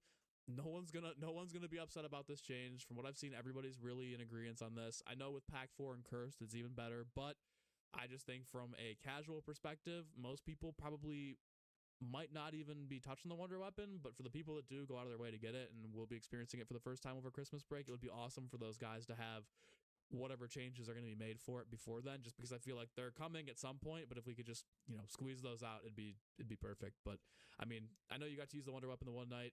How are you feeling about it? Thoughts in the same agreement here, or are you kind of just like, it's whatever?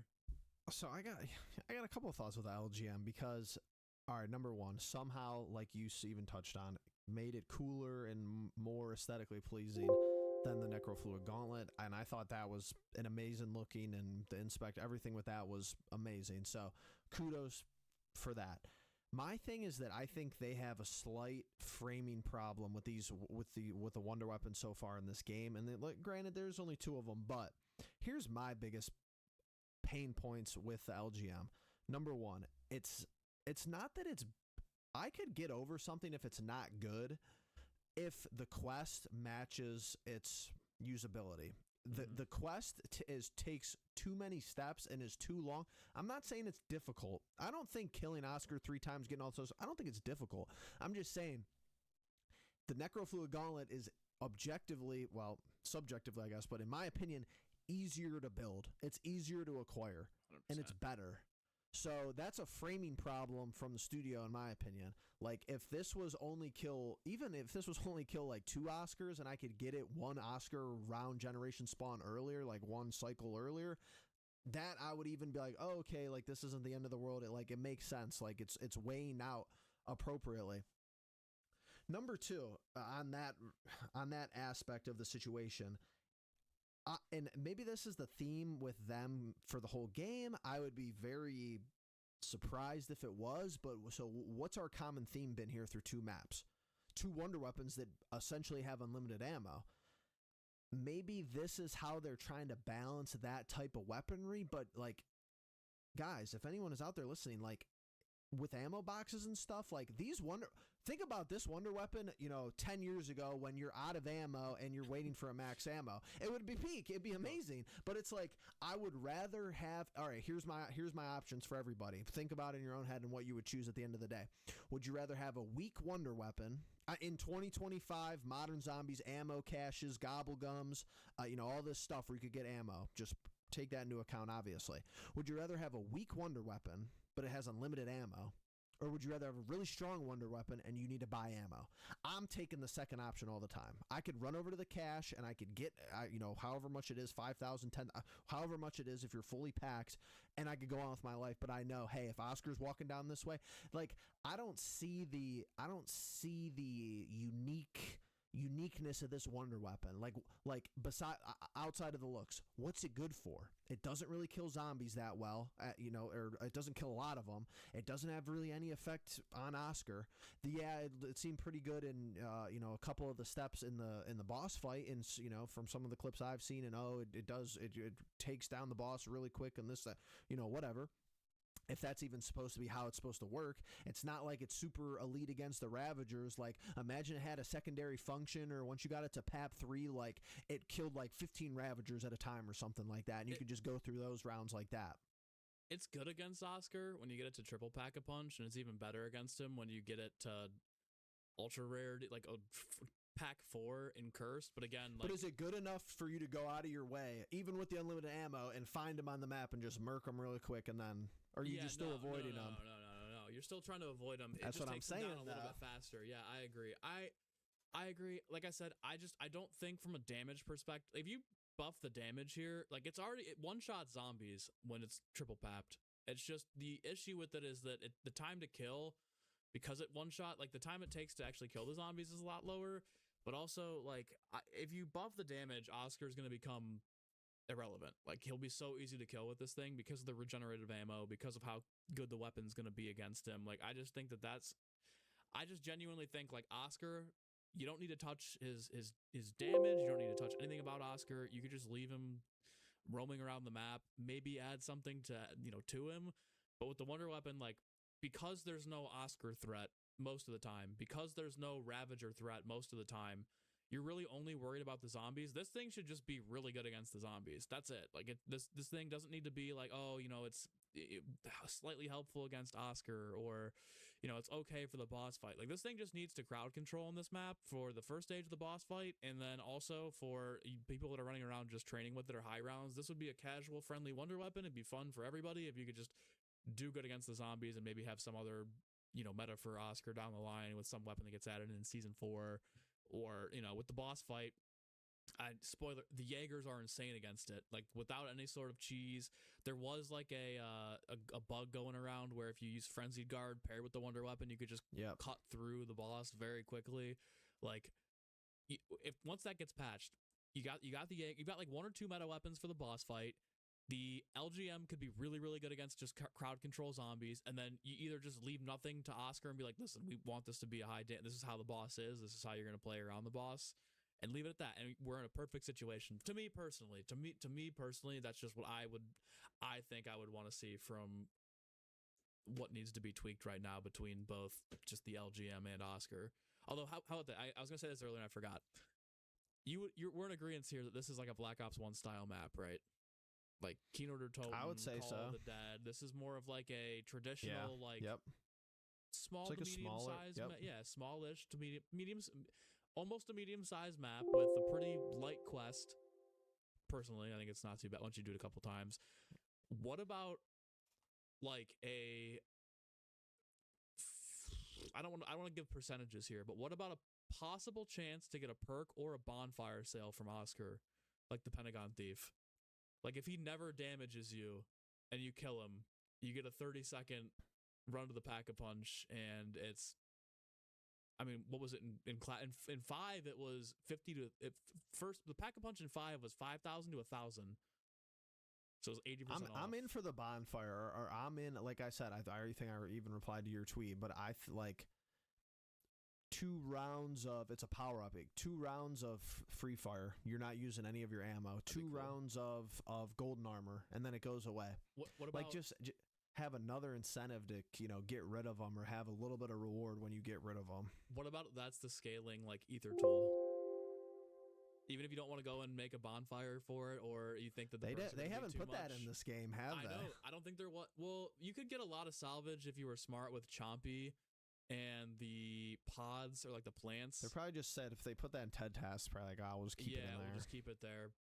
But like, I don't know, man. I think that'd be kind of cool. What about like the potential of like you either get an ether tool or a pack crystal? Because like pack crystals, they spawn out of the TED trials, but they're not very. They're very rare. They're very rare. It's very uncommon. Yeah, I think you get more. I've pulled more Mark IIs than pack crystals from the TED trials. So like this would be a good way to be like, hey, if you kill Oscar before round 10, pack a punch 1. Between round 11 and 20, pack 2, and if you do it at like 30 plus, you get free pack 3. I think that'd be kind of a fair way to balance this out a little bit, but I don't know. I'm just spitballing. I just think that from what I've seen in the general community sentiment around this map is that everything's really good, but people are kind of fed with Oscar. I think that's more of a casual problem, to be honest with you, not to be an elitist and sound like a dick, but I think that that's just a misunderstanding the situation problem, though. Like, I actually think, and I like obviously it's just this is speculation, but like I legitimately think that the devs were like, hey, he's used for the Easter egg, and you're not supposed to even shoot at him the rest. Dude, the first time I booted up on launch day and played solo, the first box spin I got was a ray gun. That's why I knew something was up, and we were obviously doing our thing, and I told you, it was round 8, I had a ray gun, and it took all of the ray gun ammo to get him to like a quarter health. I'm like, yeah, something's not right here. It's like, this is, not that it wasn't right, but it's like, hey, there's a little thing that's going on here that we need to be cognizant of and pay attention to, because he's not really supposed to be killed, in my opinion. He doesn't even dude, I told you this, I said I've never seen an elite enemy in zombies you could sneak up on. You got to be right on this dude's ass to get the Thurston code for a long time, and he just is patrolling enemy reading enemy 20. I'm like, he's a bot. He's hilarious though, and he looks great, and I think he's cool as shit. We need some Oscar merch, man. I was thinking about this yesterday. I need an Oscar YouTube. We need an Oscar inject. That would be insane. That would actually Wouldn't that be insane? That would be insane. I know we were asking for that last year. We're like, hey, where's the Amalgam inject? Where's the Uberklaus inject? But I think it'd be sick to get an Oscar one this year. I don't know. Imagine an Oscar inject in the boss fight, and all the zombies in the arena, you could do the sprinting thing, and they're all on your side, and they start attacking the needle. That would be insane, dude. That'd peak. That would be peak. And you're throwing the UFO. You're throwing his little like saucer things at the and you're shielded up. You got health up. We're never getting it because for high rounds. Super egg. We're never getting it. Not with that attitude. All right. I would have to be a little more balanced, but yeah, man. I think we're pretty much in agreement with most of the stuff here. Let's talk about the quest and then get into the community corner. So the quest, I've done it close to 10 times. Originally, I was like, yeah, this is not even close to the Ashes level of quest. The more I do this, the more I'm like, I don't know, man. I'm fucking with this. It's the theme of this episode is like the more I play the map and the more I understand it and the more I really like sink my teeth into it, the more I'm like, fuck, this is really good, man. Like, it's not to be like glaze, like, you know, hammer it home. I said it last year too. Like, after a week or two, it was like, okay, you know, the maps are good, but I don't know, the staying power isn't there. This quest, the first couple of times I was like, I don't know, I really liked Ashes because it just felt like it flowed very well, and this one was kind of like, oh, there's a lot of shit you gotta do. Oscar got so many things. But like, once you have your own little strategy for it, where you're like, hey, the first time Oscar spawns, I take him here, and then I go and I get some more, you know, the next 2 rounds while he's just not on the map, I rack up my points and I pack a punch, or I go and get, you know, a TED task done during one of the rounds and get a little beefed up there, and then he comes back and I kill him in another area, and then I go and do that, and I keep setting up a little bit more, and while he's away, you can sit there and go, I'm going to go get the directional planets because those are always in the map. So I'm going to figure out where these 3 planets need to be aligned so I can have this for later in the egg. And then he comes back the 3rd time, kill him. You got another 2 rounds, couple of TED tasks in there. By the time you start to actually get into the main quest, you could already, if you're being smart about it, you could already have like two or three perks from the TED tasks. You could have 2 or 3 that you've bought, and you could pack a punch once if you're not using gobblegums and get yourself rarityed up, maybe even a 2-plate fest. So like, the more I've played this, I'm like, okay, I can actually develop a strategy in between the Oscars spawning in where I kind of get myself a little more situated and set up. And then by the time you get the Wonder Weapon, you're like, okay, now he's going to come back and we're going to have to follow him around the map. And then you get into the puzzle section, which is pretty much once you get the Wonder Weapon, it's downhill from there. It's really just basically how fast can you run around and solve all the puzzles. And the more times you do it, the better it gets. The better you get at it, and the easier it becomes. You can kind of micromanage, and you know, I'm gonna get the puzzle pieces here, or with the bookcase step. Once you figure out the books are in the same case every game. So once you see the code, you can be like, okay, it's literally 221 or 112, whatever. Like, it's not hard. Solving it for the first time is a little difficult, but once you do it a couple of times, get the hang of it. It's easy peasy stuff. So yeah, and then of course. What do you think about the quest leading up to the portal? So here's the thing. This is where I want to, and back to giving Treyarch, high praise, because I think the most creative and interesting thing that I've seen from them through the first 2 main maps of this game is that they are both specifically, in my opinion, they're both specifically designed to be a co-op experience. However, they did an amazing job of having different co-op experiences with each map. Ashes of the Damned, you're all really supposed to be in Tessie. Yes, if you're good high-level players, and you could multitask probably pretty much every Easter egg that they've ever released. I'm not gonna act like that's not the case if you're pretty good players, but they literally said, oh yeah, we want Tessie to be the 5th member of your squad, and you guys are all rolling around in the truck and all this and that, and like even some of the steps in that map, like, oh, they force you to do the when you do the blood sacrifice step, they force you all into that room. They're like, hey, we're all getting in here and this and that. Astra is still a co-op experience, but when me and you were running through it the first time, what were we basically always saying to each other? What can we be doing right now? And it's not me and you have to go to the same place. Sure, there's some parts of that, but it's like, hey, I'm going to go to this part of the map and do this. I'm going to run over here and pick up the saw. There's all these different things that you could be doing where it's like, hey, if we don't have an Oscar on the round, or, one person's taking Oscar, getting him with one of the traps. And then, yeah, you have to come together and you have to combine and you have to be there really when the portal opens to get there to Mars, especially past that, because of how you have to get the artifact down and, a lot of those steps and looking through. Even the end is like, hey, you come together at the end to look at the symbols and all this different stuff. But really, if you have good coordination, it's like, it reminds me, and they've done this a little bit. They did this a little bit with Black Ops 6. It reminds me of like a competitive gaming experience where it's like, hey, we're calling out what we're doing on the map, and there's a purpose behind every movement. And it was such a 180 from AOTD, but in such a refreshing way where it's like, I feel like if you want to have success on Ashes of the Damned, you have to be together patrolling and going around the map. And Astra, it's like we could kind of be doing our own things, and then we're coming together for TED tasks, we're coming together for the teleporter and the Mars steps. But besides that, we could really roam around and be our own player, but still have that squad experience, and then obviously have to get together for the boss fight. But I don't know. I like it. I think it kind of, this is a weird map, MZC, like weird in a good way, because like it reminds me of like a Kino style, but this Easter egg, you're going to love this. This Easter egg kind of reminds me of like Firebase Z's Easter egg, which you know I'm a huge fan of, which you know I'm a big fan of. Is it probably a little bit longer and it probably a little bit more difficult and obviously a more difficult boss fight? Yes, but that's, I'm sitting there thinking, I'm like, this is kind of what it reminds me of. I think you got to try it solo, not in like a bad way or anything like that, but just like it. You have to. We'll try it.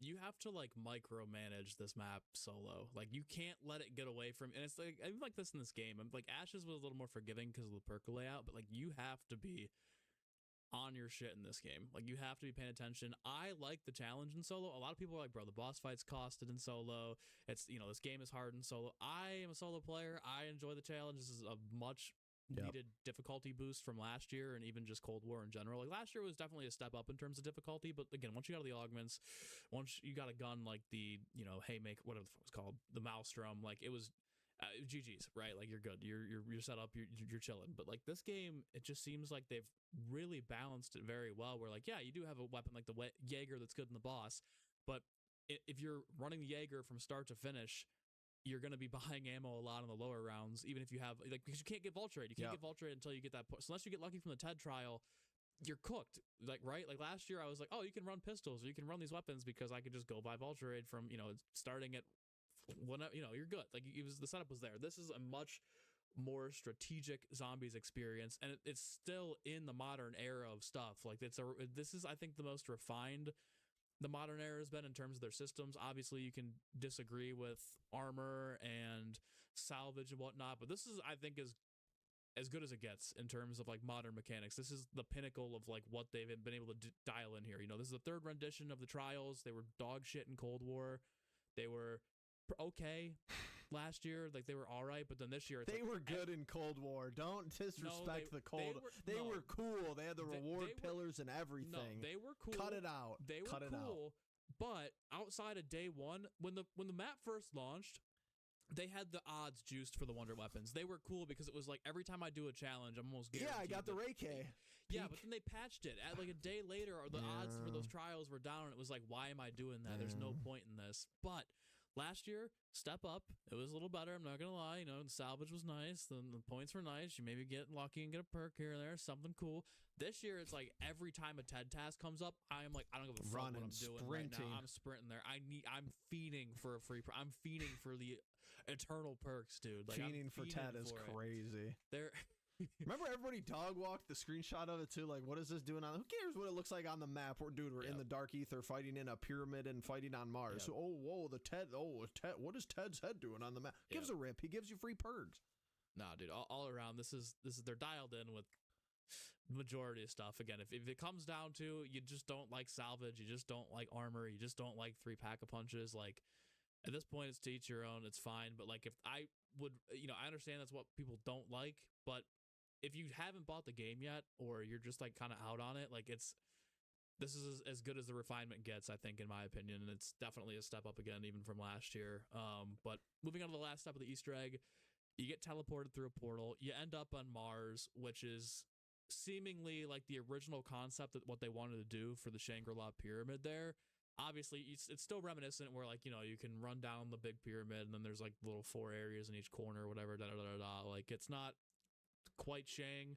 If they weren't blasting the music in your ears with it, you probably wouldn't really even notice it. But I gotta be honest, man, I got lit up for saying Shangri-La was on Mars, like, a year ago or 2 years ago. I made it short. And I was even talking about this on stream where I was like, bro, Shangri-La is absolutely on Mars. Like, you in Black Ops 3, when you go into the eclipse mode, Mars's moon Phobos is the eclipsed moon that's on the map. Like, the base version of Mars for sure, not on whatever, like it's not on Mars. But when you go in through travel through space and time, you end up on Mars. And I stood by this and I got absolutely berated in the comments. People were like, "You're fucking stupid. You're an idiot. It's not on Mars. Blah blah blah. It's all just it's a big old meme, whatever." I stood on it. I ate it. I feel so vindicated now, dude. When I came out of that portal and I heard the music playing, I was like flipping off. I'm like, yeah, fucking guys, all of you. Like, I got absolutely hoed for that. But you know what? Hey, dude, sick. Like I said earlier, the transition between space to Mars is insane. I love the way it looks. I love the zero gravity. I think the stuff in the back corner, I hope there's more to it, but they got like a flamingo, a toilet, a space outfit, and something else over there in like the back corner. Like, I hope there's a side Easter egg for those or something other than just a little bit of ambiance over there. But, you know, I'm a huge Mars fan. Like, IRL, I'm very into like Mars, the history of Mars, the potential that, you know, life or that we came from Mars at some point hundreds of thousands of millions of years ago, that there was, you know, it was inhabitable and people lived there. So it's always interested me. So getting to actually play on Mars officially now and have that area is super sick. It's seeming like we're going to get a Mars round-based map, or yeah, we're going to get a survival round-based map for Mars in season 2. The zero grav's cool. Everything about it's sick. The portal is cool. I like that it, you know, it's just a different part of the map where if you want to escape Oscar and just run around, you can go there, and it's pretty vibey. But then the actual few steps remaining for the Easter egg, you have to use the Wonder Weapon to charge up the pillars, which are like very ominous. You get the bird that flies in from the back, which is very ominous. Like the Hertz music that plays, just like the, you know, early humanity music that's going on out there. Just the gongs and stuff are really just, it makes you feel so immersed in being on Mars, and it's so different from being out on Saturn and being back at the actual POI of Astra Malorum. And then, of course, you know, once you get everything charged up and you're good to go, you use the portals to summon the head. The skull comes down, and you got phase 1 of the boss fight where it's shooting fireballs at you. It's got, you know, the toxic phase. It's got the laser from the observatory shooting down at you. You get through that. Then you get to Caltheris. You've got 3 stages of Caltheris, which originally I was like, damn, dude, they are really hard in the boss fights this year. It's still difficult, don't get me wrong, but once you get like a good augment loadout and you get the right weapons, it's not too bad. Even without the boss cheese, it's really not that bad of a boss fight. I'd encourage you, if you haven't beat it yet, or if you are thinking about going for it and you just think it's too hard, try and use the Jaegers if you got them leveled up. You're definitely going to need the prestige attachment for it, but it makes the boss fight so much more manageable. It's not as like cheesy as Patient 13 or the Guardian became. It's still, don't get me wrong, it's still a difficult boss fight and you got to be ready for it, but this does not need a nerf. And I've seen so many people already starting the whole, we got to nerf, like, no, please just leave it the way it's totally fine right now. People just got to find the meta for it. I'm sure there's probably even a better weapon than the Jaegers for this boss fight, but just let's give it a week. If people are still struggling with this and we're looking at a 1% completion rate next week, okay, fine, we can nerf it and then we can make this boss fight go into cursed. Like, I'm on board for it, but like, before we pull a Vatherion here and we just completely nerf it into the ground, it becomes, in my opinion, child's play. Like, can we just take a step back, take a breather? Because I'm not gonna lie, dude, I failed Vatherion a lot at the beginning. It was definitely a tough boss fight for me. I only failed the initial run through that we had. That was it. Like, I'm probably like 6 or 7 for 7 since we've since we started there. But yeah, no, it's I think it's fine. I think it's a good boss fight. I think it's definitely a little more difficult than what we had in Black Ops 6, but this is what we asked for. And when you get the right loadout and the right augments and you're completely kitted out, ready to go, it's not that bad. I don't even think it's as bad as Eddie, even close. So I think we're looking good here with the boss fight. Everything about this map, like, like I said, if they could just dial in the Wonder Weapon quest or the Wonder Weapon itself, and they could dial in maybe like a, you know, something for killing Oscar, even if it's like a percentage chance of a drop, I'm willing to go S tier if they fix those things. The Wonder Weapon seriously gets that noticeable of a buff to be like, hey, you know, damage wise, it's not going to wipe away an entire horde with one shot. But if they extend to 2 to 3 zombies, get that buff for Oscar in terms of the droppage afterwards, and maybe find like one more cool side Easter egg, I'm willing to go S tier. Like, I really am, man. Like I said, I might be a little biased because I like space. I like the round change music and the vibe there. I love Shangri-La. Shangri-La is one of my top 5 maps of all time. So like, I'm very big on having Shang and Mars be a portion of this map. And then the lore itself, when you really start to understand what's going on, we won't get into it this episode, but the more we go through the Dark Ether story, especially here with the first 2 maps of BO7, the more I'm thinking that this is either the original cycle for Primus, or this is like what happens before the cycle starts. So again, I don't want to get into that topic. People are gonna be like, "What the hell are you talking about?" It's way more in depth than just that. But storylines got me intrigued. I'm actually, believe it or not, very interested for Alpha Omega, or whatever that is now, quote unquote Alpha Omega, and where we go next, because it seems like we're going to Hell on Mars, which is going to end up being, from the leaks and rumors, you don't know if they're true or not, Camp Edward, which is Alpha Omega. I'm hoping as long as it's bigger than Alpha Omega, if they got the drill there from Nuketown too, and we finally get some explanation for what the fuck the drill was on the loading screen, I'm here for it. I'm ready to go. Astra Malorum gave me so much confidence that, like, hey, even if this is just kind of a map that focuses on the Warden, or it's more of a one-off before we get back to the last remaining 3 DLC maps after this, I'm fine with it. I'm here for it. Like, more content is good content. If it's we're looking at like a Tomb situation here, where it's just a dry map, it's bland, the aura's not there, the wonder weapon's kind of you're not really into it, then I got some concern. But like, as of right now, I'm riding high into the next map, being like, I'm gonna reserve judgment of what Alpha Omega means until I see gameplay, or until they start putting stuff out about it. I'm not gonna get in my head that, oh, the next map is just an Alpha Omega 1-to-1 remaster. If it is, got a few questions, just a few, got some questions. But till that point, everything's looking good, man. I'm chilling. I'm ready to go. I'm locked in. Bro, before we go to the community corner, I gotta get this off my chest. I gotta say it, because this is, when I saw this the first time, and then when I did it for the first time in game, this made me so excited about this title, and this made me so happy for Modern Zombies. But the explosive next to the asteroid at Wisp T, jump off the left side into the most peak cinematic experience, the music playing in the background, and then you're flying and you fly by, and then there's just the DG2 turret. That is the type of stuff I'm talking about. That is hold on. That is fire. That is amazing. That is I know what's going on. That's crazy. That's the type of stuff that's like blowing up the Earth on Moon. That's you get into Origins and the robots are all walking towards you simultaneously. That's the type of stuff that Modern Zombies has been missing. And then, you know what, they could have done it. They could have took the quick way out. You could have went through the the end of being out in space there, and they could have teleported you, or they could have like black screened you right back to spawn. No, what do? They slowly move you all the way back across the map, and they just plop you down right in spawn after you pick up the DG2 turret, and you can put it on Tessie. We don't even know what it's for. We don't even know what it's for yet. But that cinematic is what creates legacy Zombies fans that make people want to hop on and play these maps and get into these games, because of stuff like that. The epic proportion, the larger than life, the fantasy aspect of the mode. That is I was so excited when I saw that, so I had to throw that in there right before we got to the community corner. But how good is that? Dude, you're right, they cooked. More stuff like that, honestly. Like, that's the kind of side Easter egg content that we like. We don't know what the turret does yet, but just you got the music, which is it's a remake of the Shangri-La Easter egg song while you're floating there out in the middle of space towards Saturn. Like, it's just very immersive.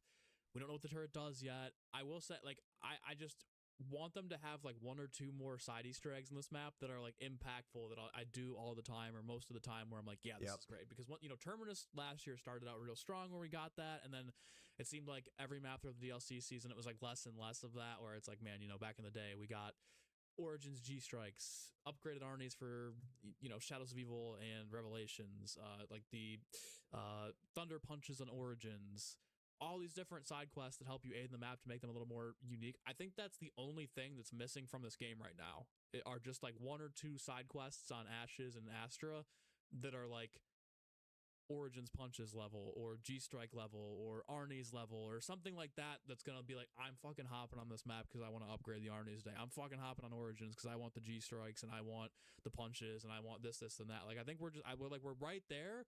This is as close as we've been back to the pinnacle since BO3, in my opinion. I think it just needs that like one more push over the hump before I'm willing to be like, this is competing with BO3. The side eggs are a little lacking. That's my one critique here, aside from Oscar and the LGM1 buff that needs to happen. Side Easter eggs so far have been a little underwhelming. That's one of my favorite parts of the game, and I just have not had the incentive to do. Even like the Dempsey and the Nikolai side Easter egg, those are sick.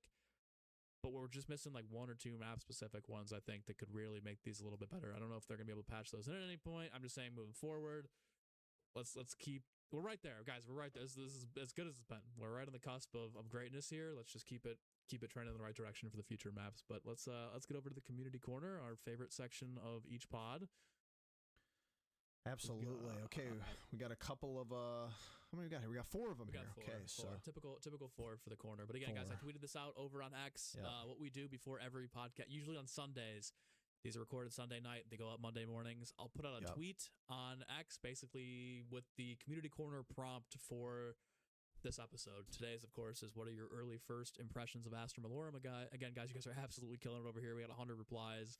People are just really not only hyped about the map, but really willing to share their opinions, which is what we love. Like I said, I go through all of these and I sift through all of these. Even though we usually include like 4 or 5, I do go through all of them just to see what like the general community sentiment is, because that's a great gauge of like how people are feeling. And again, last year towards the end of the game when we started doing this, mostly negative. So far, like the 3 or 4 that we've done this year for BO7, it's been like all positive, like 90%, 95% positive. So like we're in a really good spot right now, and this is a really good gauge for the community. But again, we appreciate all you guys for not only the support of the podcast, but over on Twitter, kind of giving us your guys' feedback, because it helps us craft these episodes. yeah, absolutely. Let's hop into it real quick right here. First one off the top is from Dark Zero. He said, it feels like a great mix of all 3 eras of zombies maps, Zelensky, Blundell, and Kevin Drew. My only response to this, MZC, is I totally agree. I replied to this and was like, I love this comment because it's so, I didn't even think about that, but it's so true. You know, like you've got like the lore of the planets, you know, and Mars and all these different things that you'd see in a Blundell era map, right? Where it's like, you know, just like the very out there kind of ambiance and out there setting. You've got the Zelensky era, which you touched on, like the Kino der Toten style of map, where it's not overly confusing. It's not blowing you away one way or another. It's just like it's a simple layout once you really understand it. You also got an enemy like George. We haven't seen this type of enemy, this type of boss enemy in forever. So again, it really harkens back to the original days of like, hey, they're getting really creative here. And again, it's called back to George. And then the Kevin Drew era, of course, being like, you know, your modern zombies in terms of the mechanics. I feel like we're just kind of really refining what we have now. So it's like the gameplay of the modern era, which is Kevin Drew. You've got like the lore building, the atmosphere of Blundell, and then like the map gameplay of like the classic like Black Ops 1 style of map, which is like it's crazy that they've been able to do this. And I hope that moving forward, they make these maps with that style in mind, where they're like, hey, we know we have the modern mechanics, we've really nailed these down, and this is something we're comfortable with and we're going to keep sticking to. But when they look for inspiration in terms of like the Easter egg and the lore and the boss enemies and the wonder weapons, you look back at like the Zelensky Blundell era and just pick and choose the favorite thing that they want to use for the next map based on those qualities. But no, it was a great comment from Dark Zero and something I completely agree with. Yeah, really good point to start off the community corner. Moving along to Bacon. A huge shout out to Bacon. Absolute stud. Bacon goat on X now. Love it. Absolutely. Getting him over to the dark side X. Okay, he said, I think it's a fine map.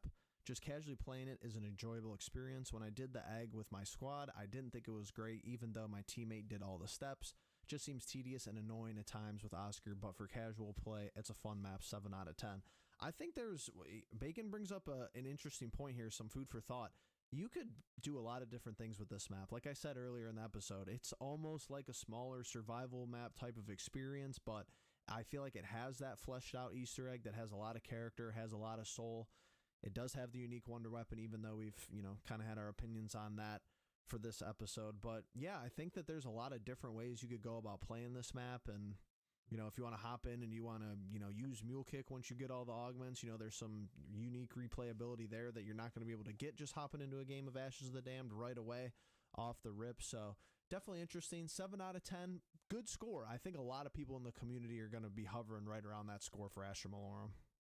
I think so too. I think the general community vibe to this point through weekend 1 has been like 7.5, which is like, I think a pretty fair assessment here. I'm a little bit higher on it just because I take into account like the whole, I like the aura, I like the setting. I've got some partial, I'm impartial to Shangri-La and Mars, so like my score is going to be a little bit higher than the average person. But I will say, I think Bacon was actually has been out of town all weekend, so we only got to play day 1.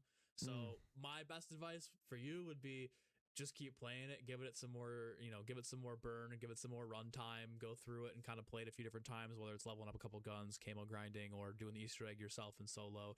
I was on the same boat where like the first 1 or 2 times through the egg, I was like, I don't know how I'm feeling about this one, but the more I really sunk my teeth into it, the more I'm like, fuck, dude, this is good. I said that like 2 or 3 times, but it really is like, it's got me hooked and it's got my attention, and I'm dumbass locked in here. So yeah, Bacon, for sure. I get what you're saying. I can totally see where you're coming from. I would just say maybe give it a little more runtime, get maybe another week on there, and then if you're still feeling where you're feeling, then it's totally fair, because I'd say your score is about on par with what everybody else is feeling in the community.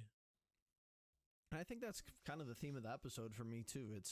This map does grow on you. I think the more you play it, the more, and this is another thing too, I feel like this is the 3rd time I'm saying this, but this is another thought that has popped into my head, MZC, that I just feel like the studio and the team over Turk I've not seen them get any credit for. It's like the 8-player crew, which I think rightfully so, a lot of people were skeptical of and critical of them even like releasing that or like teasing that at the end of Black Ops 6, has been really good. Like, you could switch around, and yeah, I'm going to be a Dempsey main, I could tell you that, but Dempsey's hilarious on this map. He's hilarious on Ashes of the Damned, but I have full confidence that the other players that you hop in with, you're going to get that different level of experience and that different level of, hey, this map kind of grows. The more I play it, the more I enjoy it, the more I get to understand it, the more that it makes sense type of vibe. So I think that's just something too that no one's really talked about, but like, yeah, it's kind of the meme thing in the community, or like, oh, is this rumor really true about,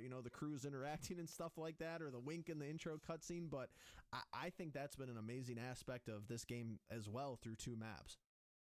That's something like, when we did our roundtable with Stanley, Afterlife, and Donuts, and even when we talked to Stanley in general and Afterlife before that, was like the criticisms of the writing and the lore, and especially now bringing back, Primus Ultimus, whatever you want to call them, mixed in with the Requiem crew.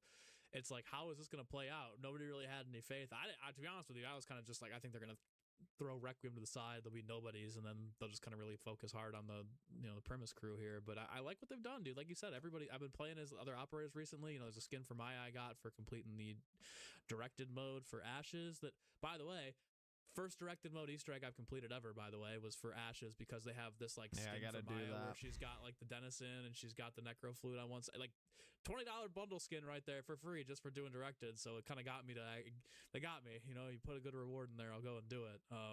But yeah, playing with Maya, like hearing her talk to Vatherion when you spawn in with her, and hearing her just kind of like talk about the other crew members and stuff. It's like, okay, like this is good. And honestly, having 8 operators instead of 4 is nice. It's cool to be able to have this ability to swap between a bunch of different people depending upon how your play style is. Like you said, Dempsey's really funny. Like when I play with Dempsey, I'm like, this is more of my unserious round that I'm here. Like I'm just kind of messing around, vibing. But when I'm Richtofen, like Richtofen's usually, yeah, he's got his like sus moments and his sus quotes, but Richtofen's like the locked in egomaniac half the time, where he's like, calling out the Shadowsmith and whatnot, and that's what I love about him. So having the ability to kind of pick and choose between different crew members is nice. Yeah, for sure. All right, let's move along to K. They say, I was admittedly skeptical about the map being small, but so far I've been having a blast. Oscar is an awesome addition. Love the callbacks. Periodolia remix and the potential lore implications from Mars alone are exciting. Essentially, it's the tomb done right. I think that's like, if someone was like, hey, describe Asher Malorum in 1, 2, 3, 4, 5, 6 words or less, I think that would be a good way to put it, even though I think me and you are in agreement that I think it's a lot better than the tomb, and I'm sure that's what Kay was going for there as well. It's just, everything is, I don't know, man. The more I think about it, and the more we've done this episode, this map might give Ashes of the Dam a run for its money. I know that's early. It's like, dude, it's like, but like compare stuff 1-to-1, like how I said earlier, like Xursa or Oscar. I think Oscar's maybe a little cooler, but I thought Xursa was very cool. Now the Necro Fluid Gauntlet, yeah, we could probably do a whole episode, AOTD, and hit that like button if you want a Perkaholics Anonymous podcast comparing Ashes and ranking Ashes versus Asher Malorum. We can make it happen. We could get it done. But I mean, Kay brings up good points as well. Dude, that's gonna be the title for this video. Is literally just like Asher Malorum keeps getting better, something along those lines. Because it's like the more I sit there and think about it, the more I play it, the more I let it digest, the more I'm like, dude, I might like this a little bit more than Ashes. I might really like this map. You know, and you don't want to get into the whole like it's weekend one. You know, we've done these. We did the Ashes review, which actually held up very well. But you know, we've done the Ashes review, and now the Malorum first impressions here. A couple days after the map comes out, you usually want to reserve some judgment. I think we're pretty. You know, we've been very positive, right? Which is the community sentiment here. But like, you know, we do have our negatives here and there. But overall, I think that K is 100% right when it says like it's the tomb done right. I didn't hate the tomb, but there was definitely like that, like, you know, there's no, or, you know, the cave doesn't really, you know, do anything for me. Like, there's no like excitement walking down to the bottom of the structure and then going into the dark ether. Like, it is what it is. But this is like, I think it's unfair to compare Astra to the tomb because Astra is just on such a different level. But I get what you're saying, and that was like my first initial take too. When I texted you, I think it was like at like 3 or 4 in the morning after we had done the Easter egg and after we had done all that stuff, and I was working on getting the ballistic knives. I was like, bro, this is like the tomb just on crack. And I was, again, it's an unfair comparison to Astra because it's just like just on a different plane of existence in terms of how good it is all around. But it really is, you know, it's like a decently similar size, and when you're comparing it to the last 2 games, like that's the map you compare it to in terms of like the size.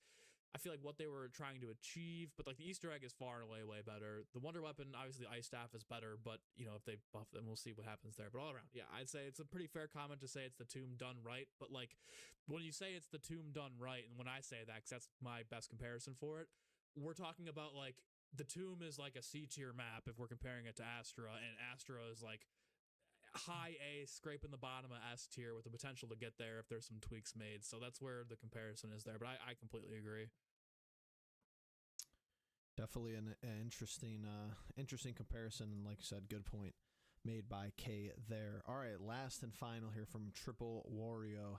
They said, so far, disappointed. Basically, no unique reward side Easter eggs as of now, which makes the map feel much less rich. Looking around the map for Oscar 3 times for the Wonder Weapon is just annoying. The DG2 barrel is just a reuse from Ashes, and here you die in 1 second due to meat thrown at you.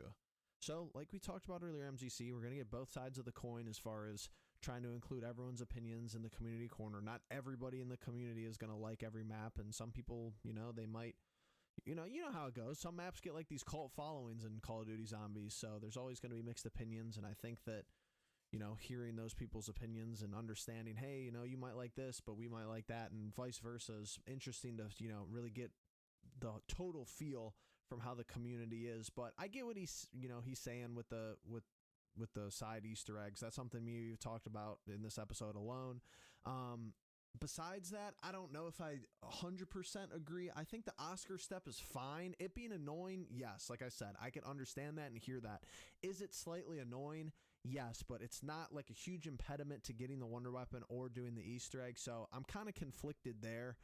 Like I said earlier, if the Wonder Weapon was a little bit better, I think they just need to match that up and make the framing work a little bit better would be my critique as far as Oscar and then the LGM1. The last thing I definitely disagree with, because like to me, I get where you're saying it's reused, but that's just so cool to me. Like they're crashing through space, getting teleported from the end of Ash of the Damned, like into Astra Malorum. Yeah, the DG2 turret being off Tessie and being floating around in space, or you know, orbiting the rock that we're on. I think that's amazing. Like I said, I think that's absolute peak. So I didn't mind that at all, and we don't even know what it does. So I think it's kind of a little bit unfair to pass, you know, full and total judgment regarding that. But how do you feel about what Triple Wario said, MZC? Yeah, again, guys, like we touched on this a little bit earlier. Like I really had to go through the comments to find some negativity. Like, and I went with the intention to go through these and be like, I'm gonna try and find like a pretty thought out like negative tweet here. But everything was like solid 7.5, 8, 10 out of 10, 9 out of 10. I'm really enjoying this. This is like the only negative comment that we had. Shout out to Triple Wario for being kind of like the opposite end of the spectrum here, just so we can, you know, have a fair viewpoint to talk about. I'm right there with you on the unique side Easter eggs. I do think that the Nikolai one as well as the Tessie one are great. There's also another one that's been found where you get these like wisps to spawn around you and you can like throw them at zombies. I think they come back every round. I don't know if they're really like that crazy, but I agree. Side Easter eggs could definitely be a little bit better in not only this map, but the map before as well. Looking around for Oscar for 3 times, to me personally, it was annoying the first 2 or 3 times I did it, but the more that I've gotten used to the map and understood, like, hey, he's about to spawn in next round, I should be over there looking for him, and the more you can, like, min-max in between rounds, you do some trials, less of a concern for me there. I agree, though, that it is annoying just for the Wonder Weapon when you're really not going to use it too much. And then for the DG2 barrel, I just completely disagree again. Like, I have the same viewpoint as Jeff, where it's like, it's great lore building from not only the last map, having Tessie and Spawn.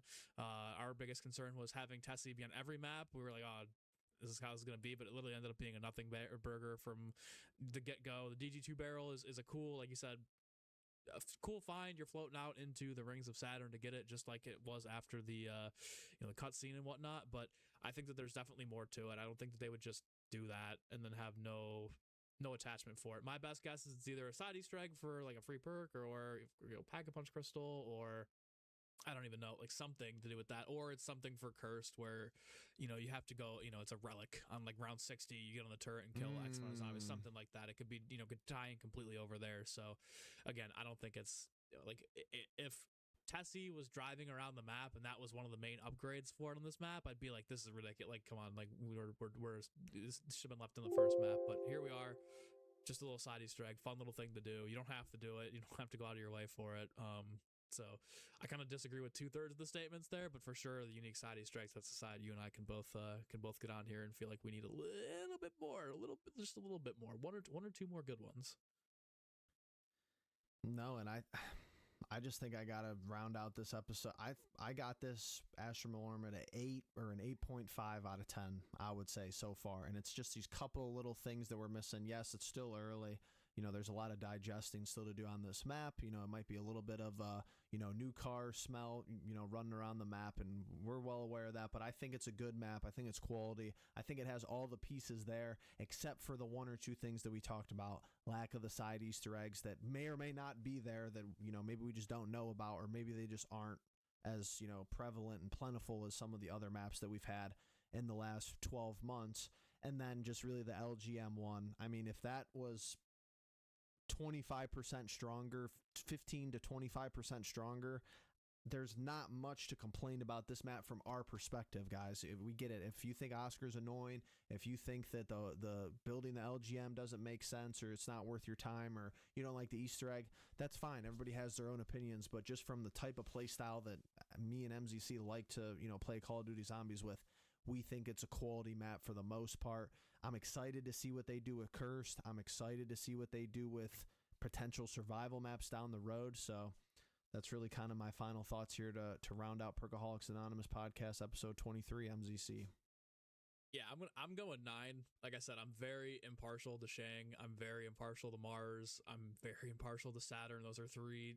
Well, obviously Shangri-La is not a real place, but Mars and Saturn are not 2, that we know of. Not that we know of. There are some structures on Mars that are a little bit suspect, but no, I like the setting itself. I'm very impartial to. I'm gonna be biased because I love Shang. I love Mars. Love Saturn.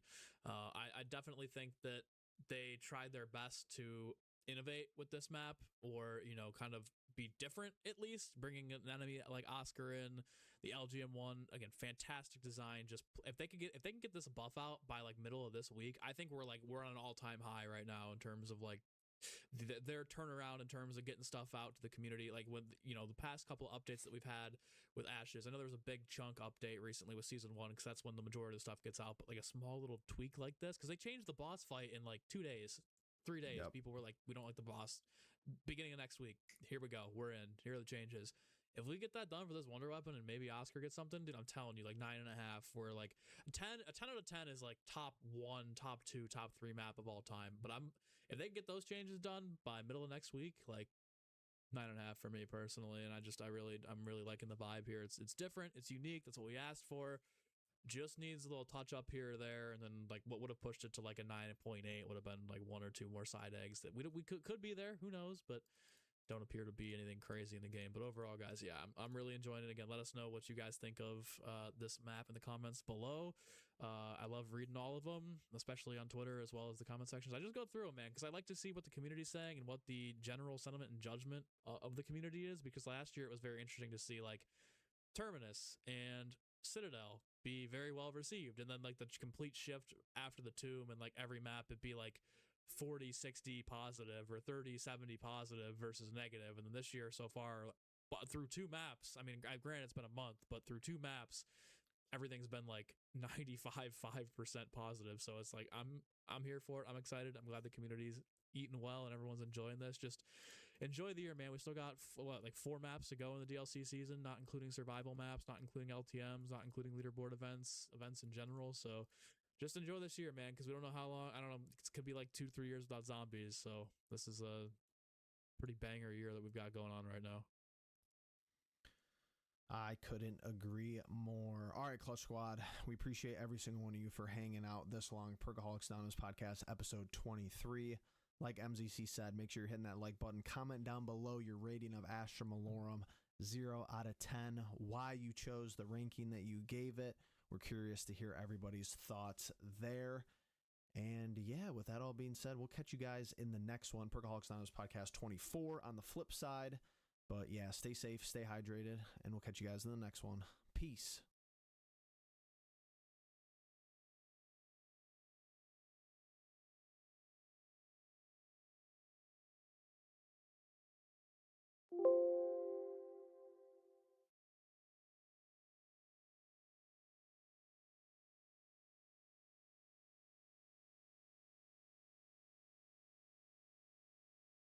Hi guys, this is a list of tips for Astra Malorum that make your life way easier. You can take down Oscar super fast, get free perks, there's new mule kick tech, and updates to some of the old perks that have now been changed, and there's a cheesy way to make the boss fight super easy, and there's a non-cheesy way to make the boss fight super easily that will not get patched. So without further ado, let's begin. The new Oscar mini-boss on this map is so frustrating to take down because he's so tanky unless you know these strats. We're going to pull from some of the stuff that we learned from Ashes of the Damned here, and we're going to look to the crafting bench. On there, you've got a few options. One, which we're going to start with, is the point turret. If you throw point turrets down, it's actually going to automatically target the UFOs that surround Oscar and keep his shield up. And all you need to do to make Oscar damageable is destroy that UFO. So if the point turret is doing that job for you, it's going to make it much easier to keep him consistently damageable.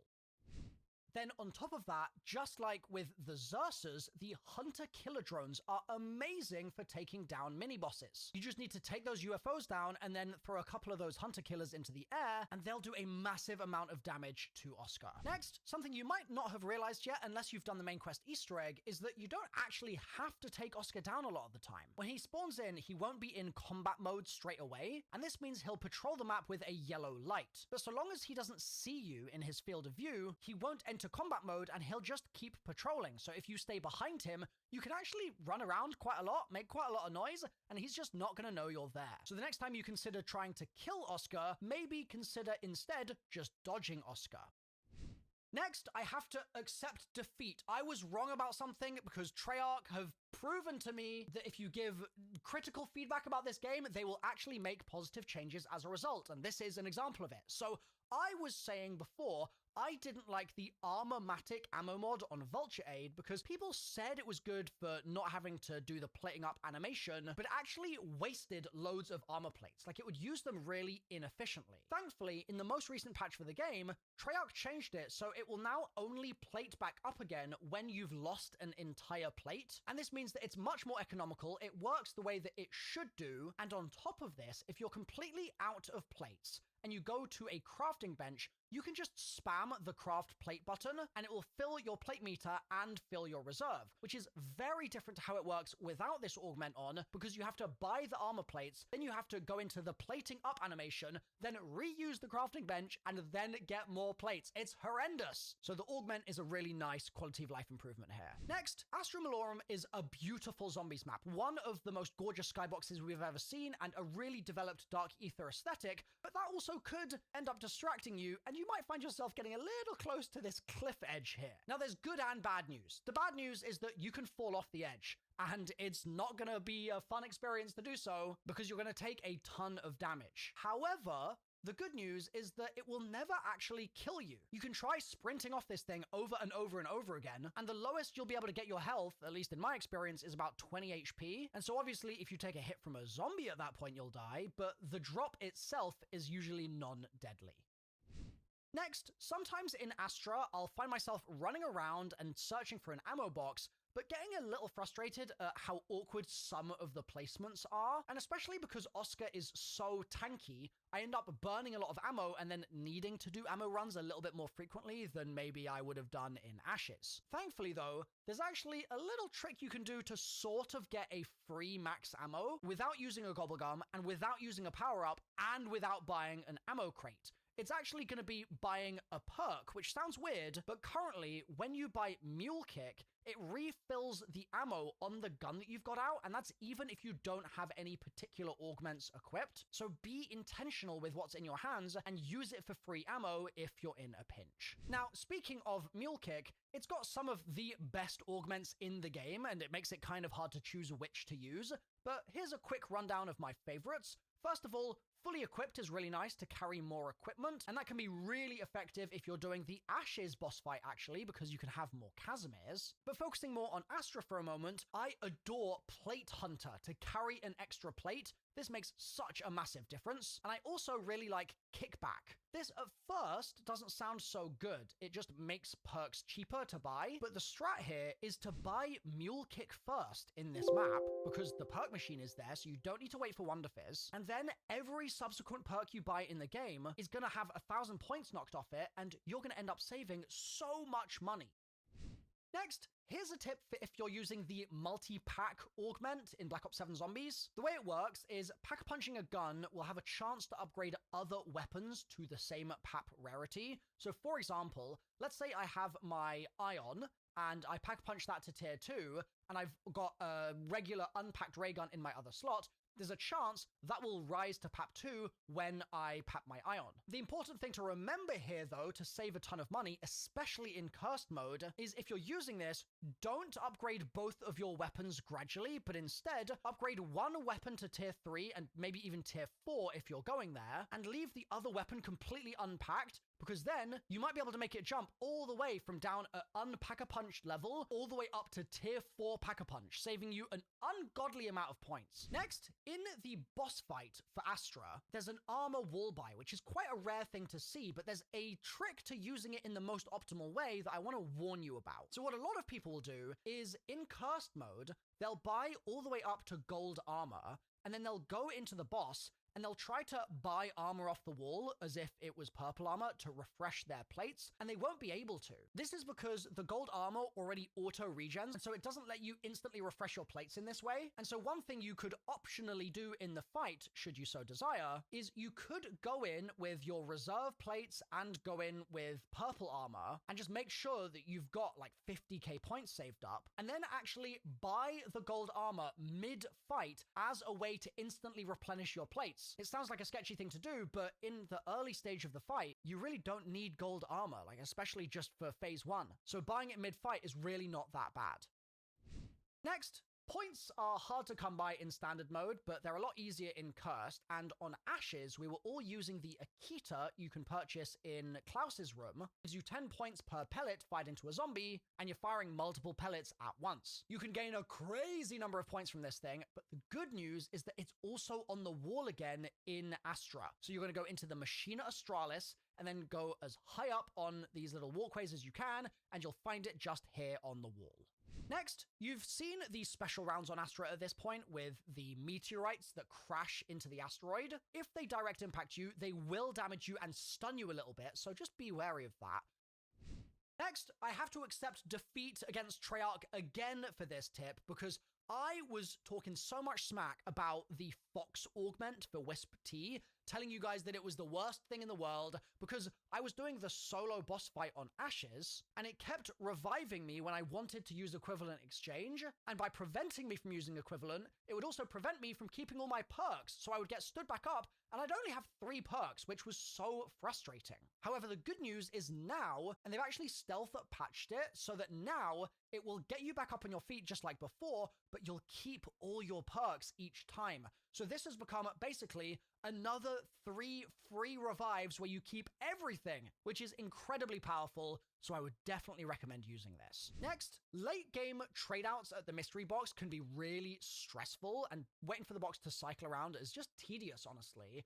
But Treyarch has finally given us a solution, and this is also really powerful if you're in a game with friends. What they've done is they've updated the box, so now when you knife it, the weapon in the box will just drop to the floor. And this means that you don't have to swap your weapon out every single time, and you can cycle the box so much faster. On top of this, if later in your game you want to trade weapons with a teammate, previously what you'd have to do is go buy an expensive wall buy for like 3 or 4 or 5,000 points, and then use that gun on the floor to do your trading. Whereas now, you can just buy a box weapon for 950 points no matter what round you're on, melee it onto the floor, and then do your trading that way, so it's much cheaper. Next, on Ashes, we had the purple pods around the map, and toxic growth meant we could get early round pack punch and loads of salvage, and the healing pods also gave us extra salvage, so we could get set up really easily on that map. Whereas on Astra, you're kind of punched in the face a little bit. You don't have nearly as many super fast mode, get all the salvage in the world kind of strategies, and it takes longer to get ready for Pack a Punch. But what we do have on Astra is the purple crystals, and I really strongly recommend you continuously harvest these in your game, because the extra salvage that they give you will stack up, and the crystals respawn every couple of rounds, so you may as well hoover it up as you move around the map. That's not the main tip here though. The main thing is, if you buy Death Perception and you use the augment Treasure Hunter, the purple crystals will also drop ammo.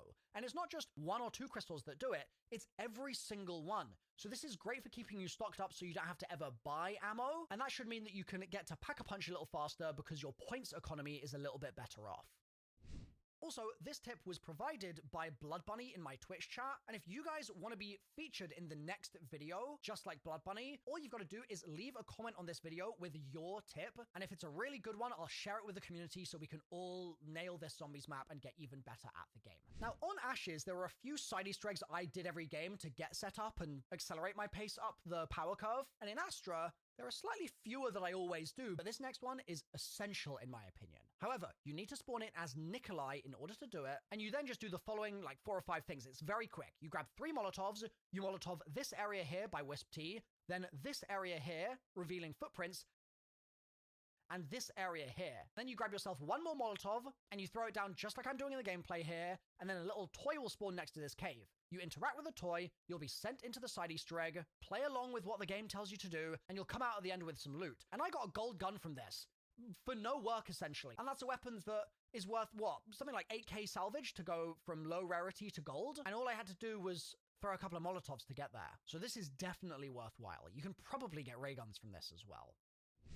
Next, here's another side Easter egg I do every game in Astra to help me get set up faster. You must have a Pack-a-Punch gun in order to do this, and you're then going to run to the following locations and do what I do. First, go to the Museum Infinitum and break open this display cabinet and then shoot the skull to make its eyes glow purple. Then hold square to pick the skull up. Then go to the Stargazer's Courtyard, and in this zombie barrier, you're going to shoot the skull and grab it. Then go to the Machina Australis area, and you'll see it inside this display cabinet.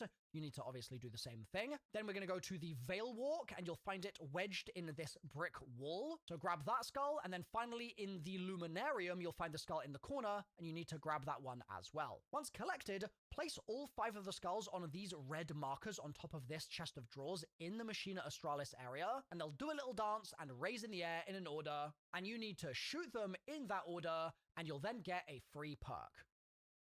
Next, there are actually a couple of free perk options in Astra. You could be doing the skulls, like I explained a moment ago, or you could be doing one of the other side quests, but crucially, I would recommend you do all of those free perk quests towards the end of your perk purchasing journey. The reason for that is those later perks in your game are going to be more expensive in the Wonder Fizz, and you may as well just get them for free, rather than getting the early game perks for free and maybe getting a perk that you don't even want sooner rather than later. Next, be careful of losing your wonder weapons in Black Ops 7 Zombies, because it's very easy to make this mistake. If you buy Mule Kick and you've got your ray gun in your 3rd slot, What used to happen is if you went down, you would just lose the gun. It would just be gone, zapped out of existence. Whereas now it's a little different, and your wonder weapon will actually fall onto the ground below you, and you'll have to manually pick it up again. This means, in my opinion, the best thing to do is keep your wonder weapons in slot 1 and slot 2, and any bullet gun that you have as a final weapon is the one that you should keep in slot 3, so that if you do have a sketchy situation and it does drop to the floor, you don't lose the game entirely if you forget to pick it up again. Next, the wonder weapon is not super powerful in this map unless you know how to use it right. There's actually two sides to this. First of all, here's some gameplay of me using it right during a round. It's insane. It's actually just unreal because it has a literal infinite ammo and it takes out everything around me. And the trick here is just to not spam it all on one target, because then you're going to end up getting clogged up with zombies waiting for the gun's ammo to come back. Instead, by just maintaining a really steady pace, you end up taking out everything very easily. But the second way to use it properly is the Frenzied Guard cheese. This is useful for the boss fight, and it's also useful for taking down Oscar. So let's show you it on Oscar first. I'm going to use Frenzied Guard with the Frenzy Fire and Extension augments, and I'm then going to use it, and I'm going to spam Oscar, and he's going to die. Now, if it doesn't work, you might need to go to an ammo crate and buy ammo, which is weird, but it's just the way this cheese works. But the main thing people are using it for is to cheese the boss fight. So as you can see in the clips here, you can pop your Frenzied and then melt the boss on the final stage, and it means that phase 4 goes by in like 10 seconds, and there's basically no risk to you as well. It's incredible, so I highly recommend doing this. And if you need a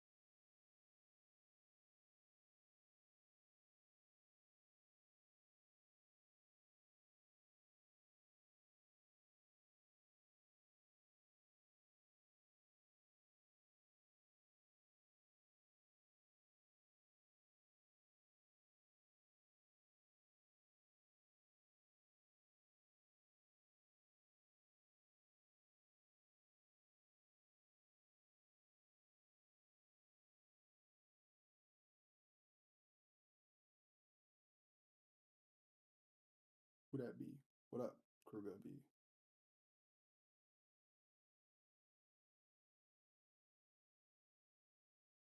$226K. Yo. Hello, brother. Hello. Yes, sir. Lit chain ass nigga. I'm here. What's up, Krug? Oh yeah, someone called me and they were like, "Put a girl on. Put a girl on." Bingo said that they did it to you too. I told Bingo about it, and he was like, "Kruger had a similar experience." Yeah, it was very weird, bro. I told them to go kill themselves. Wow. Yeah, I said, "Go kill yourself." I don't know. I don't know. I don't You're a know. It's an demon. A6. It was an A60 number. So that's all I know. It was an 860 number. I can tell you exactly what the number was. Actually, I just have to go back. Hold on, hold on, hold on, hold on. Why don't you text it? Invite me.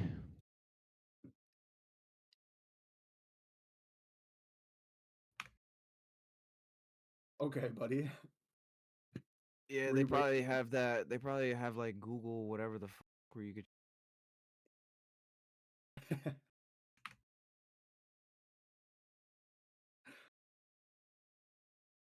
Spy that bongo. Oh no, it was a 203 number. Fuck, it was 203-560-6590. Yeah, 6590. Yeah, that was the number. Edmund Sear. Who the fuck is Edmund Sear? Yeah. Who the fuck is Edmund Sear? What the fuck? Why the fuck do they want It's both that of them? bongo for sure, 100%. He's laughing too much. Jeez. Was it you? No, bro, it was not me. Bastard, it didn't sound like you. No, it wasn't. It wasn't me. It might have Probably sounded like sent a you. prank call, bro. Ah, dude, did you tell somebody to prank call me in No. Kruger? Dude, I thought we were I thought you were better than No, that. but you could Oh, like I you thought could we were like better go than on that. one of those apps and it'll send like a prank call. Dude, It was Bongo, that stop bongo. fucking prank calling me. Just call me yourself, Dude, dude. it wasn't me. You know, stop fucking prank calling me. He That does know a bongo. little too much. It Wasn't might be fucking his me. It was though. that bongo. Is It was it that you, bongo. It bro? was that bongo. It It was that bongo. wasn't me. Sniffer, what the What? fuck? I don't even think I have your number. Or Schmoops. I don't even have Schmoops or your number. Dude, Sniffer, stop fucking calling me, dude. I don't want to talk right Sniffer. Sniffer. Sniffer. Sniffer, bro. Stop calling.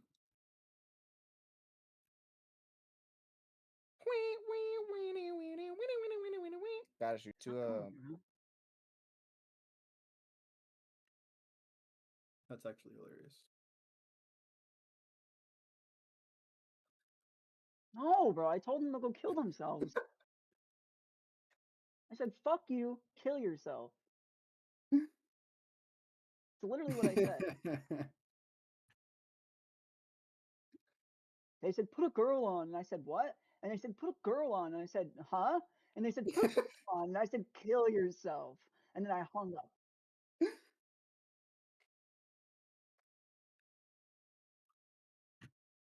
I wasn't having it, bro. I wasn't having it. Wait, they also asked me that. They also asked me that, bro. They did. They did. They did. They did. They did. And I said, what? And then they said, put a girl on. And I said, kill yourself. That's crazy. I guess, bro. It was, I don't know. It was when I was in Connecticut. I'll tell you right now. I wanted to call it was December 1st. I wanted to call the number back. I want to, but I haven't done it yet. Do I do it? Or they don't pick up?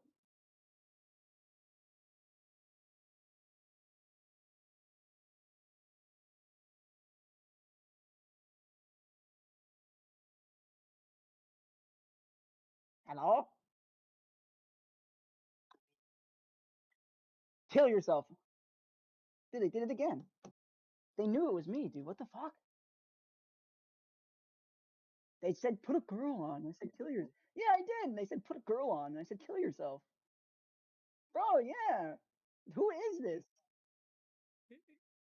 Hundreds, is it you? I don't have your number, dude. Who gave this guy the number? Devon, what the I'm fuck here. are I'm you here. Devon I'm was here. just I'm here. laughing I'm up here. I'm calling here. you a off Casey's I'm here. storm. phone, Yo, dude? call him. No, call him again, Brayden, and I'll talk the No, whole no, no. time, Have bro. Kruger call them. Have Kruger call them. We'll give you the number. No, they know me and Kruger's numbers. Okay, let me. All right, wait. Kruger, give him the number. Give him the number. Wait. Maybe I you gotta remember wait a what you little guys while. said. I remember what you guys said. The number. I remember it. I have an immaculate memory. You ready? Ooh, I got 203 2 evolution shots. 560. I With don't a remember the rest. goblin. Hold on, it's 203-560-6590. And I'm why'd you calling come him. from I'm calling him. Waterbury? You ready? Listen, Yeah. I'm putting him on speaker.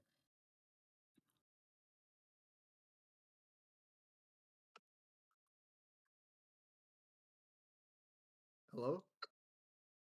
Put a girl on. Yo, what the fuck? Who's this, bro? Where's Brandon? Bro, what? I don't know, Brayden. I know what you're up to. What? Put a girl on. I don't have a girl. Oh, they hung up. What the How do they fuck know is my that, name? bro? How do they know my name? How do they know my name? How do They're they know gonna my start name? spam calling you. How do they know my name?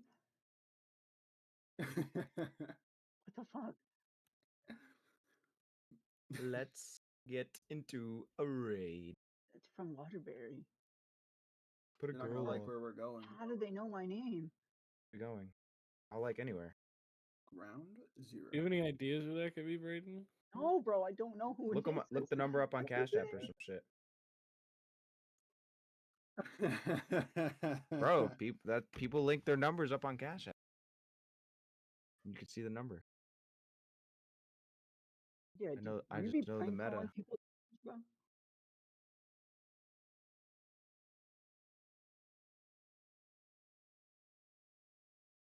Do I go on Yes. Facebook and do it?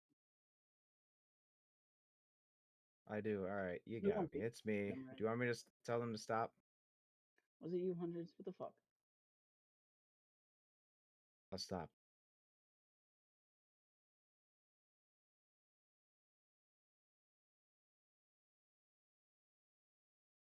Did you put a girl on when you did it?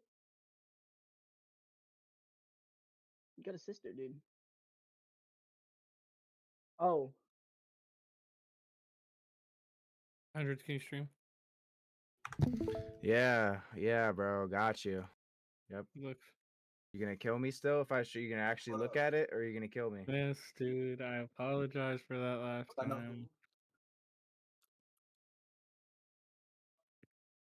Yo, you know what? Just for that hundreds. Don't I really don't. me. Spenny. What's his name? Sleep with your socks on tonight, buddy. That's all I gotta say. Kiz Yo, Hippie? Nah. Snippy, dude. No, dude. I 'Cause hope I your was heat fucked up. turns off. I can't. It can't. So It's what? What the it fuck? can't. How old is he? It Why won't. can't it? Because it won't. What the fuck? Why won't it? Because I'm a paid young rich put him nigga. in jail. No, I My don't know furnace who can't that just is. blow up. Bro, whose number is this? You gotta do Is it bugging you out, Brayden? No, not really. It's kind of scary how they were like, "Where's Put Brayden?" Brayden? Yeah, who is that? I don't know how they I know my don't know, name. bro. literally, where's Braden? Dude, but they called Kruger and did the same thing. That's crazy. And then I called a new number, and then all of a sudden they say, "Put a girl on." Think it could be one of the goovers in the other group chat? It's this On the other dude's. Discord? It's this dude's whole like persona. It's his whole persona, Stinky? bro. S-Bob? I don't know. I don't know. FBG? 6'7". This is some FBG shit, not gonna lie. Definitely is some FPG antics going on here. A little too fishy. Smell pussy. Huh?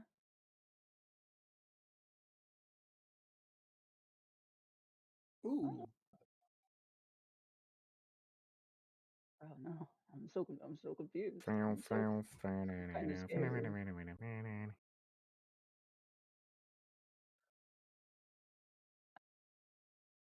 They called you.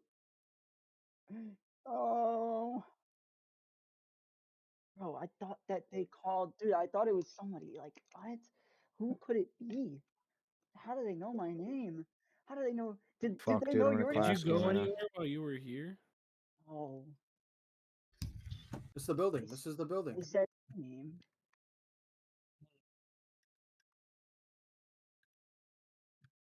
Brayden, this is Oh the my building god, you I need. literally just won. Let's go. It said put Braden on. That's so weird. That's weird.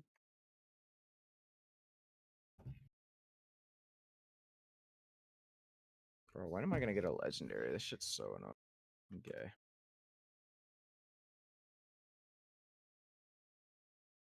My gun's in here, Braden. Oh, hold on.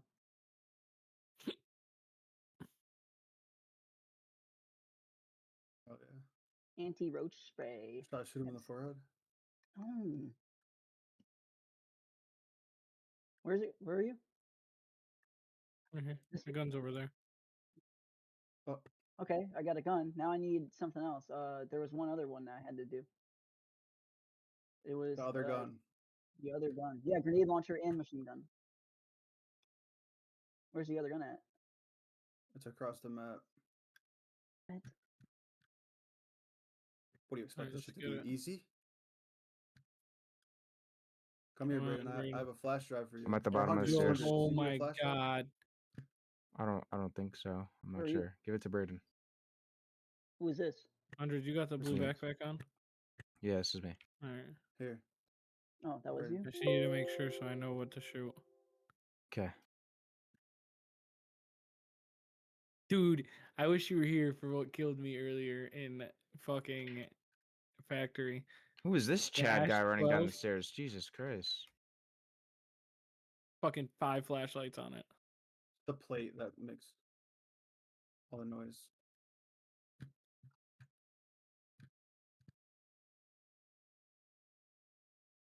I don't know. Just Gotta find out you who guys this just gotta individual is. deal with that dude calling Gotta you. find out who this individual is. I'm Maybe dropping frames, OD. maybe or psychology him and tell Same. him to put it on. I'm dropping frames like really bad.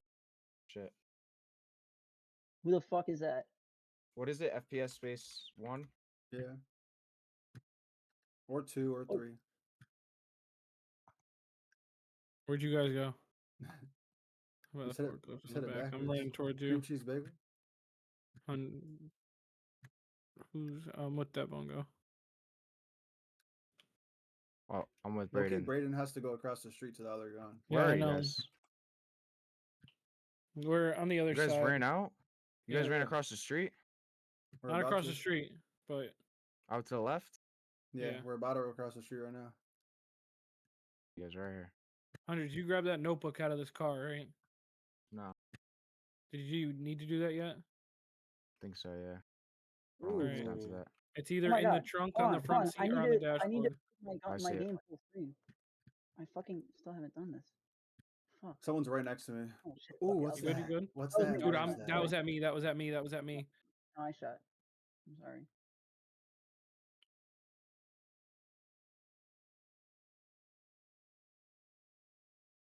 Fuck. Can I go down? Someone's in the building next to me with the safe that blows up. Mm-hmm. Yeah.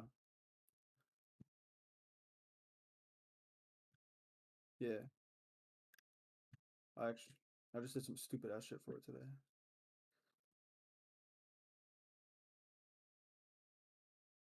Working with me? We're all here. Why? What's her name? Tanya what?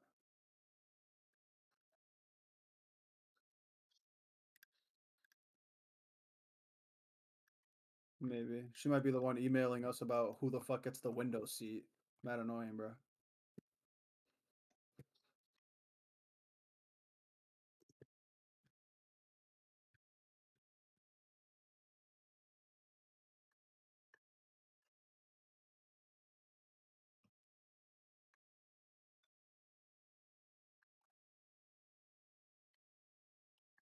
You close the door. They Yeah. close the door. That's where my work is.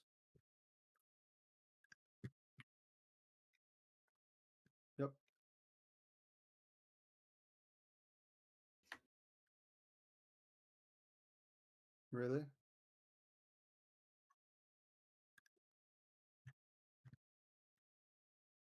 There might be someone up here, Britain. Just be aware.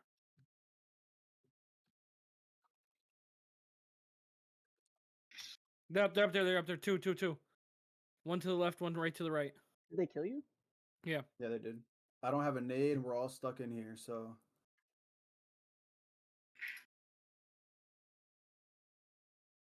Did you throw one?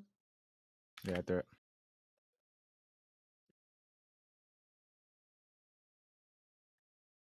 Peeking.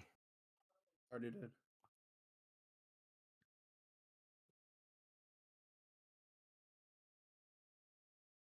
Mr. Silly. Level 25, 303 hours. He's shooting a MP7.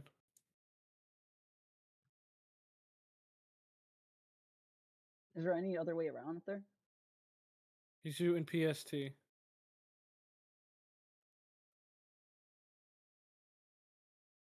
Problem is, I don't know where they are. If you go out the door, they're to your left and right immediately. Like if you swing left, they're watching the corners. You got another nade, hundreds? Yeah. I'm gonna throw it. Make sure it's good. Hundreds. Sorry.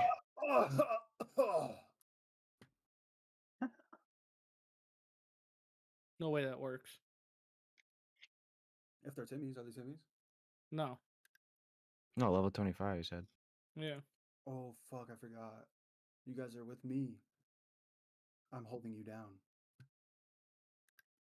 I like this kind of game. You hear him? Kind of, sorta. I can't. If I had something other than this, I'd push in. But bro, I can't push in. There's two. You die instantly. Think so? There might be three. Is there any other way up? No, Is there any other way down? I don't think so.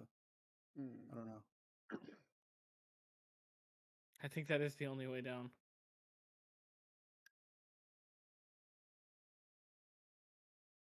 I'm fucking leaving. Hello? Hello? If you can touch my body, you have a yeah. Thanks for the gun.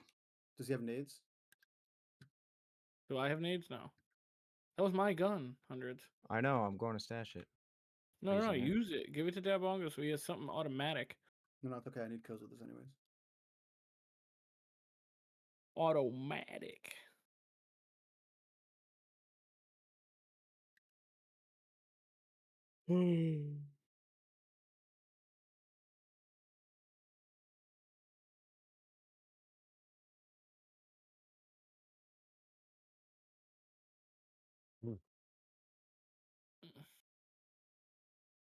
You're surrounded. Come out!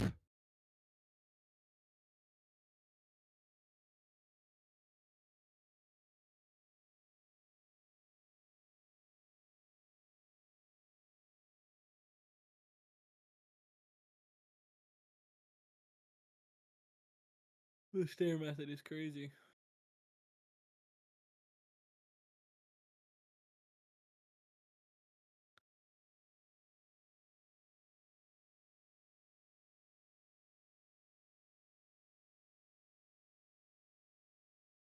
I see nothing to.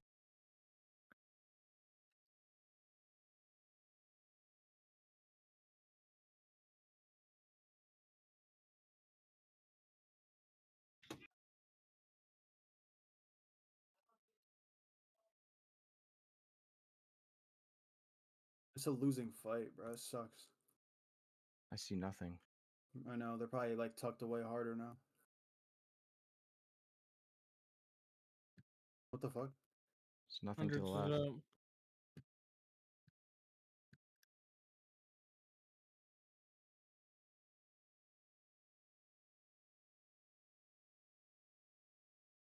Killed one. Killed one. Where's the other one? I don't know.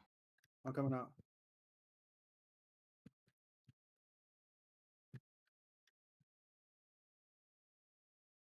That's where you just looked at Bongo is where that guy got your killed me little before. boyfriend. But I got shot by 2 separate directions. That's what I was talking about.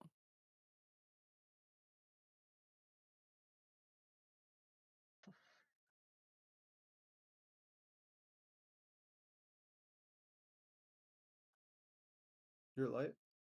Yeah, it's because it's showing.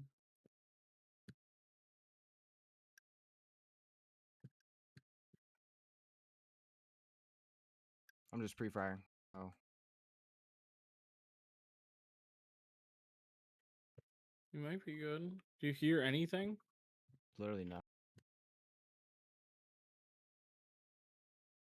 Well, that was him that talked, right? Like, whoa, guys. Yeah, it was.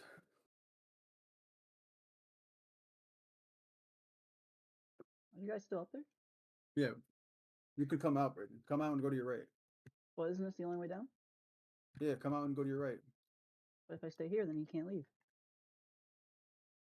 Yeah, but if I need to run down that fucking staircase and you're in my Who way, killed I'm you? not in your way. I'm So it was not the in your way. MP7, right?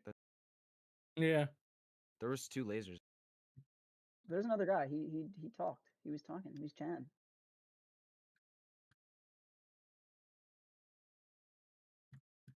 Literally looking at I see nothing down the left. I see nothing over here either. He's probably just sitting in a corner, bro. Is that him? No.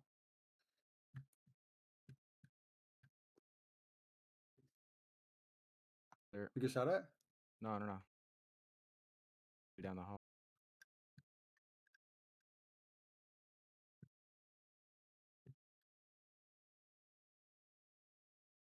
It's not even an MP7. It's fucking MP9. I don't know. Oh my God. Jeez.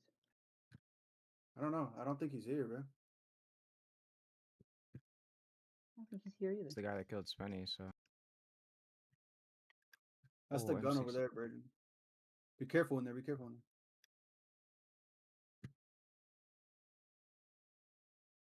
Yeah, I've located the gun. Nice. Do you guys see a backpack anywhere on the floor? I do not. Backpack.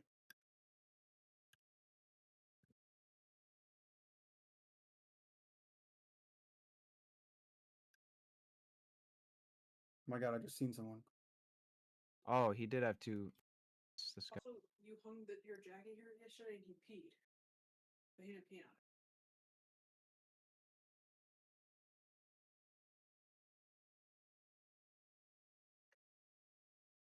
I swear I just seen someone across, bro.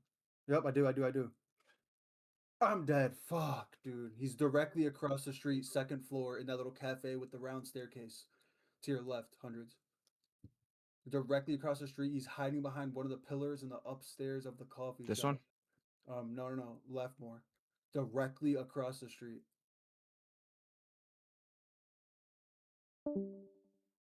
Right there on those pillars. Yep. Okay. That little like fence thing. Mm-hmm. To the left of that, like right to the left of that. He's got an AK. Didn't see anything. That's where he was. He head tapped me. Just get Braden out. Nope. His name is Chimby. There's someone on the steps, I think. Yeah, he's pushing.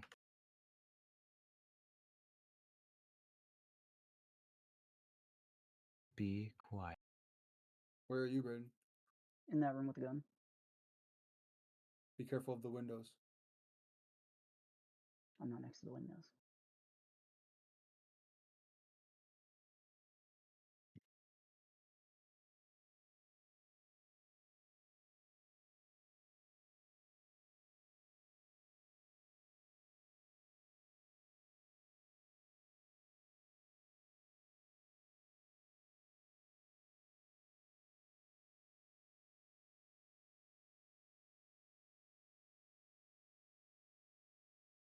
I see You him. think he's Yeah. looting Spencer's body?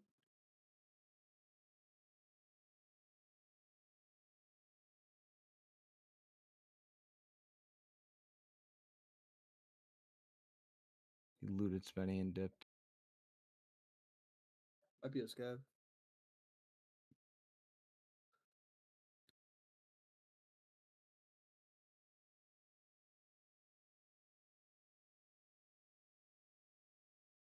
It's the guy that killed you. Be quiet, Brayden. Don't make any sudden movements.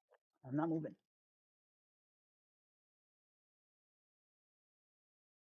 That's the only way up, right, Dabongo? Yes. I think so. Yes.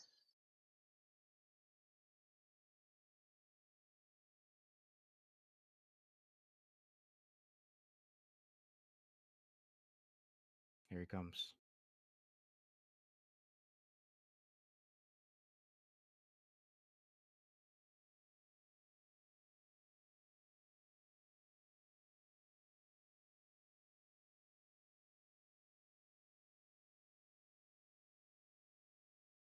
Comes.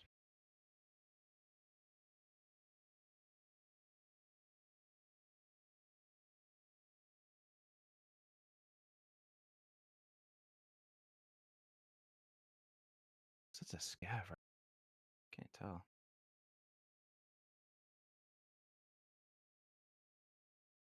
Ooh.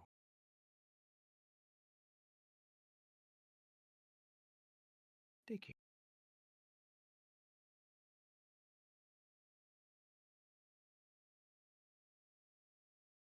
Give me some juice. Just got some fuel. I think he's gonna come upstairs soon. Yeah. Fucking hate those guys.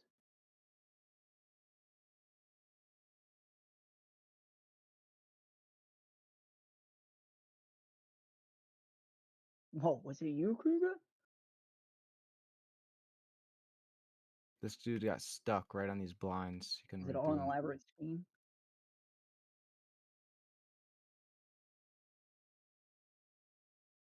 It wasn't me.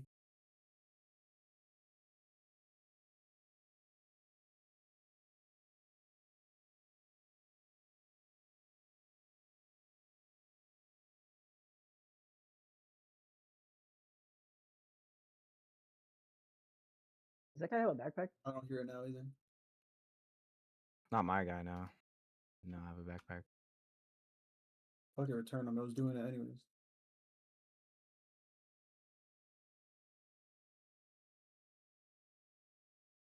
$12 minutes left. Fuck. Are we close to any extracts, Dabongo? Vehicle. And Emercom. I'm not really close to Emercom, but you can get there in a jiffy. I have Emercom and Scav checkpoint and police cordon. Oh, that's Vehicle the is the police, yep. Oh, yeah, it said VA. Did you just talk? No.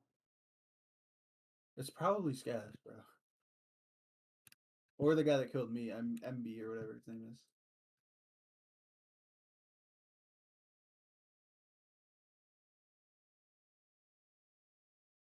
Gotta be. There's no way he kills you and doesn't loot you, right?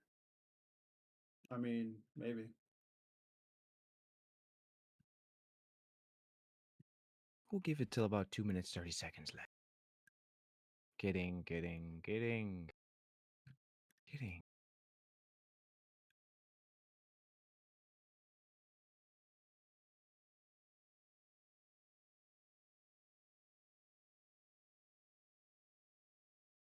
Fuck.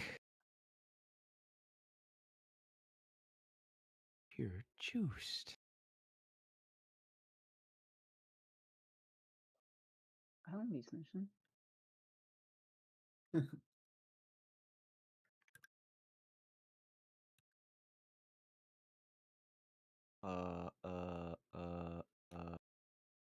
there. This right.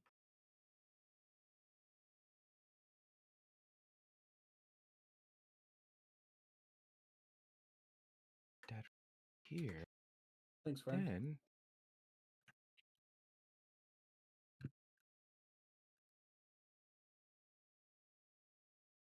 I'm gonna die, aren't I? You gotta get Brayden out. You're not allowed to die.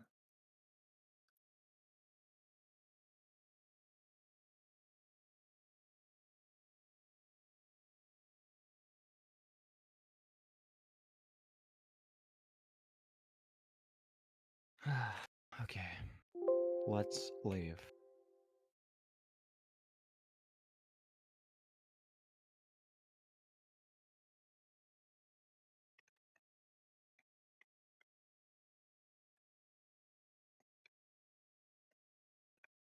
Brayden, Mm-hmm. are you following him? Yep. Okay, hold on. I'm Do you gonna have, heal. do you have do you have $20,000 in your butthole I don't think so. Why? No, just in case vehicles there? What do you have in your butthole? nothing. A car and some cheese. Can you hold anything else? Yeah, I can hold one more square. Going to. Oh, I can put the cheese in my inventory. I'm going to drop you this.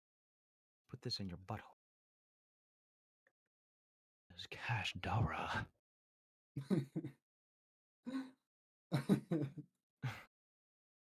Ground Zero is such a Timmy map, Okay. bro. These are Timmy It's in my moments. butt. I love it.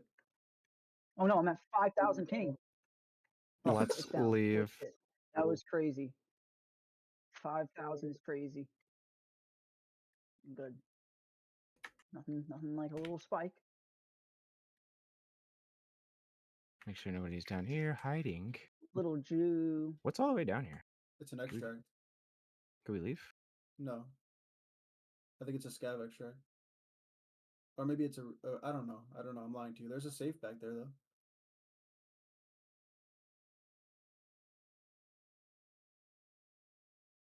All right, where do we go, Debingus? Behind you. Okay. That door. Out to the right. So who is Scott Yates? That's my boss. There's somebody. Out front, yeah. Mm-hmm. Hold up. Come in. Yeah, that's my boss. That's who she's emailing back and forth Quiet. with, No one's telling her running about the here. changes. I'm on the stairs. I went back up the stairs. I'm dead. That's Chimby. Oh, it's not. Oh, yes, it is. Your friend. Why do you wait so goddamn long?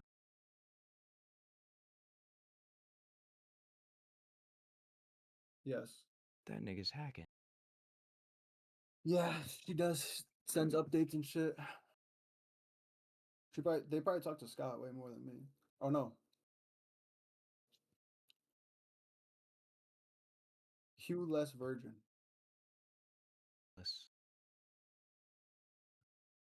Fuck off! Stabongo. Piss off! Yeah. He's a pretty known architect in those areas. That's retarded, yeah. Yeah. He probably has good communication with the fucking customers, just not his employees.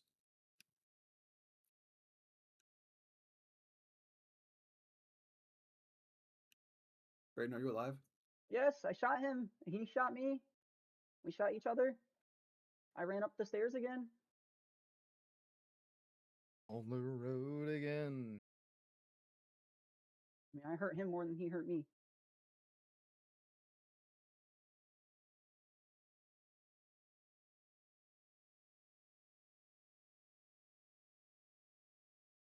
Yeah.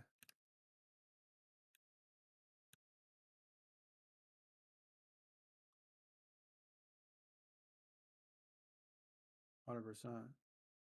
She want. I had to like I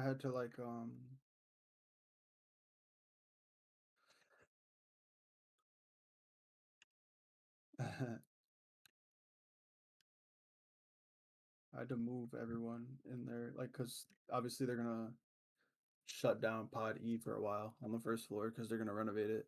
So there's like a bunch of employees in there that work there that need to go somewhere else now. So I had to relocate all of them, and they're well, you could just tell it's like the supervisor. They want like everyone to be next to their supervisor, which that don't ever work, bro.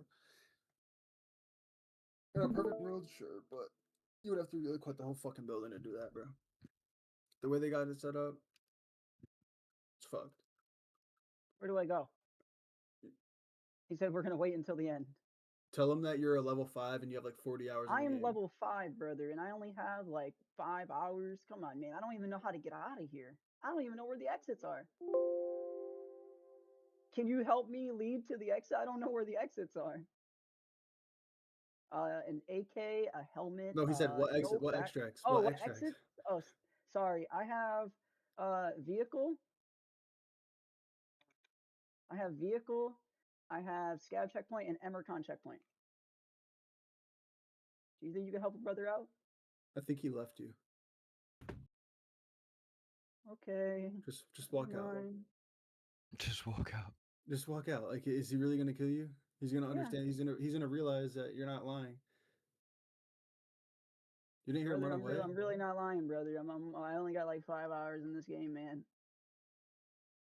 Where do I go? To the right. Huh. He left you, bro. Just turn around. Turn around. He left, bro. He left. He ran away from you. He feels bad. Hundreds got fucked up. Yeah. Well, I take guess. my shit? Yeah, no, he didn't. He left 100 shit. Go only out that 5 way minutes to your left. Huh. That's him. That's him shooting scabs. You're fine. Who's You're this? fine. What's that? Okay, keep going. Keep going. You Who was murked that guy. It's a scab, bro. Oh, where do I go? That way. To the left. Piss off, bitch. It's a Eat my scab. cunt. He's gonna shoot you in like faggot. 3 seconds. To the left. To the left. Is the vehicle there? We only have 4 minutes. You kind of can't waste time doing this. So, vehicle is there. Okay, put your money in there. A You gotta minute? wait a minute. Yep. Oh, you see him. It's a I don't have scab. to stand on it? No. Okay. Don't miss it though. Double click O to see how much time is left. 40 seconds. When it gets down to about like 7 seconds, run over there and stand on it. It's a good thing you gave me the 20,000. Yeah, man. Yeah. Get out of there. 100. Do you see what I got out of my scav? Fucking Letty, my what'd you Sculpta put? circle. You want to know the method, bro? What? Gear. These bad boys. STMs. TMs? Wait. STMs. How many did you put in there? I put 4 and then another gun. What gun? I think like one of these shotguns. Something else that equals around 40K. Because you're still breaking that threshold of the money that they have.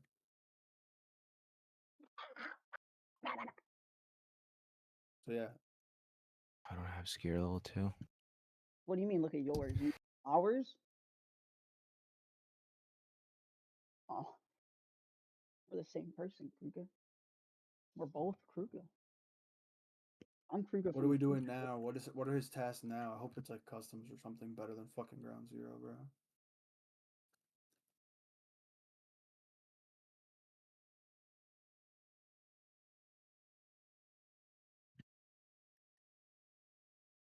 How do I tell if I hit that guy or not? Like you can't, bro. Like you won't be able to. Okay. You can tell how many bullets you shot and how many hits you hit, but that's I throughout the only whole shot raid. 28 ammo. Oh.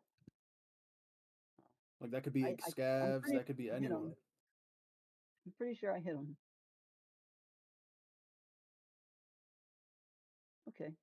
Well. Go Okay. finish your tasks. Oh, he didn't hit me. Oh, yeah, he did. He broke my fucking leg. Both my legs. Non-lethal treat damage, non-treated damage, lethal damage. Oh, actually, he didn't hit me at all. I'm okay.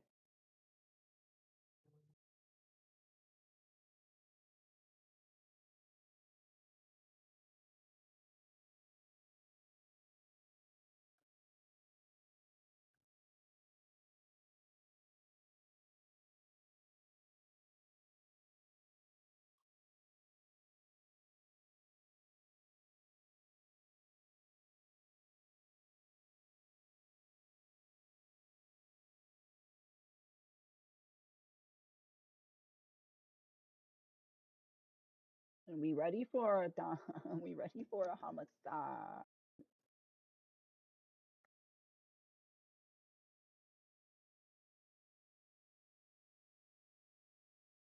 One 800. Yeah, wanna die? Just give a call any fucking time.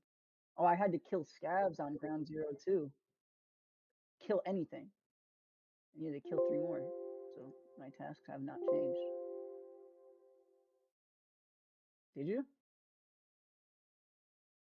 Who is it? How did you find them?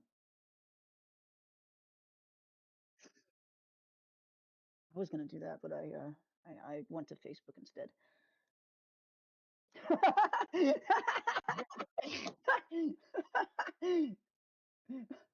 Is it true, Bingo? Is it What? true? No, it's not me, bro. You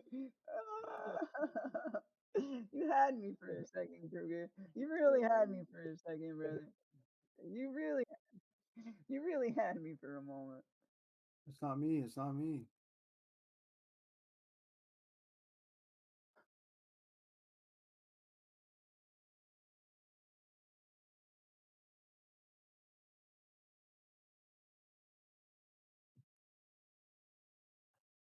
That's fucked. That's fucked up. Fucked up, bro.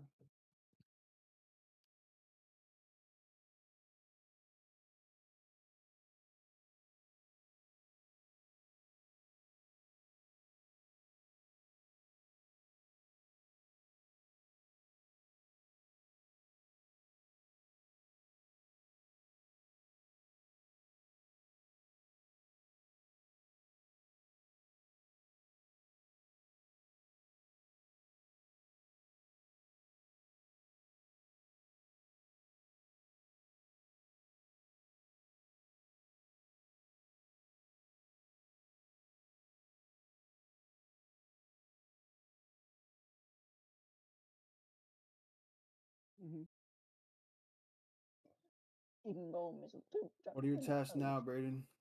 Same thing. I have to kill 3 more scabs on there. I'm ground 0, bro. And he says, "Oh, brother." Dude, ground 0 is so bad.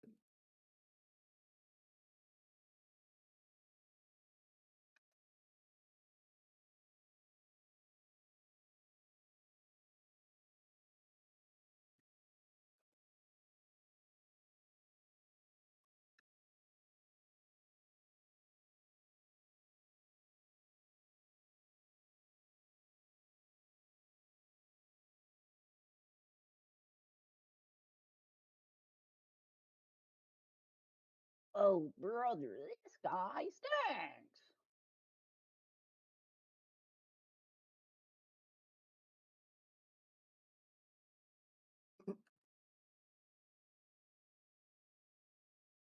How do you feel about that?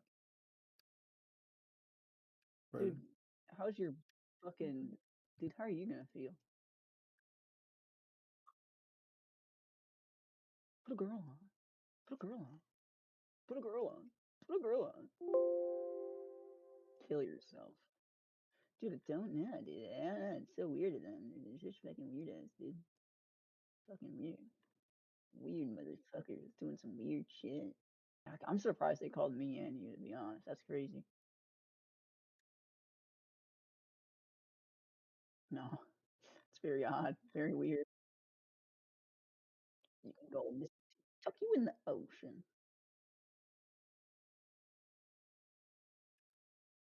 If you're trying to sleep, call that number you see on the screen.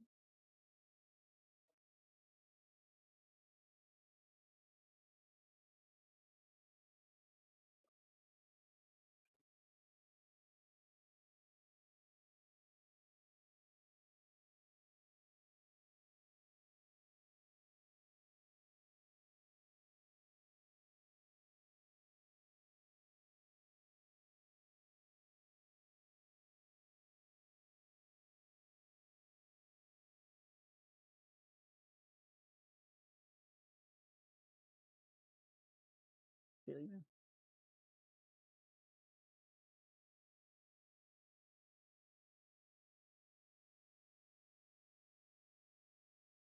If you're trying to sleep, call that number you see on the screen.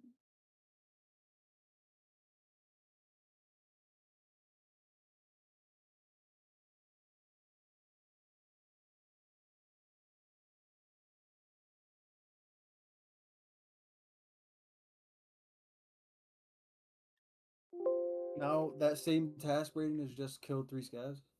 Yeah, just kill 3 anything. Well, it was kill 5, but it says 2 out of 5 now because I've killed 1. Or I killed 2. Hold on. Wait. It's a scav. Wait, one moment.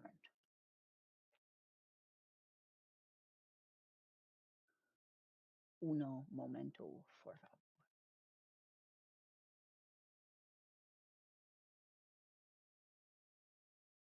I'm selling some things. Mostly a gun and a scope, because I need my money back. They're gone.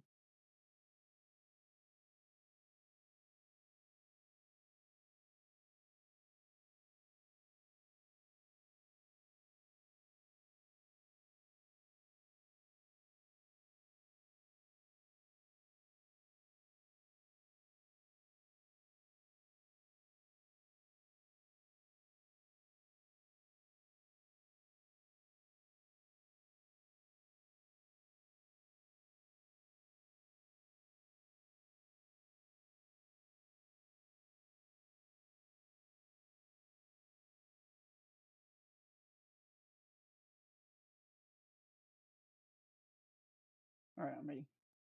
I'm ready. I'm ready. I'm ready. I'm ready. I'm ready. Oh, scavs? Oh, okay.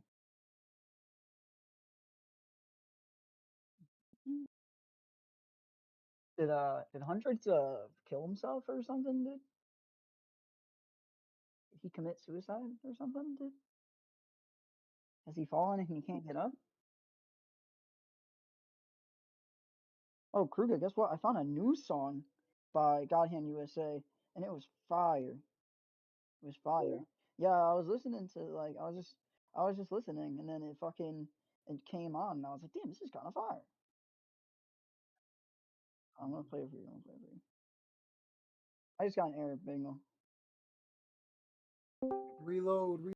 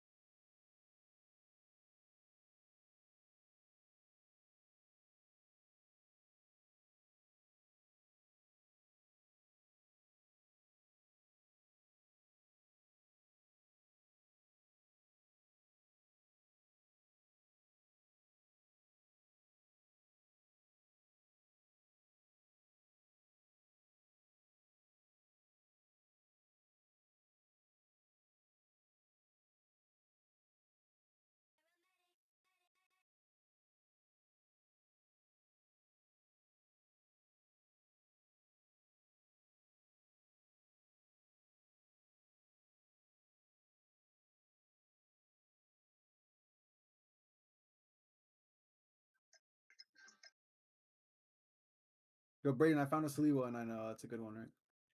Oh, I'm at 93%. Dude, I found you a Saliwa.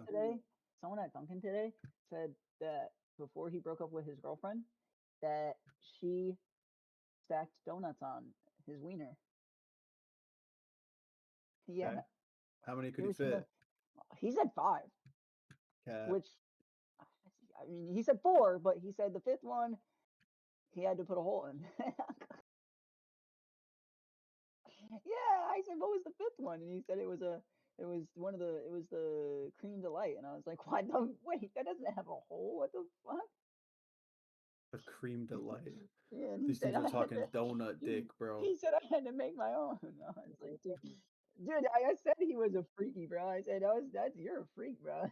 She let you stack donuts on it? Do you wanna extract together, buddy? Extract together, dude. I'm not even in We the can map. I'm co-op. loading back in. Do you want a co-op extract? Hello?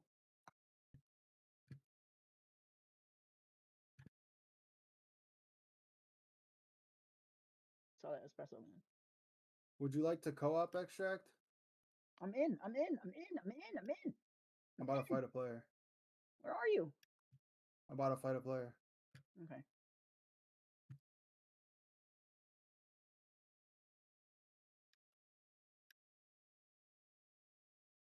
Not a player, not a player. Oops. So it's Scab? It was, and I'm gonna start getting attacked, so can you meet me somewhere? Where are you? Inside the mall. I can Yeah, come all outside right. though. I'm in the back of the mall by the looks of it, where all the crates are. Yeah, hug the right side of it. Damn, bro, I did not mean to cook him I'm like in the that. mall. I'm in the bottom with all the crates in the tents. I found 2 Saliwas, bro. I am in the mall. I am downstairs next to some crates. Bro, that doesn't Some help. What do you big mean? shipping containers. Big ass shipping containers. And a tent. And Oh, there's you're some like in a porta parking garage? potties. Yes. Yeah. Go back outside. Okay. You're in the back of the mall, you said? Oh, by the looks of it, I don't know if this is a mall or something. It's a parking garage. You want me to shoot? Is there a way to get to the first floor? I can't really like take the risk of fighting something. I just shot. You shot? Mm-hmm. I didn't hear it. I'm nowhere close to you. Here, hold on, I'll do it again. Let me get outside. Oh, I heard that. I'm Me. coming. Stay right there.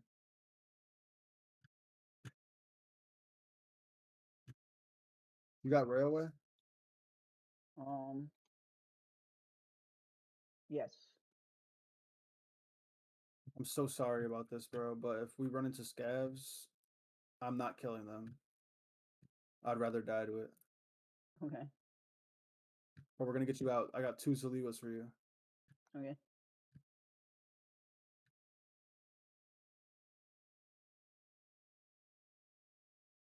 I'm in the road. You see me?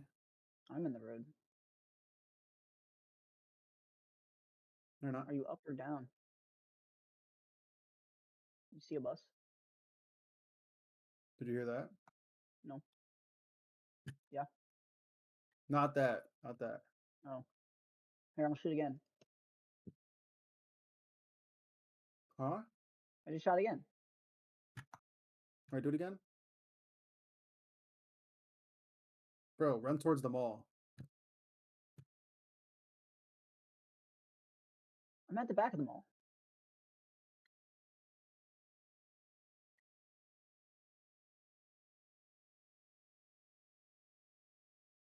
There's like a ladder, or there's stairs that go to the roof. Do you see the stairs? To the roof? Yeah, there's stairs on the side of the building that goes to the roof.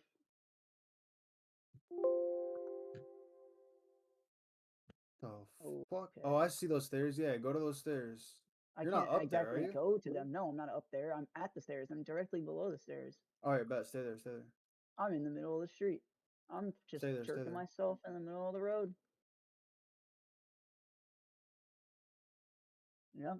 Yep, you heard me correctly. Jorking it. I'm jorking it in the middle of the road. Everybody can see. Everybody can join if they want.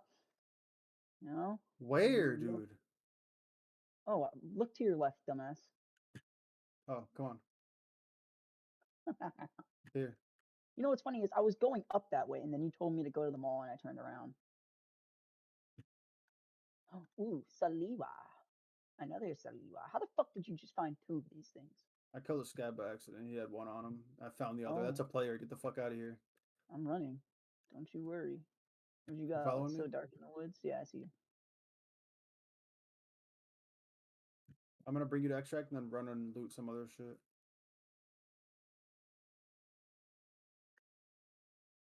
Oh my god, I spawned with an AFAC. Nice. I don't even know what that is. Stops heavy bleeds, stops light bleeds, heals Oh, your dude, this limbs. is so cool because every time I get a heavy bleed, I just have to die. You can every buy time S marches Or every time I from fucking therapists for like 7K. black out my legs, dude, and you guys say I'm doing surgery. I can't do surgery. You could. I just have to die.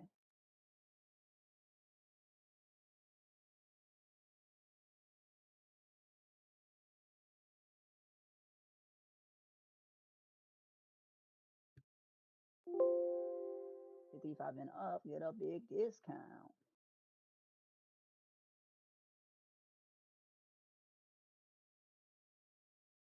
If you stay alive, we got an open net. Put you down, son. My line if you try to die. You see this highway to our right? Cash credit. What? This highway? This like bridge highway? Cash, check, credit, or yo, EBT. Do you see it? Yeah. $12.99. Follow it all the way down until it meets the train tracks. Follow this road? No. Oh, yeah, this giant highway. fucking bridge. Yeah. Follow that. Hug it until you find where it meets the railway. Oh, Then I you can remember the extract. railway where you died. Remember? Yeah, remember we extracted there once. Well, you Where did. there was that player. Yeah. Yeah. Okay. I'm gonna go try to get some more juice.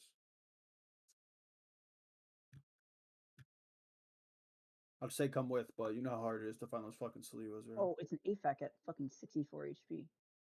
Yeah, it's cooked. Can't even stop a heavy bleed. I also have an TG12 antidote injector. Antidote. A what? What kind of antidote? An antidote injector. It's there's these things called cultists. Oh god. And they stab you with poisonous knives. Oh god. And if you get stabbed, then you could pop that and you won't be poisoned anymore. So you said follow this until there's an opening to the railway, and then follow the railway. To the right, yeah. Oh. You'll see it. You'll remember the extract. This is I'm at the extract. Okay. Nice. Get the I'm fuck leaving. I'm gone.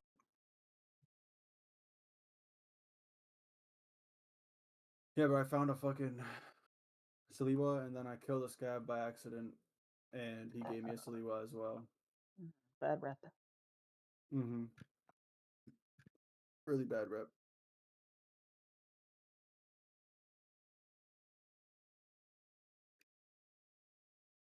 If you try and die.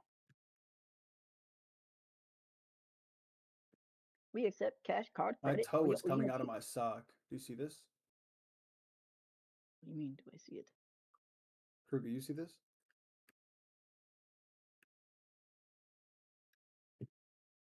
That's how Spenny's fucking feet look, bruh. Damn, both my socks have holes in them.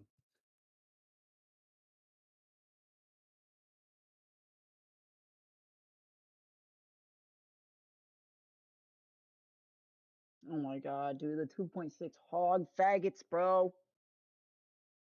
Are you already in a Clash game? Because I'm a goat. Fucking hate these 2.6 hog faggots.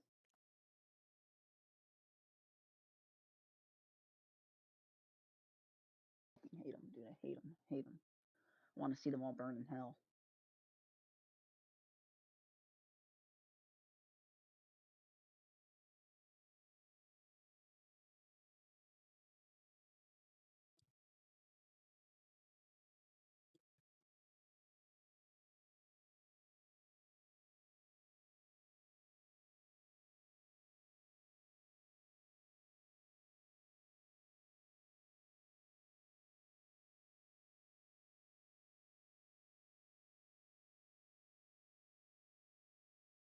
want to see them all burn. I want to see them burn. I want to see them on fire.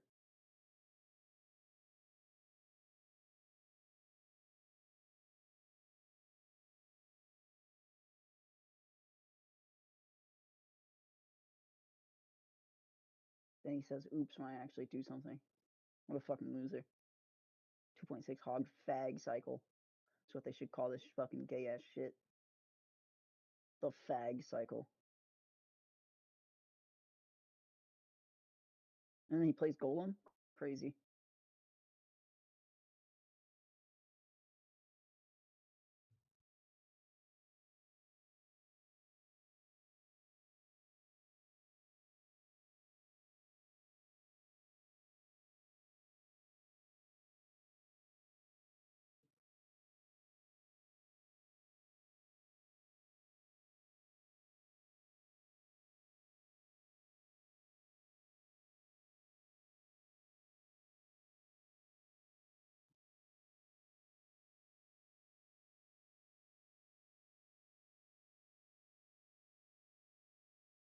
Called the fag cycle.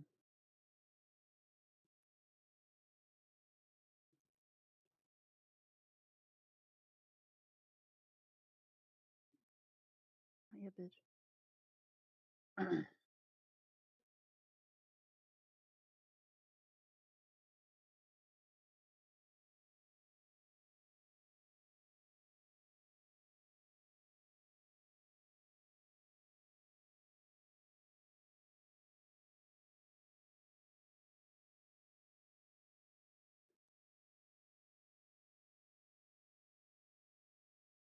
I think I just lost my game to this fucking faggot, dude. I'm gonna kill myself. I did. I did just lose my game to this fucking loser, dude.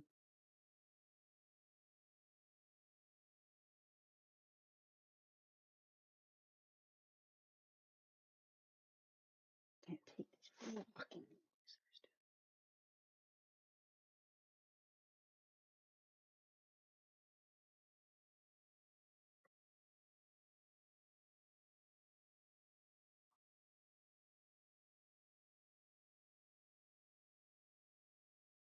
Fag.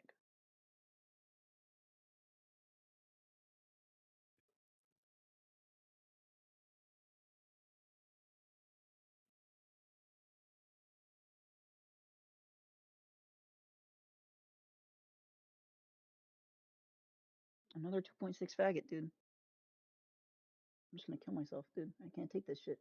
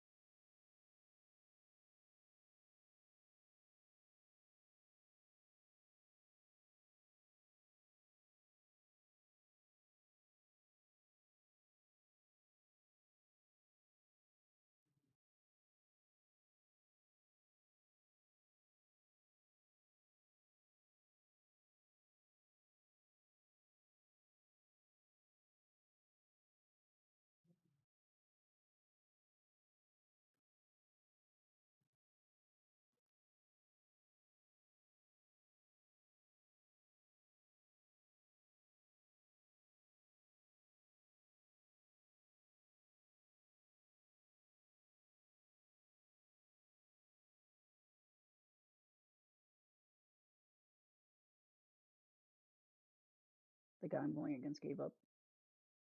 Love to see it. Love to see it. Love to see it.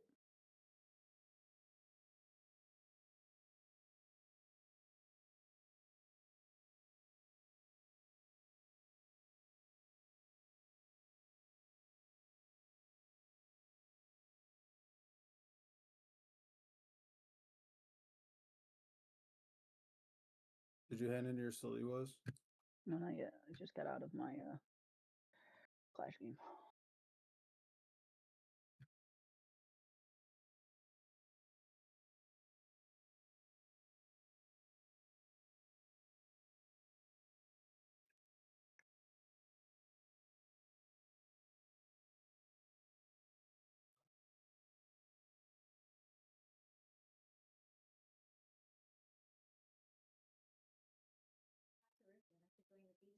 Mm-hmm.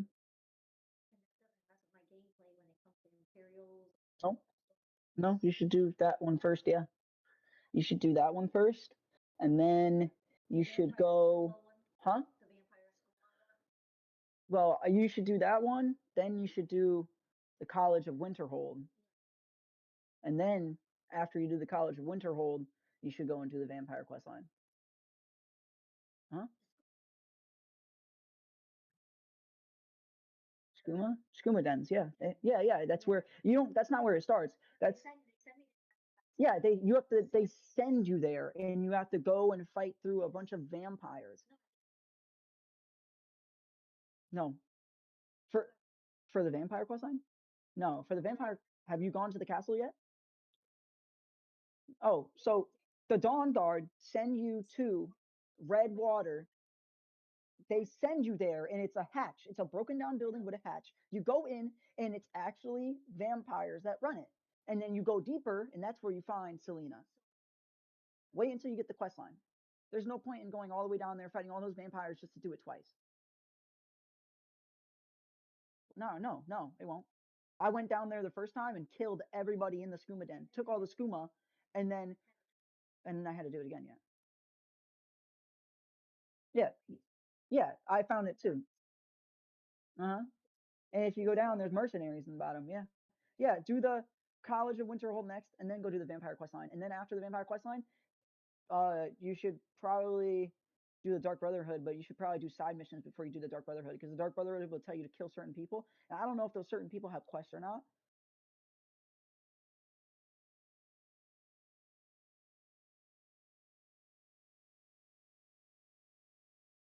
We're talking about politics.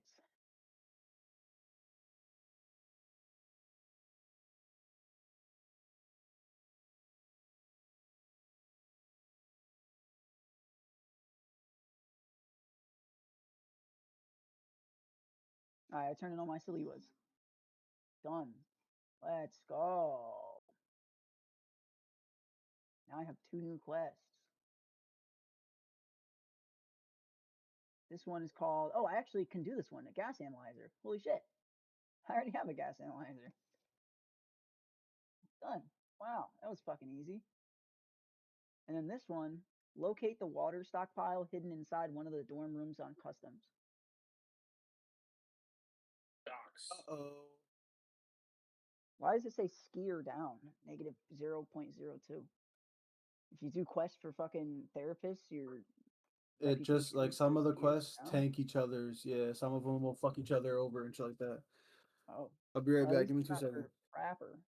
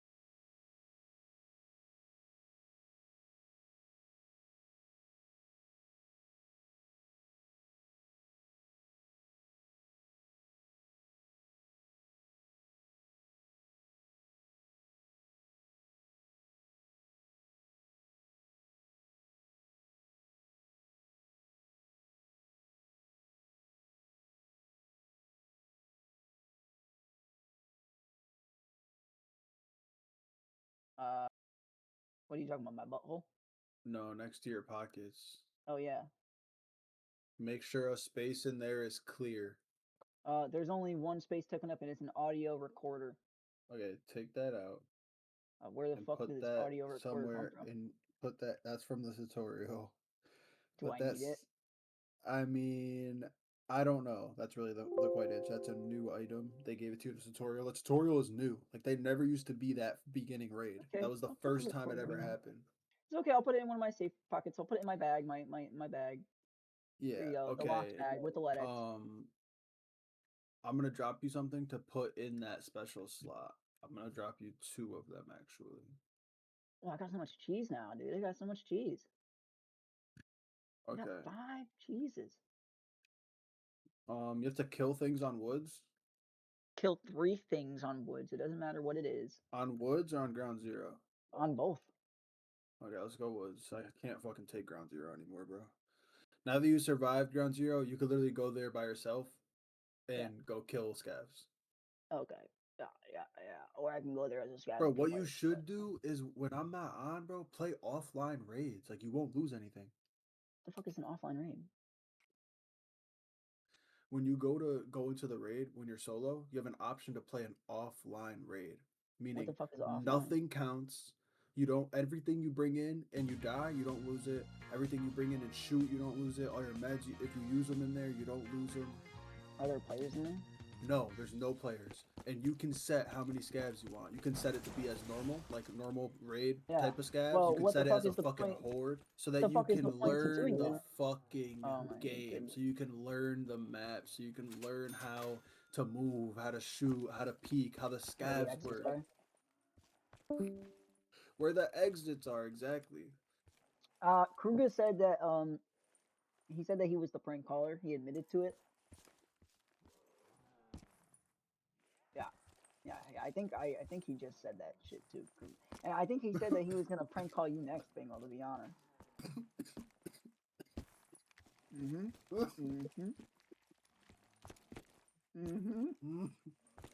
Sniper is gone. And actually, Kruger, you bring up a good point. You bring up a good point, bro. We called that guy or that fucking whatever the fuck that was, and then he left. Yeah, no, it's a real 203 number. That's a real 203 number. If it was a generated number, then I'm gonna go investigate, dude. I'm gonna go to Connecticut and ask around. Like, you know this fucking number? And I'm just gonna keep asking until somebody tells me information that I want to know. Until they tell me what I need to know. I'm just gonna keep asking. And somebody is gonna be like, yeah, I have that number in my phone. And be like, or they're gonna be like, did you get a prank call from this number? And they're gonna be like, I did. And then they're gonna give us some information and be like, what did they say to you? Did they say anything weird to you? And like, yeah, they told me to put a girl on. Did they ask about a girl? Did they ask if your refrigerator was running? Who is it? Who is it? They know me and you, so who could it be?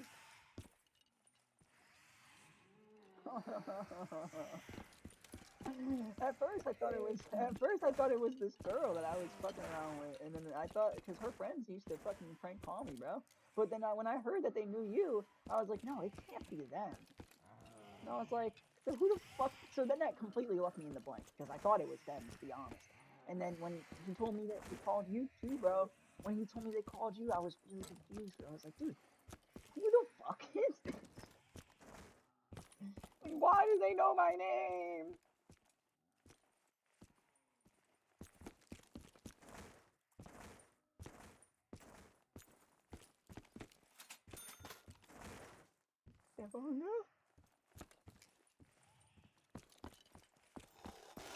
Stab Bongo, is it you?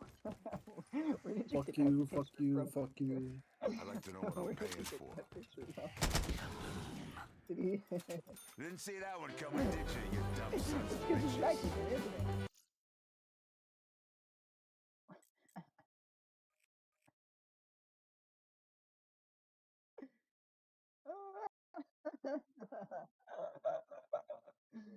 It's because he's level 28 in Tarkov already.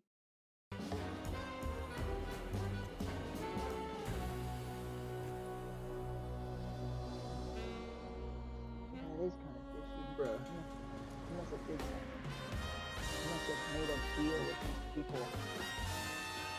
He must have made a deal with these people. Come call us. And they freaking bitches.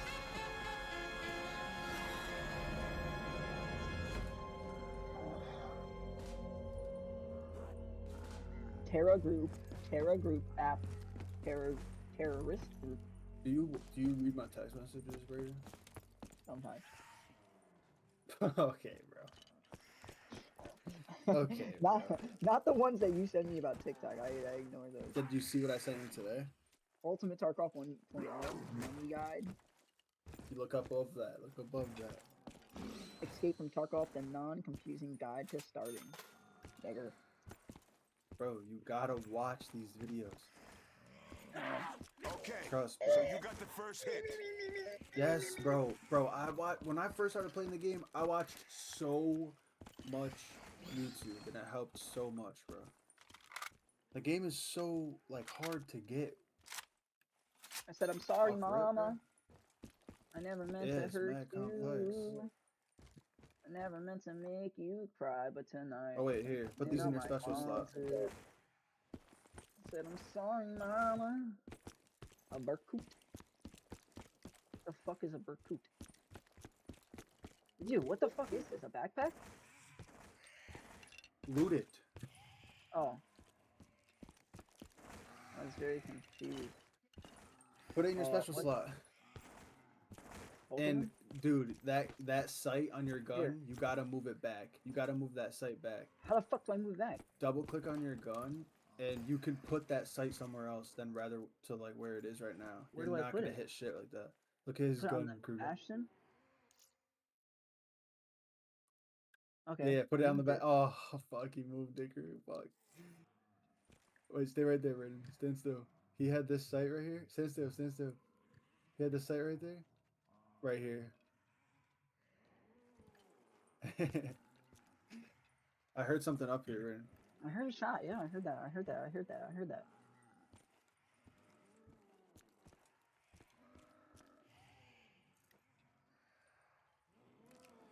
What do you look aiming at? I thought I seen something. My game is running really good on Woods too. Woods fucking Woods is Oh, never mind. Woods is a shit show. Fight's over. It's gone now. Oh, that wall. The evil wall. Walls are evil. You don't like this wall? You're an evil wall. You don't like this wall, bro? No, this is that wall that guy was running up and down on. What? No, this is not that wall. This is not that wall. Dude, Bingo just runs so fast, dude. He just. Brayden, that was at customs. That was on customs. I know, but it's like, bro, this is how it was when I first started playing. I was literally you. Didn't know what I was doing. Didn't know where I was going. Decided I gotta learn, I'm bro. sorry, Mama. I never meant to hurt you. Never meant to Joe you. Can I just sit in the porta potties the whole time like CS:GO? Honestly, I guess you can. I'm gonna go peek that real quick, but we're gonna continue to run the same direction we were at. You can't get in here. You can't get in the porta potty. I tried. Yeah, I don't think you can. No, you can't. I tried.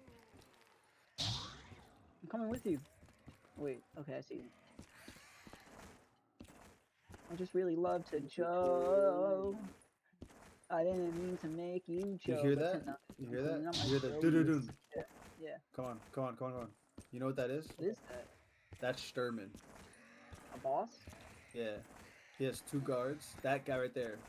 Bump, bump, bump, ba-dum, bump. That gunshot. That's Sturman. Well, they're not shooting at scabs, so they're shooting at the player. They could be shooting at scabs, but they're probably shooting at players. You're right. Well, they shoot scabs too. Well, there's no scabs in here yet. AI. Oh, they shoot the normal AI scabs? Bro, they'll shoot anything that walks by. The guards, and shit, they don't really fuck with them. Maybe they'll like not, because I've definitely seen it like glitch where they just are like chilling with each other. But if you're a scav and you walk up, but if you're a really good scav and you get 6.0 fence rep with fence the trader, you could walk up as a scav to any of the bosses and they won't shoot you. I had it last week. And you could chill with them. I used to chill with Cabana on streets and just watch them shit on people, steal all the loot from the People steal their Yep. shit. Yeah. Yep. It's so fucking sick, bro. There's definitely gonna be people up here. Trying to gang Probably. I have a better gun than that MP7. Think you got a shot? Think again. This time. I don't. I'm in the same boat. I got a bolt action. I'm running bolt action so much now, dude. Sucks. Remember this? Yeah. That's not Sturman. Someone's got Sturman's gun. Oh, they killed the boss? Oh, maybe that was Sturman. That might have been Sturman right there. Oh, that might be someone trying to kill Sturman. I don't know. It's a lot. They spawn at Sawmill. So Sturman is the only boss that, well, besides the goons, I think it's spawned here. Maybe not. You're a goon. But Sturman is the boss Hey, of hey, woods. yo! I was just about to say that, Korea. Get out of my fucking head, dude. Get out of my head. Get out of my head. Get out of my head. Get out of You my heard, head, Brayden? man. What? Sturman is the boss of woods. Yes. And Tagila is the Rashala boss is of some other bitch. a factory. Tagila is the boss of factory. Yeah, he's a very scary Rashala guy is with the a boss sledgehammer of and mask. customs. Rashala. Any monkeys are up here, I'm gonna Partisan? kill them. Any monkeys are up here, I'm gonna kill them. You want to know who Any Partisan monkeys? is? Who? Partisan spawns if Partisan only spawns in on you kill a boss? players. No, on players who rat.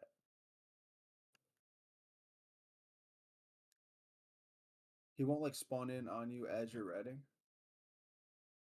But if you rat and like sit still too much all the time, you have a higher chance of him spawning on you. helmet? What's wrong? That Nothing's wasn't wrong. a helmet. I got a Fucking, it didn't sound helmet. happy. It sounded like you just saw someone look directly into your You got eyes. a gun? You got a PP-19? Yo, so do you know where you're at right now? No. Oh yeah, we're at those camps. Okay. You're at the USEC camps. USEC. You're a USEC, right? It's me. You're a USEC, right? Yeah. Yeah, we're at the USEC camps. So in a couple tasks, you're gonna have to come here Okay. and go to Prepper's Convoy I as found well. some gasoline and a zero. Fuck is a zero? Oh, I wish I could put ammo in my fucking ass. I found ceiling foam, some xenomorph ceiling foam, and fuel, metal fuel tank. Wait, whoa, and what? Yo, are you moving? Yeah, a little bit. I just walked through In a some bush? leaves. In a bush? Yeah, that All was right, me. bye. That was me. Come I here. found some ceiling foam and a gas tank. Put this shit in your butt, bro. Those are close to me. No, they're not. That's far. That's far. Oh. That's not that close. I didn't see anything on the other side of this. Here, bro. Take this ammo. What kind of ammo is it? That's good ammo to have for yourself right now. I dropped it on the floor by you. Thanks, buddy.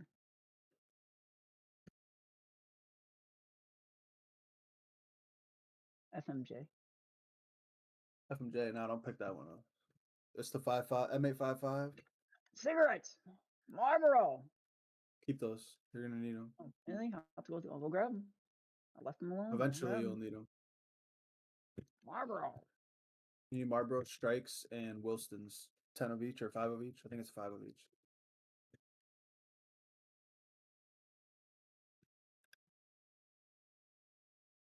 You know, it's like too quiet this rate. I don't really. Everyone might have just like pushed German.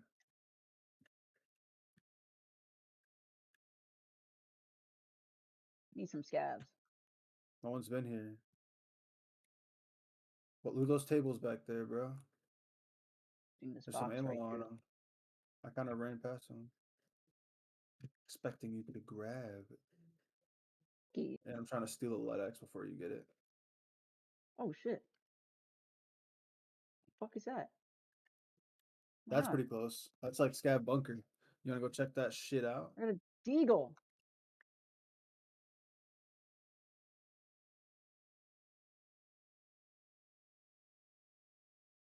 I got a deagle. with 2 bullets. Let's go. Ladies and gentlemen. That's people this way.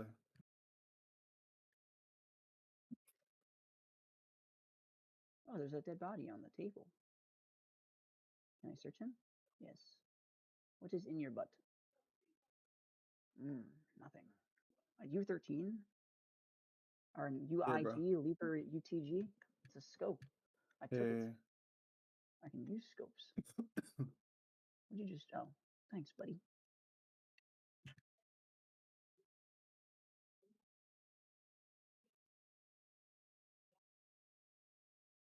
We're like trailing behind people or about to bump into people. Where'd you go? What? I went down the hill. You see me? Oh, I see you.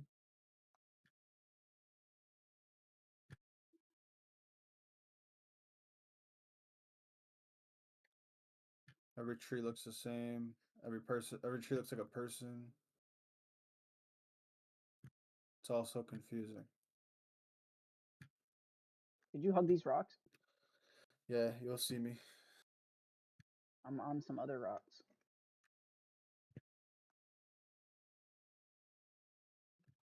Oh, I hear you. Hello. Here, I got a present for you. Oh, it just did a kickflip. Put that in my butt. Put it on your face. What? It's a mustache. Oh, is it? Yeah. I didn't know that. Here. Yo, I see 2 people in front of me. Oh, shit. Hold on, let me put my mustache on. I'm backing up. Back up. Back up. They're Timmy's. I can get Tarkov part shooter. Oh my god. They need to stand the fuck still, bro. Did you see them? How are they Timmy's if I'm in here with you? No, because that's only on ground 0. Oh. Do you see them? No. One of them was a Timmy, bro.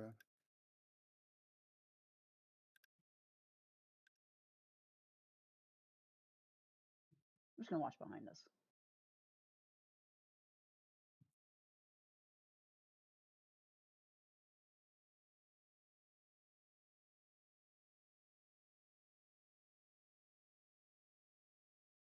I killed something. I'm gonna check something real quick. Watch my back while I check something.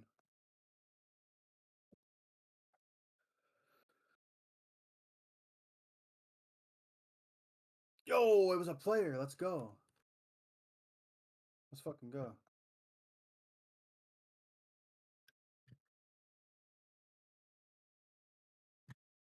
Oh. Where'd you kill him at? On the scab bunker up here. There's definitely another one. Yeah, you said there was 2.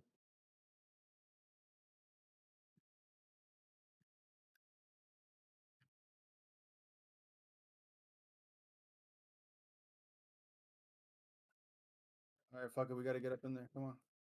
All right.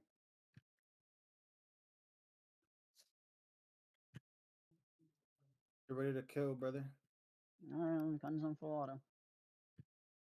Oh. Let me pop a painkiller. He looked like he was like fighting him, but before they looked like they were teammates. Pop a perk. Perky perk. I just popped a Percocet. Molly Percocet.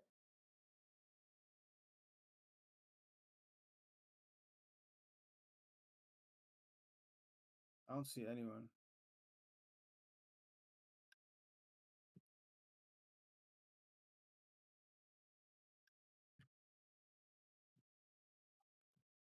Yo, I killed them both. What? I killed them both. I did shoot 2 times. They were right in front of each other. This kid's a Chad. Oh shit. Where's the other guy? Oh, there's a helmet on me. I'm dropping. Hold up. Helmet? Let me check. Yeah, I just dropped the helmet on me. He has a big ass backpack. Look around us. Look around us. For what? Just look around us. How'd you know you killed them both? I looked at my don't see a task second and I body. see them here. I'm on one. You're on one. Oh, I see the other. Watch around us, please. I'm watching.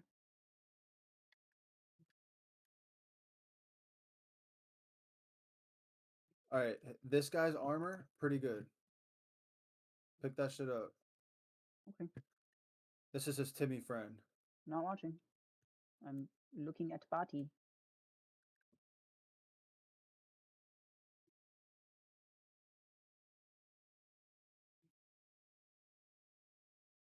Yo, someone.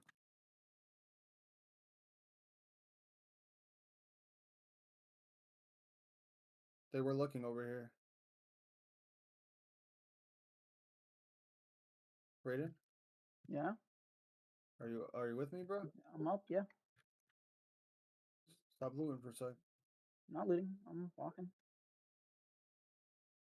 Frolicking. I don't know if I heard anything. I don't know. I'm schizo right now, bro. Cause you got so much juice on you. You need a morphine. Come here.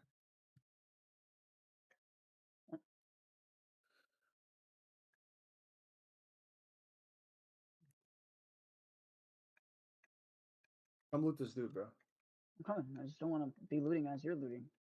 Thank you. He has an Iskra on him. You need that? Yes. And some noodles and instant noodles and cans of loot beef this dude. large. Loot this dude. The fuck? This kid's running. What's he doing, bro? You can have whatever on both those guys now. I said, what the fuck was this kid doing? Yo, this guy's a Taz. Found in raid. What? Give Yeah. me that fucking toss, dude. It's on the sky. It's on the sky. Take it. Come on. I'm just looking at this guy's butt. His booty. I got a horse. Nice. Loot this guy. Loot this scav now. Is this the guy with the Taz? I want to go down real quick. Give me that fucking Taz. Yeah, grab his Taz. I'm going down real quick. You're alone. Okay.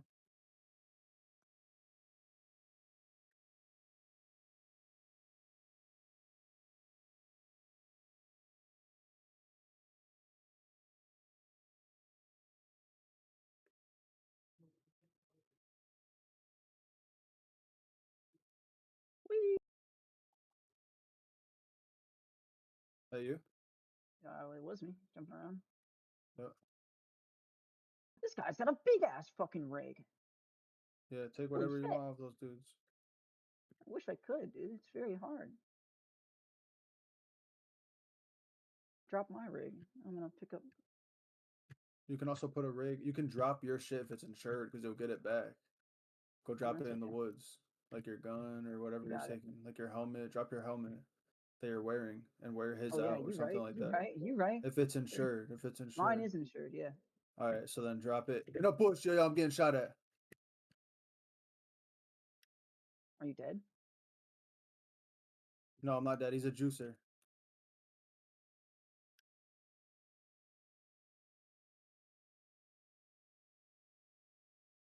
Are you okay? Yeah, I think I'm popping a perky.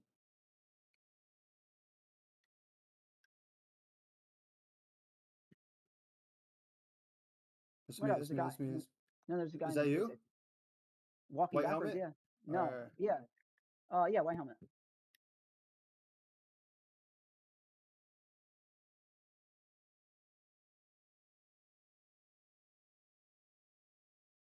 Let's get out of here.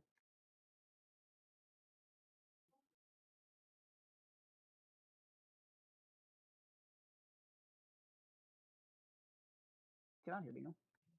I need my backpack. I dropped it. Where'd you drop it at? Down in the hole?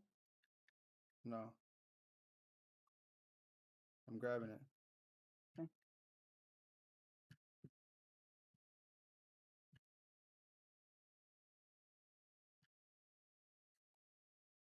He's still on us, bro. Like he's not gonna just let us leave like that. The way he was playing, go bro. This way. Go this way. Yeah, let's go. Go, run. I'm running. Oh shoot. Huh? Oh, I'm Dude, I have like dehydrated. 17 nades. Go to the left a little. Dehydrated. Go left a little. I'm going left. I'll drop you food in here. Come here. Oh god, now I'm really dehydrated. Oh, I don't got food. Oh, here. Oh, you're about to be dehydrated. Oh, no, this. Eat those. Eat both of those.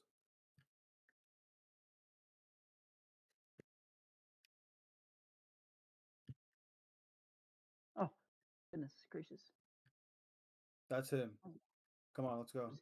What is he shooting at? Where'd you go? Scabs and shit. Come on, right here. Come on. I'm still dehydrated. I don't know how. Maybe it'll stop. Oh, I'm not dehydrated. The water. The water. You gotta hit the water. I'm not dehydrated anymore. Oh, come on, come on, come on. Emergency You're water. probably just mad heavy, bro. No. Yeah, I am. 40. Yeah, 40 for you. You're 10 meat out, bro. That shit's heavy as fuck for you. Guy! He's dead. He's dead. He's dead. Oh, Are you dead? I'm hurt. I'm not dead. Heal I'm yourself. Heal yourself. I'm Hurry up and bleeding. heal yourself. Oh, I can't. You gotta walk. You gotta walk. You gotta walk and heal, bro. can't. Why? I can't use anything. Why? It doesn't say Why? use. It says I can't. Are you bleeding? Yeah. Here, take can't- this. Take this. Take this. I Stop can't the use bleeding with anything. that. I can use the CMS. Bro, no, that's not gonna Oh. stop the bleed. I'm sorry. Dude. Oh god, How do I bro. stop That kid's using it? pushing us. I stopped using it. Alright, yeah, stop using it. Run over here.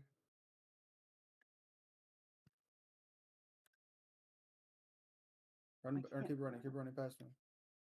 This way. I don't know what Take that was. this. What was that? A player? Are you bleeding? Yeah, I'm bleeding. I'm bleeding bad. I'm fucked Here, up. take this. Take this. Take this. I'm about to die. Put this in your rig and keybind it to 4 and walk and hit 4. Walk and hit 4. Walk and hit 4.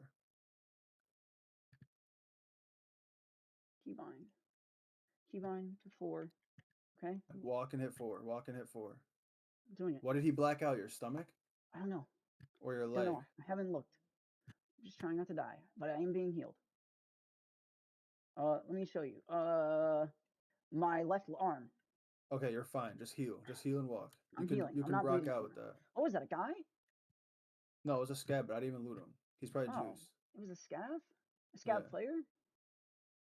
Yeah, probably. Oh, jeez, Christ. And he shot the Just- shit out of me. just I think it was a heal. scav player because he shot the shit Yeah. out of me. Yeah, it was. Just heal and walk. Heal and walk. Heal and walk. Jesus Christ. He only shot me. My gun is fucked up. He shot my gun a bunch. My gun's red. Yeah. Wait, your gun's red? Yeah. It's jammed? Oh yeah, probably. Okay, hold L. Just Yeah. hold it, hold it, hold it, hold it, hold it, and then release. Bolt jammed. There you go. L. Hold L, hold Got it. L, hold L, and then I just got it. release. I think it's good. That means your gun's durability is really low. Oh yeah, he fucked me up. You running with me still, bro? I got 2 I'm water, still bro. hurt. I'm about to be dehydrated as fuck. Where are you next to this wood house? Yeah, I just ran in the wood house. Okay. See, like, all right, so your arm is black right now, Yeah. meaning you can Everything is good use- except for my left arm. Yes, you can use that CMS kit and it'll make it not black. So like your stomach is important, you know what I mean? If your stomach goes Okay. black, you need to do surgery on it. The only things you can't do surgery on are on your head and your chest. You can't do surgery on those things. If your chest is black, are you coming with me? How do I fix my arm? Don't do it right now. Don't do it. You don't need to do Okay. it right now. You don't need to do it All right right, where are you? I'm at this house. I hear you. That was you? Did you scream? now. Yeah. You're straight in front of me. I heard you. Yeah, if you have a blacked out chest and you get hit at all in your chest, you die. If you have a blacked out head and you take any damage at all, so like if you jump just a little too hard, you're Mhm. fucked. Mm-hmm. And any blacked out limb, like if someone came out to you and hit you in the blacked out arm that you have, Mhm. it would it would disperse the damage it did to that arm evenly To the rest of the amongst body. Yeah. all your I heard you guys limbs. talking Yep. about that, yeah. Here, you're gonna need this. I might need it, low key. I'm about to be dehydrated as fuck. You got Gotta get out of 20K, bro? No. Nah, the fucking car ain't even there. It's alright. X05 is red, yeah. VX. You got any liquid on you at all? about that. Morphine. No, liquid. Is ration? That's not liquid. No, liquid. Damn, bro. I'm about to run into a house and sugar then. Come on. I'm dehydrated. Fucked up. I think I just saw somebody in the woods, but I'm not too sure. Where? It could be schizophrenic To our to the right? right on the path. All But right, I don't just know. keep eye out. Keep eye I out. could be schizophrenic. No, you could be, but just keep an eye out. Cause I'm fucked up. I know. I hear you screaming and shit. I'm pretty And I hurt don't too. have a fucking. Left arm. Yo, someone's talking to us. Oh, he just shot the shit out of me. Come on. Keep running. I'm just running. Player scav central, bro. Leaving. I'm running. I'm just not looking back. I'm running. I'm low key glad he shot you because I cannot take the shot. Oh, I'm just running. This is where vehicle is to your left. I'm not stopping. I'm just running across. I know. Where are you? I'm on the other side of the road you just ran across though. He probably had food and water on him, bro. I'm fucking cooked. Bro, I'm so fried, bro.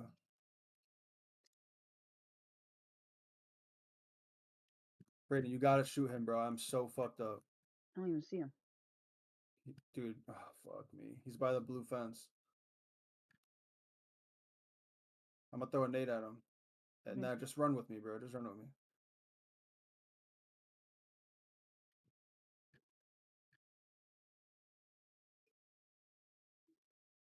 There's a player sky, bro. We're way too fucked up to be fucking with him. And I'm fucked up. Bleeding. Like, I need some food.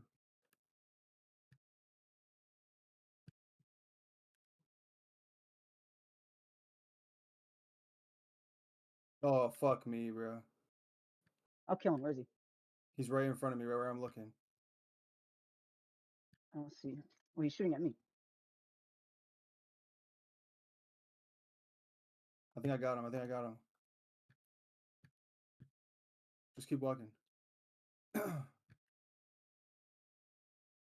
I'm pretty sure I'm not going to be able to shoot anymore. So, like, I'm using this kid's gun that I killed, bro. And he has no more ammo.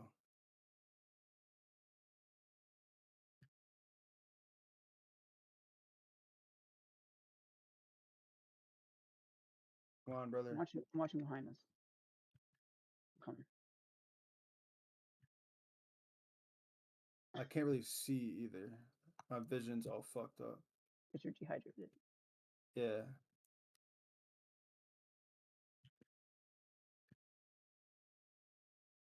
And I'm bleeding and I have pain. I'm just all fucked up. Yeah, me too.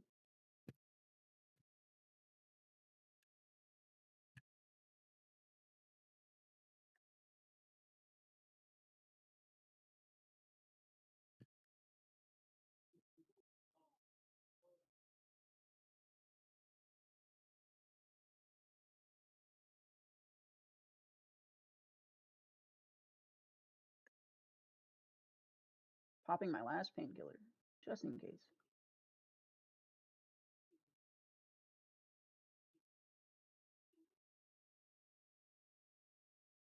There could be people in here. Oh, is that I'm the looting tank? this. Yeah, I'm looting this shit. Is it a friendly tank? It depends. You can actually pay 70K to have it shoot at cover fire. Oh, nice. At anything going by. Nice. There should be a ration supply crate up there. Check if there's fucking food and water, bro. Oh, it's the other side. Fuck me.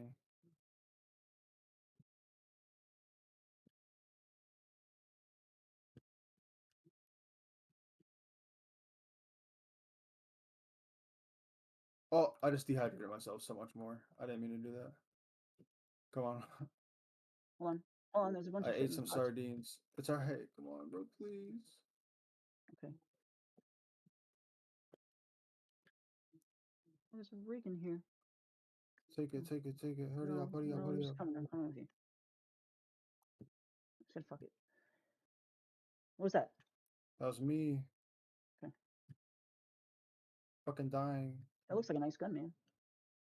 This gun? Oh, it is. The scope on it is worth like 120K. Oh god, okay, that was my morphine or my pills wearing off. Yeah, my arm is blacked out, the left arm. Everything else is okay. That's good. You're not like fucked up, bro. I'm I'm dehydrated, dehydrated. fucking pain. I got a tremor. I'm I got dehydrated. fucking everything.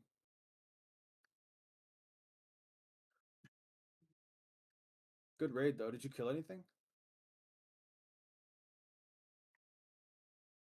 I don't know. I have no idea. I guess we'll find out when we go to leave. Oh look, we're leaving.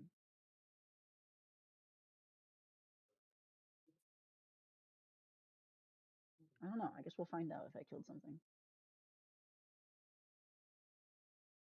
Oh, at least we got out of there, dude. That was hell.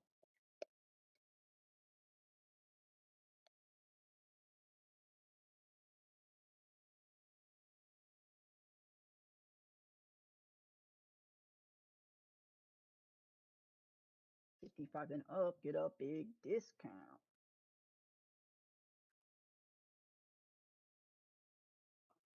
I killed a scav. What? Look at this. What?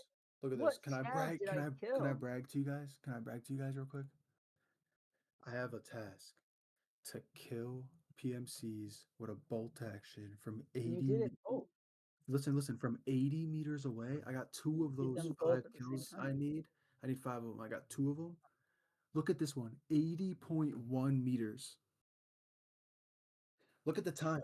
Look at the time. 13 minutes and Wait. 13 minutes and 2 seconds. I took 2 shots, 2 seconds, 2 kills.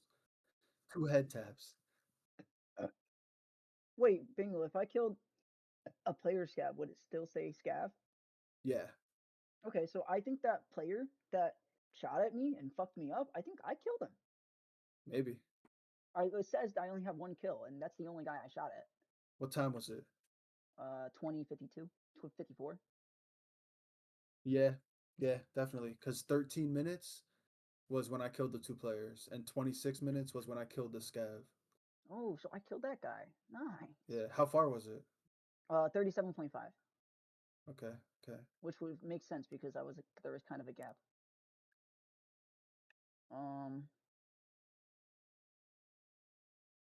I didn't even do that much damage. I think you did a lot of the damage. I didn't do too much. Probably. It's okay. But Fuck, I keep but I got the forgetting kill. to not apply that shit to myself. I'm level 8 now. Let's go.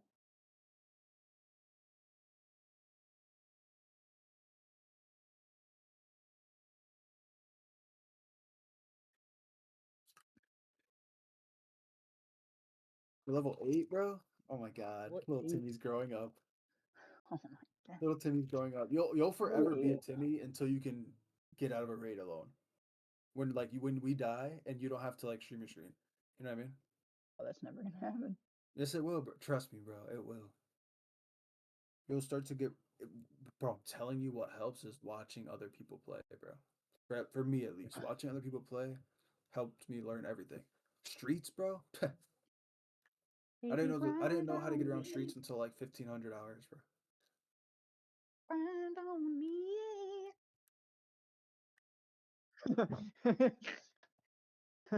don't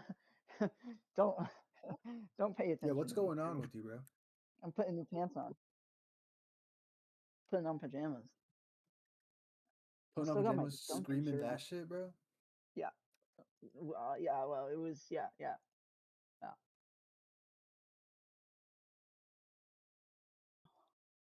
Oh my god, I killed 1 thing in woods. Now I need to kill 2 more things. In woods? You want to go back? I guess. Dude, I'm almost done with Oh, I got my task! I got my task! You got your task. Let's go. It's a rewarding game, right? I got my task. Wait. Oh, Yo, so a shooter born in heaven doesn't count.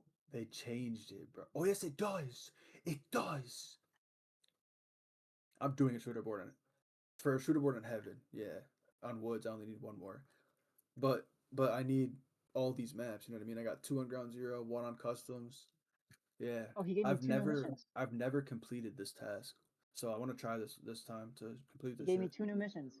I have to locate and obtain the hidden valuable cargo on customs. Okay. I got. This is optional. Locate the messenger's body on customs. Optional. Locate the place where the messenger hid the cargo. And then I also got Stirrup, eliminate PMC while using pistols. Oh no. Welcome to Tarkov. So, what you're gonna do for that task is you're gonna buy a fucking pistol. You're gonna load 2 clips, 3 clips with some fucking ammo, and you're gonna run into factory like a madman, screaming at other players, making them fold under pressure, and shoot them in the fucking forehead. Do I Works have like to a charm. extract, or all I have to do is No, just... no, you just can't, bro. I threw Oh, so I many can probably kids do trying. that by myself. Yeah. If I go in alone, there'll be Timmys like me. No. No? You gotta. I mean, only Ground Zero does that. Oh. Only Well, it Ground could Zero. be anywhere. It could be anywhere. Yes, but listen to me. Only Yeah. Ground Zero is level locked from 1 to 20. So if you're if you're underneath 20 and you go into that lobby alone, you're gonna be a bunch of players underneath level 20. Which 1 to 20 is a huge gap. Find If you gas go in with analyzers me, and it's raid. all players above 20. Okay. The pistols, you can go to factory. It's mad small. There's like 6 players that fucking load into the game. What the fuck does Everyone's running mechanic want? around. A lot of people run around fucking damn near naked. Survive and extract on the streets of Tarkov. Like a real task or a... It's a side. It's one of the timed ones. Yeah. But that, yo, Krug, I got a LEDX today, bro. Didn't even have to do anything for it. Came out of my hideout. I have to find gas Pretty much. analyzers. 2 of them. Find 2 gas analyzers and then locate the water stockpile hidden inside. Didn't you already hand one in? Did you hand one into a side task? And Please then... tell me you didn't. What? A gas analyzer? Yeah, is it click at the top of the task where you would click complete? There's one that says completed. It was probably a side quest, yeah. No, there's no way. I think it's 1 and then 2. Oh yeah, part 2 is find gas analyzers in raid. I have to find 2. Sanitary standards, part 2. What was the one before that? I don't know, probably sanitary standards, part 1, and it Click was completed. Like on therapist show tasks. completed. Yes. First in line. No, wait, that's not it. Oh, sanitary standards. Yeah, part it's 1. find one. I see Find it a right gas here. analyzer and then hand it over. And I had one in my Wait till you inventory. get Operation Aquarius Part 2. Oh, I got messages. You got Spear. Operation Aquarius Part 1 right now?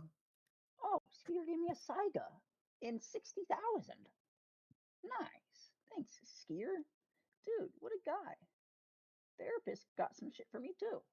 Dude, what a guy. She just gave me a bunch of meds. Dude, hell yeah. More pills. Dude, if only Juice WRLD was here. Do you feel rich? Do you feel like the game is going so well? Do you No, feel not like you've really, been but... extracting for a while? Well, guess well, what? we survived then. That was pretty nice. Yeah, that was a fucked up raid, bro. Is there any way to unbox this ammo? Oh, 5.56. Okay. Right click on it. I don't need that Unpack. ammo. I don't need that ammo. Right click on it, unpack. Yo, but you can buy guns from the traders. Like, don't forget about that. You know what I mean? Yeah, like, I'm if you have just some looking beat to at shit guns, you can sell them. Anything, I wouldn't really run anything that shoots like automatic under like 90 durability, to be honest. If it's under 90 durability, you're gonna jam. Like, if you start spraying a lot and you get into like a heated ass gunfight, your chances of jamming are so high.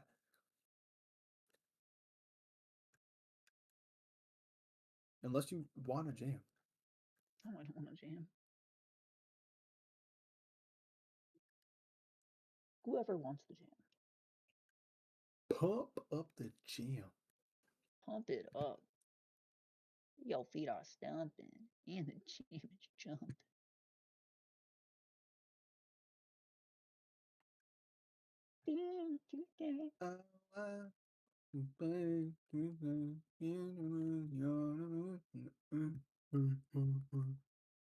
Repair.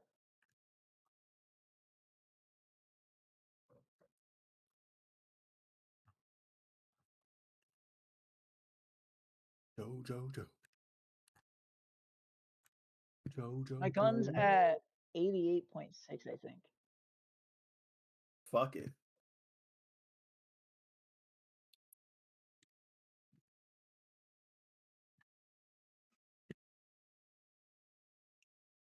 I got a Brady, mustache now. What?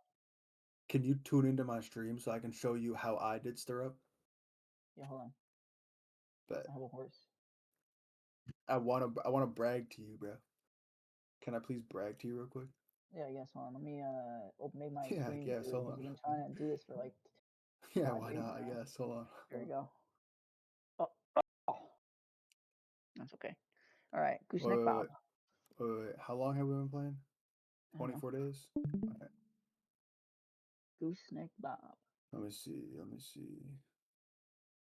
Alright, before after yes, let's see this. I gotta find found it. You ready for this? Oh, what did I just do? You ready for this? Can you hear it? You gotta get the full effect. No, how do I? Right click on the screen. Yeah. Stream volume. There we go. Alright. I'm playing with Pablo. Pablo is in here. This is on I can hear customs him at walking the around. new gas station. Yep, Pablo's right here. There's someone over in the back of the building on this way, and there's someone over in the back of the building on this way. We don't know that there's actually 3 of them. All I have is the lever action and a Glock 17. I need all 3 stirrup kills. I low key almost fumble right here. Yeah, I see that. I'm fucked up. Oh, I'm you fucked took up. a lot of fucking shot. Wow. Yes. And yes, that guy screaming is Pablo. Pablo's a fucking Chad, yeah. Fuck you, Skip. Dude, I'm watching the door. You're good. Oh my god. One pistol kill? Drop them. Oh shit. He pushes up, kills the guy that just killed Pablo. Oh shit. Okay. Oh my god, with a pistol. Oh my god. He's crazy. He runs to the back of the building. He's running to the back of the building. Oh shit. Oh shit. Oh shit. Oh shit. Is that an automatic Glock? I think you could probably put a switch on it. You hear him? You hear him? Glock with a laser. I'm fucked up at 140 HP. Stirrup. Task syrup. Listen to Pablo. Listen to Pablo. He's like, Ben. What? Ben. Well, what about? Hold up.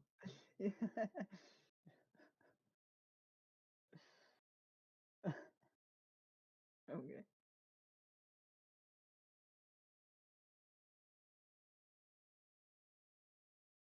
Oh, I bounce on this one.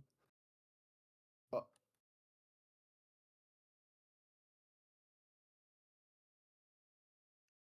I jump onto this dude's head. I think it's Pablo's. Yeah, it is. Watch what happens to me.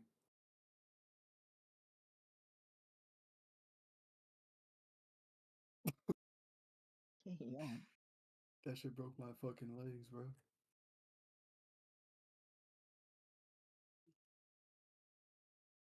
The Giving Tree.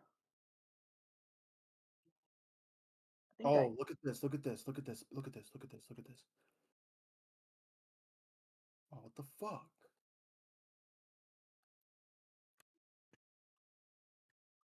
This dude hundreds is stuck. He can't move. He got stuck in this. You see this hole right here? He's stuck in there. Yeah. Can't get out. I hear a bunch of people. I kill this kid right here. That's still one more alive. They start pushing me. There's two of them. Yeah. There's 2 of them. I lit this kid up right here. She fired the fuck out of him. I hit him. I peek again. Nothing. I throw a nade. Watch this. He comes in and I crouch and physically duck my head down. And he doesn't fucking see me. I ran out of ammo and he kills me. Watch. He's coming in. He doesn't know where I am. Oh. I ran out of ammo. I have 1 bullet in my gun. Fucked. Turn my stream volume Womp. down. Womp. Turn my stream volume down. Get freaking fricked, dude. You just got fracked. You just got fracked by the fricker. By the Also, frack did you see fricker. my ass? Hey, your butt? Did No, you I see didn't it, see your butt. Kruger? What's Look in at your butt? this. Look at my butt, bro. You can get this butt. Oh, I guess you Yeah, can't Kruger, unless you look played at his arena. butt. Look at his butt, Kruger. Look. This Look is at the his butt, normal butt. Kruger. This is the normal. This is the 3x3 butt that I have. Look But at look his at this butt, one I Kruger. unlocked. I unlocked this one through arena, and it has a separate compartment, bro. And it's 10 slots instead of 9. Isn't that chatty? Like Yeah, look at his butt, Kruger. you could get this butt. You can have this butt too. I mean it to come out like. You look like me. You're going a little crazy, bro. Hey, yo, don't say hey, yo to me, bro. You guys are talking about butts. I don't know what you're talking about, dude.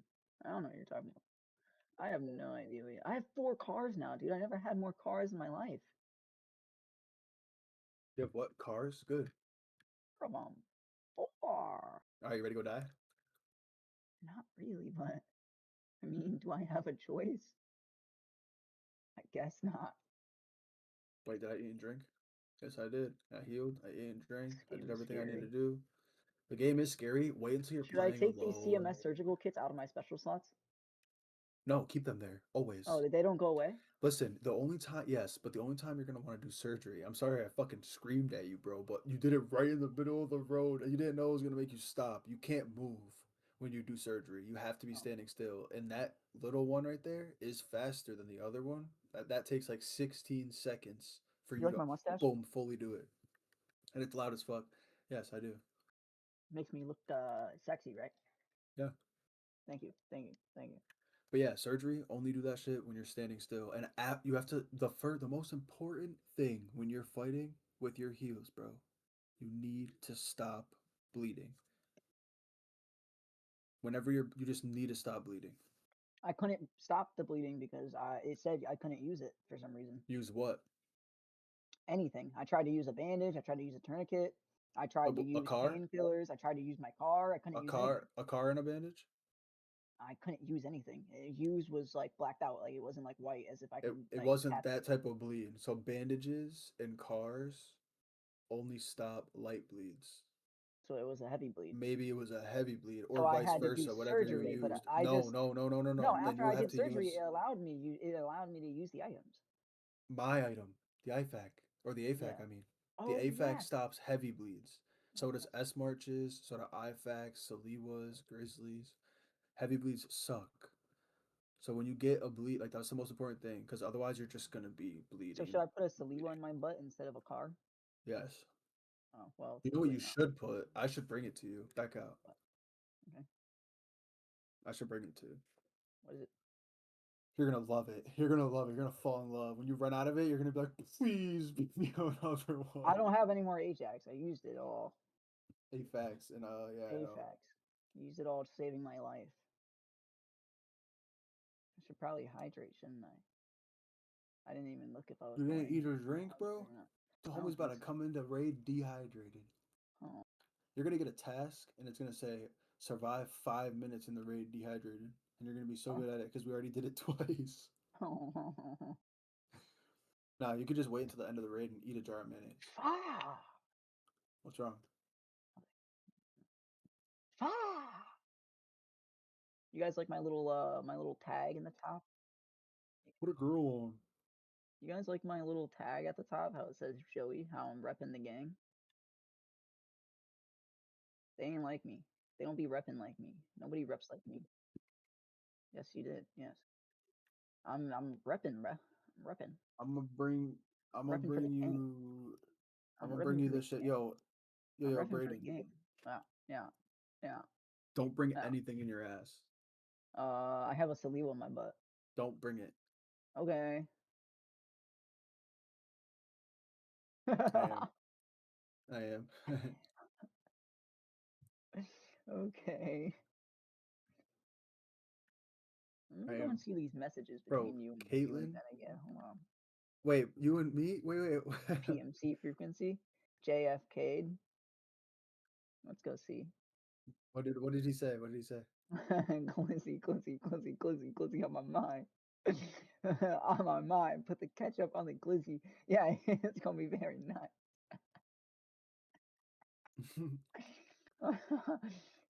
He says, hold on, you got a deeper chat with fucking Ben. He says, Timmy ass Tiba bot. Hello there, soldier. Botjamin. Motherfucker, let's play. You cracker. Bot. Glizzy. On my mind. Put the ketchup on the glizzy. Yeah, it's gonna be very nice. Cause it's glizzy. Glizzy on my mind. Glizzy. No, I cannot waste no time because it's glizzy on my mind. Put the ketchup on the glizzy. Yeah, it's gonna be very nice. What else? It says, morning, glizzy man. He said Look that at at this 2 dude, a.m. Gatsby Fishes in And mine. then 2 In a.m. he said, 2022, I messaged Pablo and said pussy. And in 2025, he messaged me and said the hard R.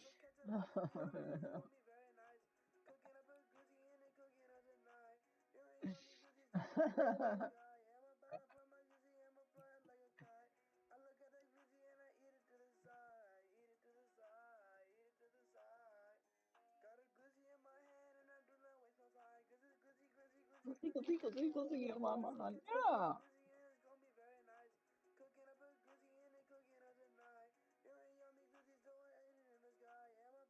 No, I don't know the words like that, but you seem to know the words like that, according to the messages that you have between you and Debingle.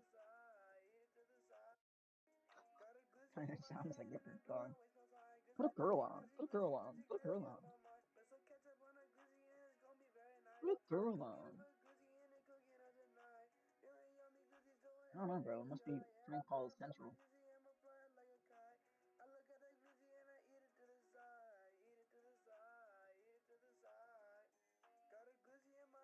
Okay. Okay. Oh, man. Nah.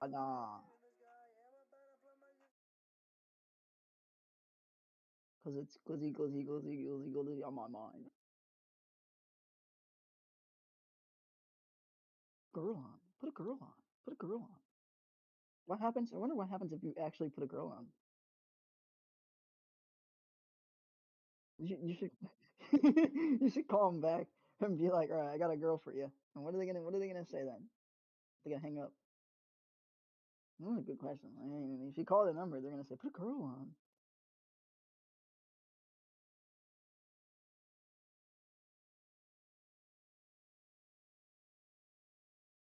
Yeah, I wonder. That is a good question. I wonder what happens then. Ugh. I don't know. I think they just hang up the phone at that point.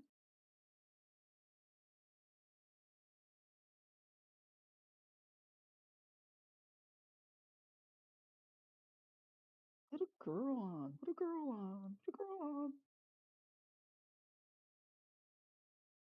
Is your refrigerator running? Yeah, it is.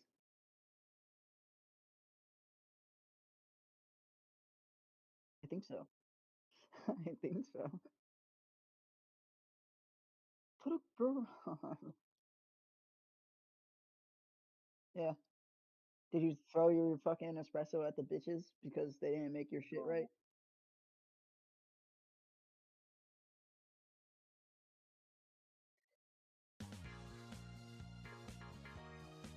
What the fuck?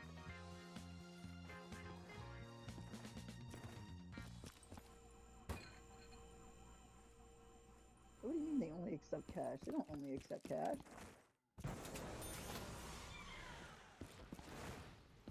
Not a bagel with cream cheese.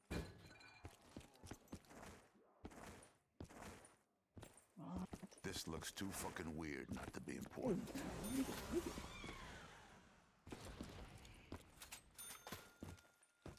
It is fucked up, dude. I'm so sorry to hear that. He doesn't have a fucking, like, I don't know. That's like a stand-up comedy type of joke, bro. That's straight up Seinfeld. Like, I don't know. Like, You look like Seinfeld.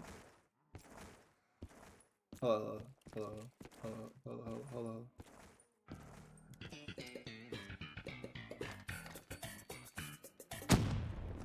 I'm a fake fish. I'm a fake fish. I'm a fake fish. I'm a fake fish. Can I clip it?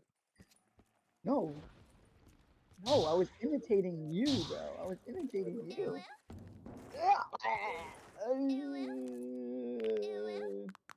What's It is. that girl's name that plays Tarkov? I think we got power. Endra. Endra, yeah. And she talks all like ooh. Yeah, yeah. Yeah, her name's Endra. And she kills people and then she's like, "Toot." Yeah. That pops up on your TikTok, bro, but the other shit don't. Yeah, that one does. That one comes up and it's like, and she's going around and she's like, "Oh my god, is that Endra?" And they're like, "Maybe." And then just toot. And the peanut pops up on my shit.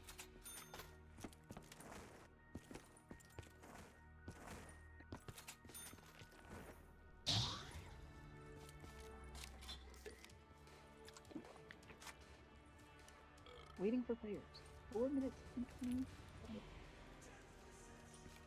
What's wrong with white? What's wrong with white? What's wrong with white? I don't understand. Because it's cozy on my mind. Cozy on my mind. Cozy all the time. What was that? What was that? You're not black. What was that? There it was again. I never found my mind. What are you talking about? Endra! How do we know this stuff isn't poison? What's going on? FBI, open up! FBI, open up! Alright. Is there friendly fire? Oh, put this in your butt. Put this in your butt. Put this in your butt. Okay. Thanks. Oh, what the fuck is this? It heals everything. I can't put it. Oh yeah, I can. Nice. I got it in my ass. Put. Hold on, let me quick swap my items real quick. Just in case, you never know when you need, to not die. All right, I'm ready. Let's get this on. Let's get the show on the road. Where you at? Where this rock? Yep. Oh, it's cozy. Fuck! Fuck you, Kruger. I don't like you right now. You got the glizzy on my mind, man. Glizzy on my mind. You got the glizzy on my mind. No, it's you, man. You put that shit in there. You're in my head, dude. I don't like it.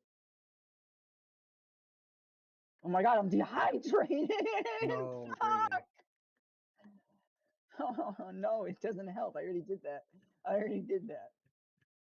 Here, I bro. already Here. drank the condensed milk.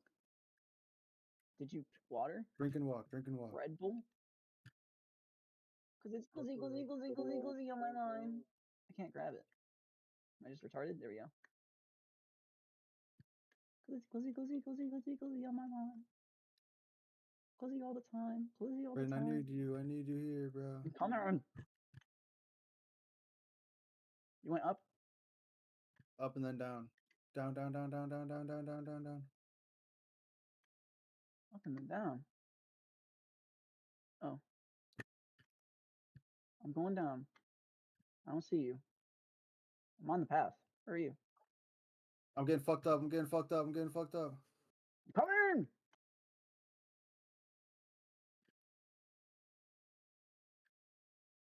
I hear you up there. That's you up there? That's me. There's one down below us. Stop shooting! Fuck off! I'm up again. I'm next to this big ass rock.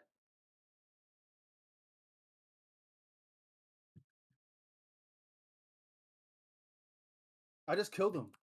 Where are you? I just killed him with a nade. Where are you? I killed him with a nade. I'm in a hole. On a rock. I hear you. See me? Yeah. Go look if there's any more people. I'm doing surgery. Okay. Down to the left. Go check Down his to the body. left. Tell me what he looks like. I'm going. Don't do anything though, please. I'm going. I don't really see a body right now. Maybe I do. I killed him with a nade, bro. I do. Oh, yeah, he's fucking dead, dude. Are you alive? Wake up, friend. Wake up, comrade. I killed him with a nade, bro. That was dope. I'll tell you what, I'm standing in the open on top of this dead guy right now, and nobody's shooting me, so I think That's you're good. good. There's a bunker down there. That's where I was bringing you. Glizzy on my mind. He fucked me up, though, bro. Well, you got that really nice grenade, and it just murdered him. He just got fucking dicked on. I underhand tossed a Come nade over loot this him rock. so we can run, You and I heard? cannot stand in the open anymore. You heard me? Yes. I underhand tossed You that underhand toss, which means you threw it low and it rolled onto his Damn near. fucking. Yep. Yeah. All right. Well, come get his shit so we can leave. Right here, buddy. Right here. Look at this big guy. Wow. Level Wow. 31? The grenade of lifetime. 31, higher level than you. You got pissed on. Ooh, I'll take the rig. Thunderbolt? Give me. That's mine. That's mine. That's mine. That's mine. Oh, sorry. You could have it. You could have it. You could have it. Take this guy's backpack. Take this guy's backpack. Bigger than mine? Yeah, much bigger. She whooped out a dick that was bigger than mine. Met this lady from Hawaii. Stuck it in her ass and she said, "Aye." Yeah, you know how I know I killed him? Huh. I heard him scream first, and that was like the dead given. But I checked my Hold on. task. I'm gonna go hide my bag because it's insured, so I'm gonna go hide it so that I can keep this one and get mine back. Where am I gonna hide it?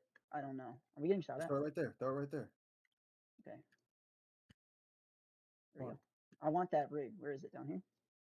I got it. I see it. I see it. I see it. I see it.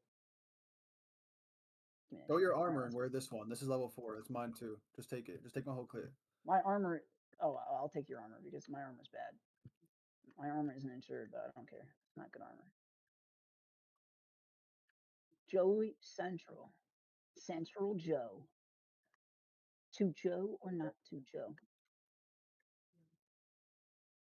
Come on.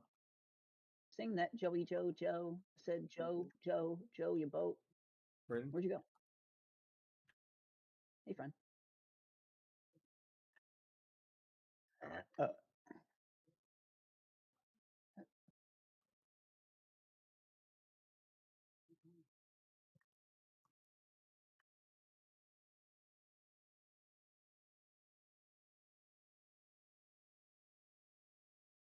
Pick out the Joes and Joe. Feeling high as Joe. All smoking that Joe. Bet you Joey will. Arr. Arr. Arr. He be a pirate. What the fuck is that?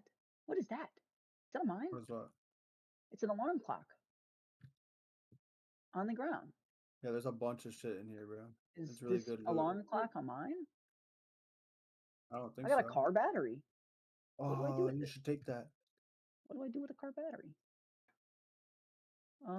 Is this alarm clock? Oh, it's a therm. The fuck is a therm? Oh, a Thermostat? thermometer.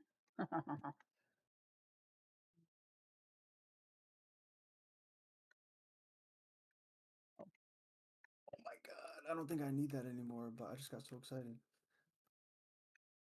Let me know if you find elite pliers. Okay. I found some headphones. Some what? Headphones.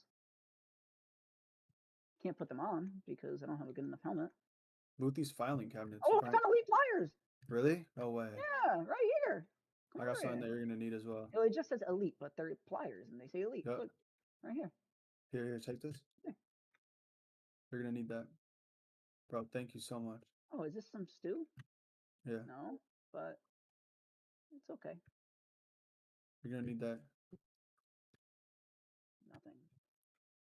Okay. These filing cabinets right here. Yeah. Sometimes there's some good shit in there.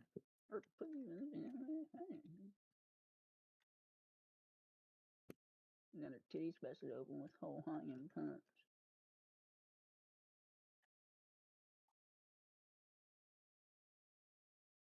She said I'll give you some chicken if you just fuck me. Kind of crazy if you ask me, but okay. I was singing the song. I was singing the song. The song. I was just singing the song, Kruger. It was nothing crazy. Don't. Yo, I take swear. this. Come here. Can I put my balls in your arm? Pick that up. Oh, I got it. Just put it in your rig. I got You it. can't put it in your butt. It's fine. It's in my rig. Come on. I'm coming.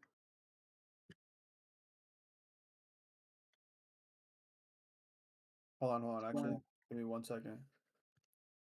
It's going down. I'm screaming, Joey. Hold on, give me 1 second, bro.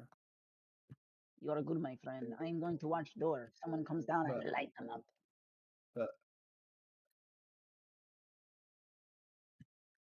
No. What is that?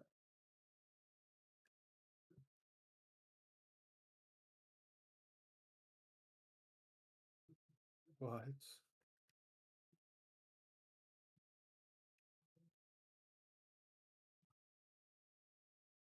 It's fire.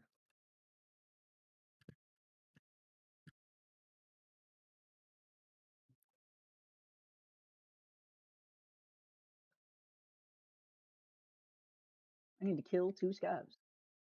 Or anything. It could be a scab. I'm gonna bring you to where I think there will be some scavs. Be a player. I'm almost dehydrated again, so that's not good. No, dude. What the fuck did you do? Coming here with 24 water. Bro, why? Accident. I don't know. It was an accident. I was an accident, so it only makes sense.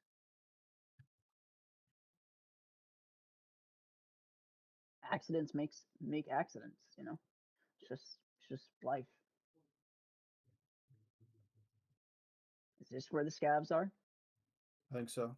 Oh my god, there's a guy in front of us. Where? To the right, I think. In front of us to the right. You see those trees in front of us? I seen something run through those trees, or maybe it was a texture loading in, but I don't know. I think it was a player. Yeah, right in front of you. Yeah. I might be tripping, but I seen something. Oh my god, right here. Oh, it's a scab, I think. Shoot him.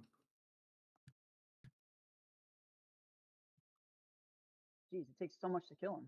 Task elimination is ready to something. Don't even loot him. Fuck it. Loot him. Where is he? Oh. You have to, bro. I can't say don't loot him because I loot every single scab now, bro. I found an RFID card in his fucking pocket. One time I found a lead symbol. Red armor? That's Dr. Disrespect armor. Oh. Bro. You know, didn't he have some allegations with a child? Yeah. I found juice! That's exactly what I needed. Juice! I'm ready to go, dude. I got juice. I'm drinking my juice. I'm good. Aha! Nikolai would have been proud of I only did one. First vehicle isn't there, bro. There should be some scabs up here. How do you get rubles in a raid? Do you bring them with you? Yeah, I bring them on my butt. I have a documents case that I can hold like that, Bitcoin, shit that I pick up. Nice.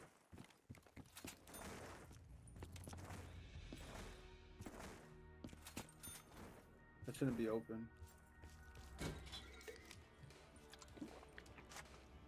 No, it's not open. No, like none of this shit should be open.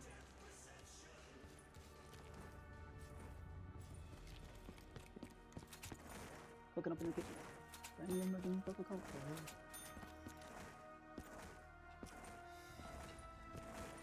You're gonna need this light bulb.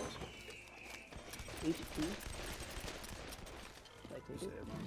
I've spent half my life thirsty. Why, I wonder? Oh, can't get in there. Oh, I just kicked that door. Thinking I can get in. At the bottom of the stairs, there's a light bulb on the floor. Okay.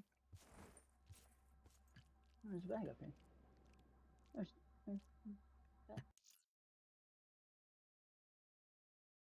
A fuse. Grenade fuse. Cool. Cool, cool, cool.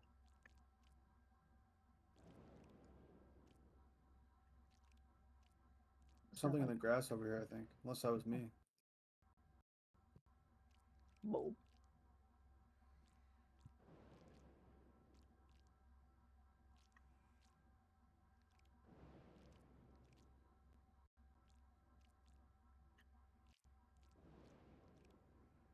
I looted that. There's nothing in it. No. One more stab. To end Open them all. sesame. What? No good. We gotta run so far, bro.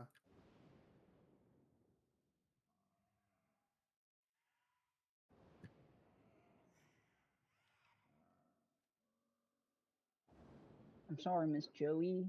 You hear that? Mm-hmm. That's all us, bro. Never meant to make your Joey Joe. You're denying my request. Apologize for all the Joes. I'm sorry, Miss Joey. Be quiet, be quiet. You want more? He's over this ridge right He here. always wants more.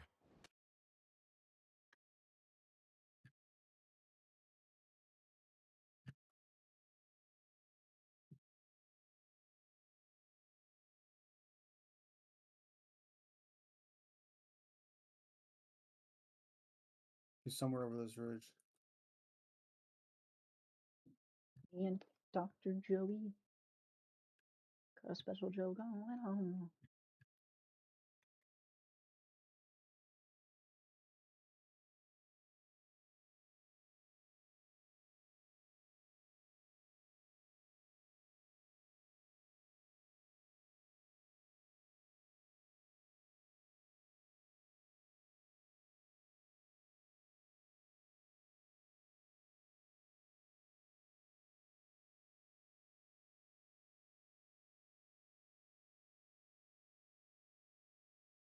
Oh, fuck me.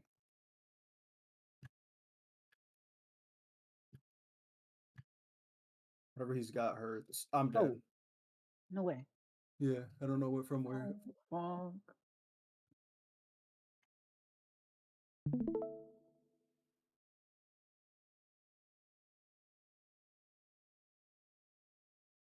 Oh, where's the bridge vehicle exit?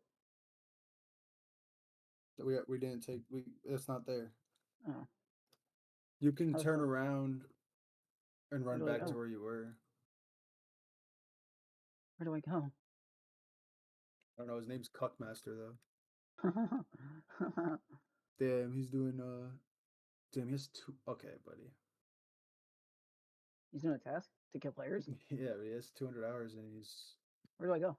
doing something crazy.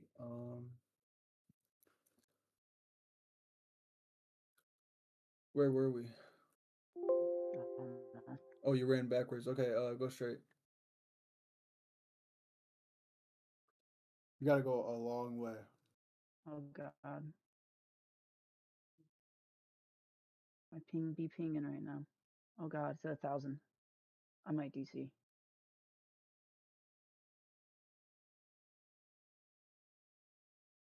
Oh, there it goes. It goes down. Oh shit.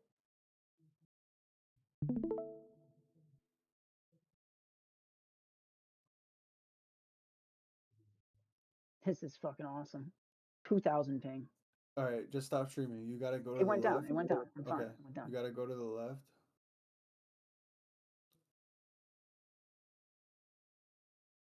Your stream looks so bad, bro. I can't tell you. No.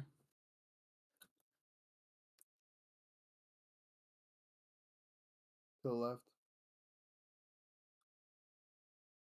Run straight along that water. Your ping is so bad, bro. No. Stable again. It's because you're Follow streaming. just follow the water. Uh-huh.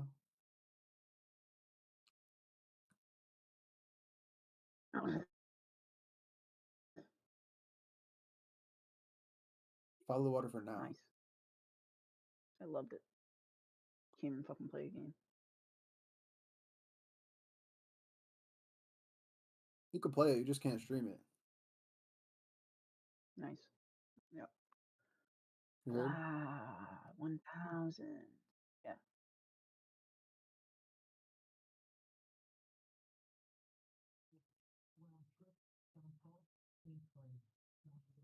Your stream is lagging, like the audio is delayed.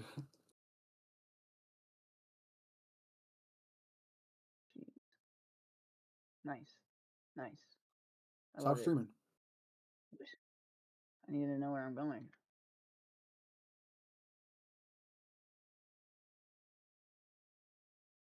Bro, just stop streaming. Hug the water. Okay? You're gonna follow the water until you see a dead body on the shore.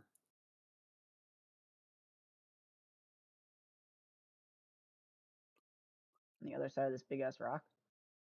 Yeah, you gotta go around the rock. My bad. But then hug the water again until you see a body on the shore. Let me know when you see a body on the shore. Okay.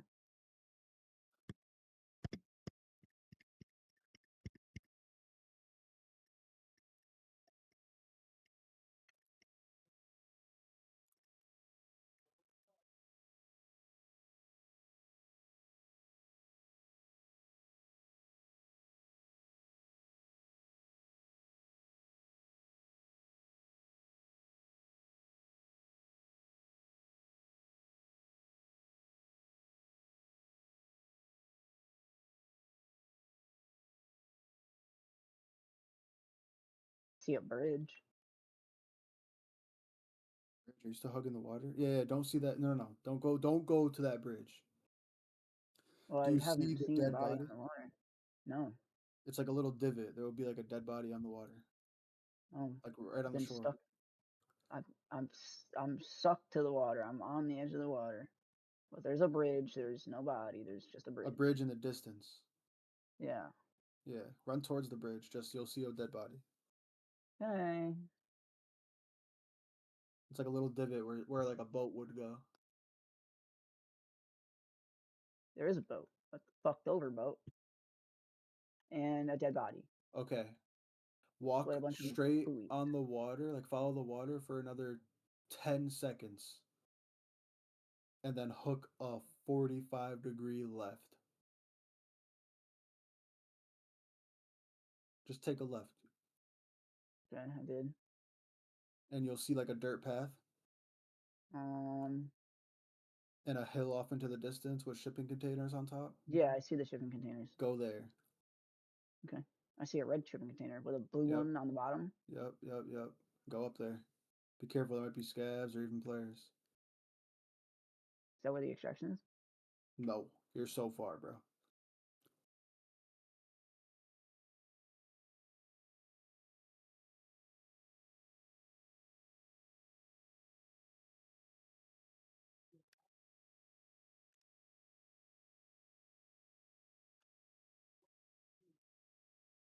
Alright, I'm at the shipping containers. Go straight to the van. He's fucking dead. Took one shot and it killed him. Straight to the van. I see the van. There's a little gate you can walk through. Like an opening in the fence. Hold on.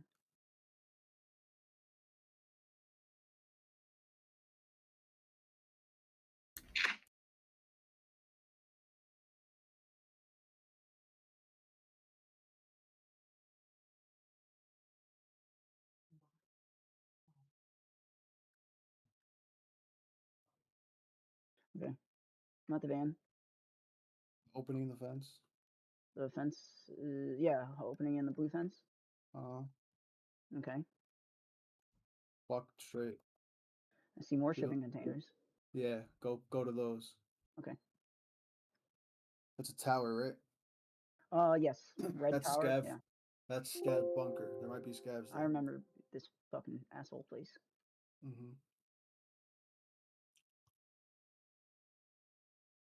Oh my god! I just got fucking shot at. Oh my god! I just got a grenade thrown at me. That's a player. I fucking ran as soon as I heard the fucking tink. Be careful, there's mines to the right of the scav bunker. Oh, maybe that's what I hit, was a fucking mine. I did hear like a tink, and then I ran, and then I heard a... No, that was the nade hitting your feet, bro. do I go from the scav bunker?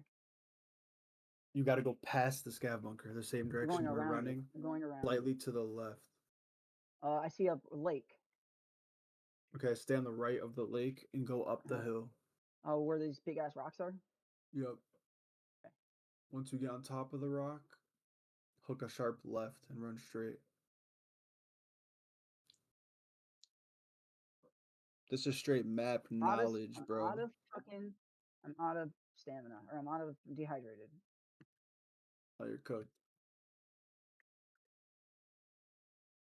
I have the can of beef. No, that's gonna dehydrate you worse. Okay. I'm exhausted. Fuck. Oh, you need energy too. Just eat that. Eat that. You need energy. I have 0 water. So is it gonna Do you make have it even 0 worse? energy? Yeah. You need the energy. You'll die if you don't. Just eat it. Okay, I ate it. Okay. There's some rocks to my left. To your left? Yeah, the big ass, not the small rocks. You said to go left. I went left. Now I'm on like a hill. There's the lake to my left. And It's a another small hill? lake. You can run down the hill? Run down the hill and then up another hill? Yep. Okay. And you'll be at the USAC camp. With the dead body on the table? Yeah, I'm just dehydrated now. I know. Yeah, I'm at the camp. Yep. Go past that camp, over the rock, remember? Yeah, the big ass rock. Mm-hmm. Check the table. You might find some meds. And check the ration crate inside the tent. You might find something to drink. Ration inside the tent? There's a big wooden box inside the tent.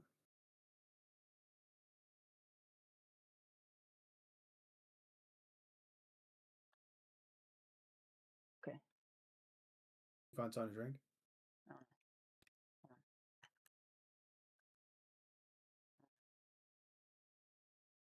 on. Find Iska ration. Don't you need that? And juice. Yeah, I do.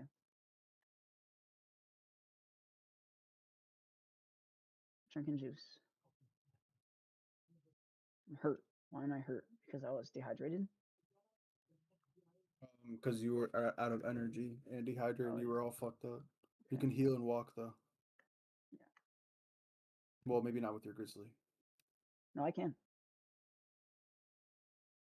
Good. All right. Where do I go? Over the I rock. see this big ass rock. Over the rock. Got it. You'll go into the next camp. Loot the crates outside the green tent. There's more food and water in I there. see the green tent. The crates outside the green tent. Left side or right side? Right side. Right side and in front. And then if you loot the one inside of the green tent, that's meds. So loot them all. How much time is left? Fires, Zippo lighter, 830. Oh, okay. And Loot fast and go. Electric motor? If you can take it, take it. Just heard an explosion. All right.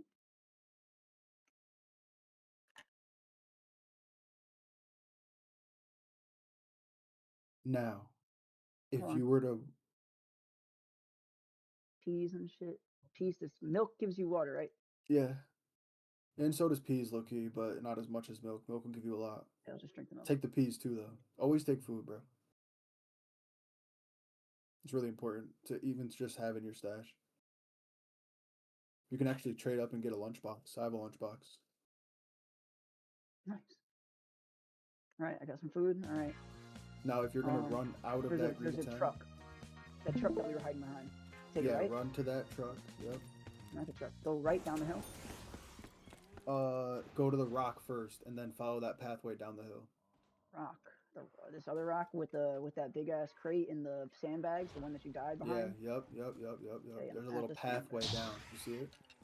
Hold on.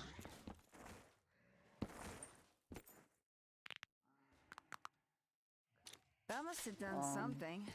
To the right of the rock. Yeah, there's a path. Okay. Run down that path. Power lines. Follow the power lines. Hit the hidden Follow them stash left on the or power right? line. Follow them right. Okay. Why does hundreds keep going stream and then no stream? And he's dead. You think his kid is like on the keyboard? Alright, there's some shooting. A lot of shooting. Alright, so I Does it follow sound it like right? it's to your left? Yeah, it's Yeah, follow it right. The first power tower thing Yeah, I at the see bottom of it, it has that little hidden stash. This one, the power cable's in front of me? The power tower? Okay, see the tower. At the bottom right of the tower is a little stash, remember? Oh no, I'm out of stamina. Why isn't it coming back? Oh, because I'm heavy? Well, you're heavy as fuck. Yeah, I picked up that fucking battery in the other thing. Oh, you're heavy as fuck. If you crawl, you'll gain stamina. Okay, I'll crawl.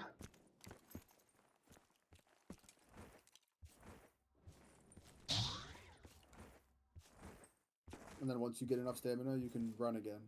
You might need to drop one of those things.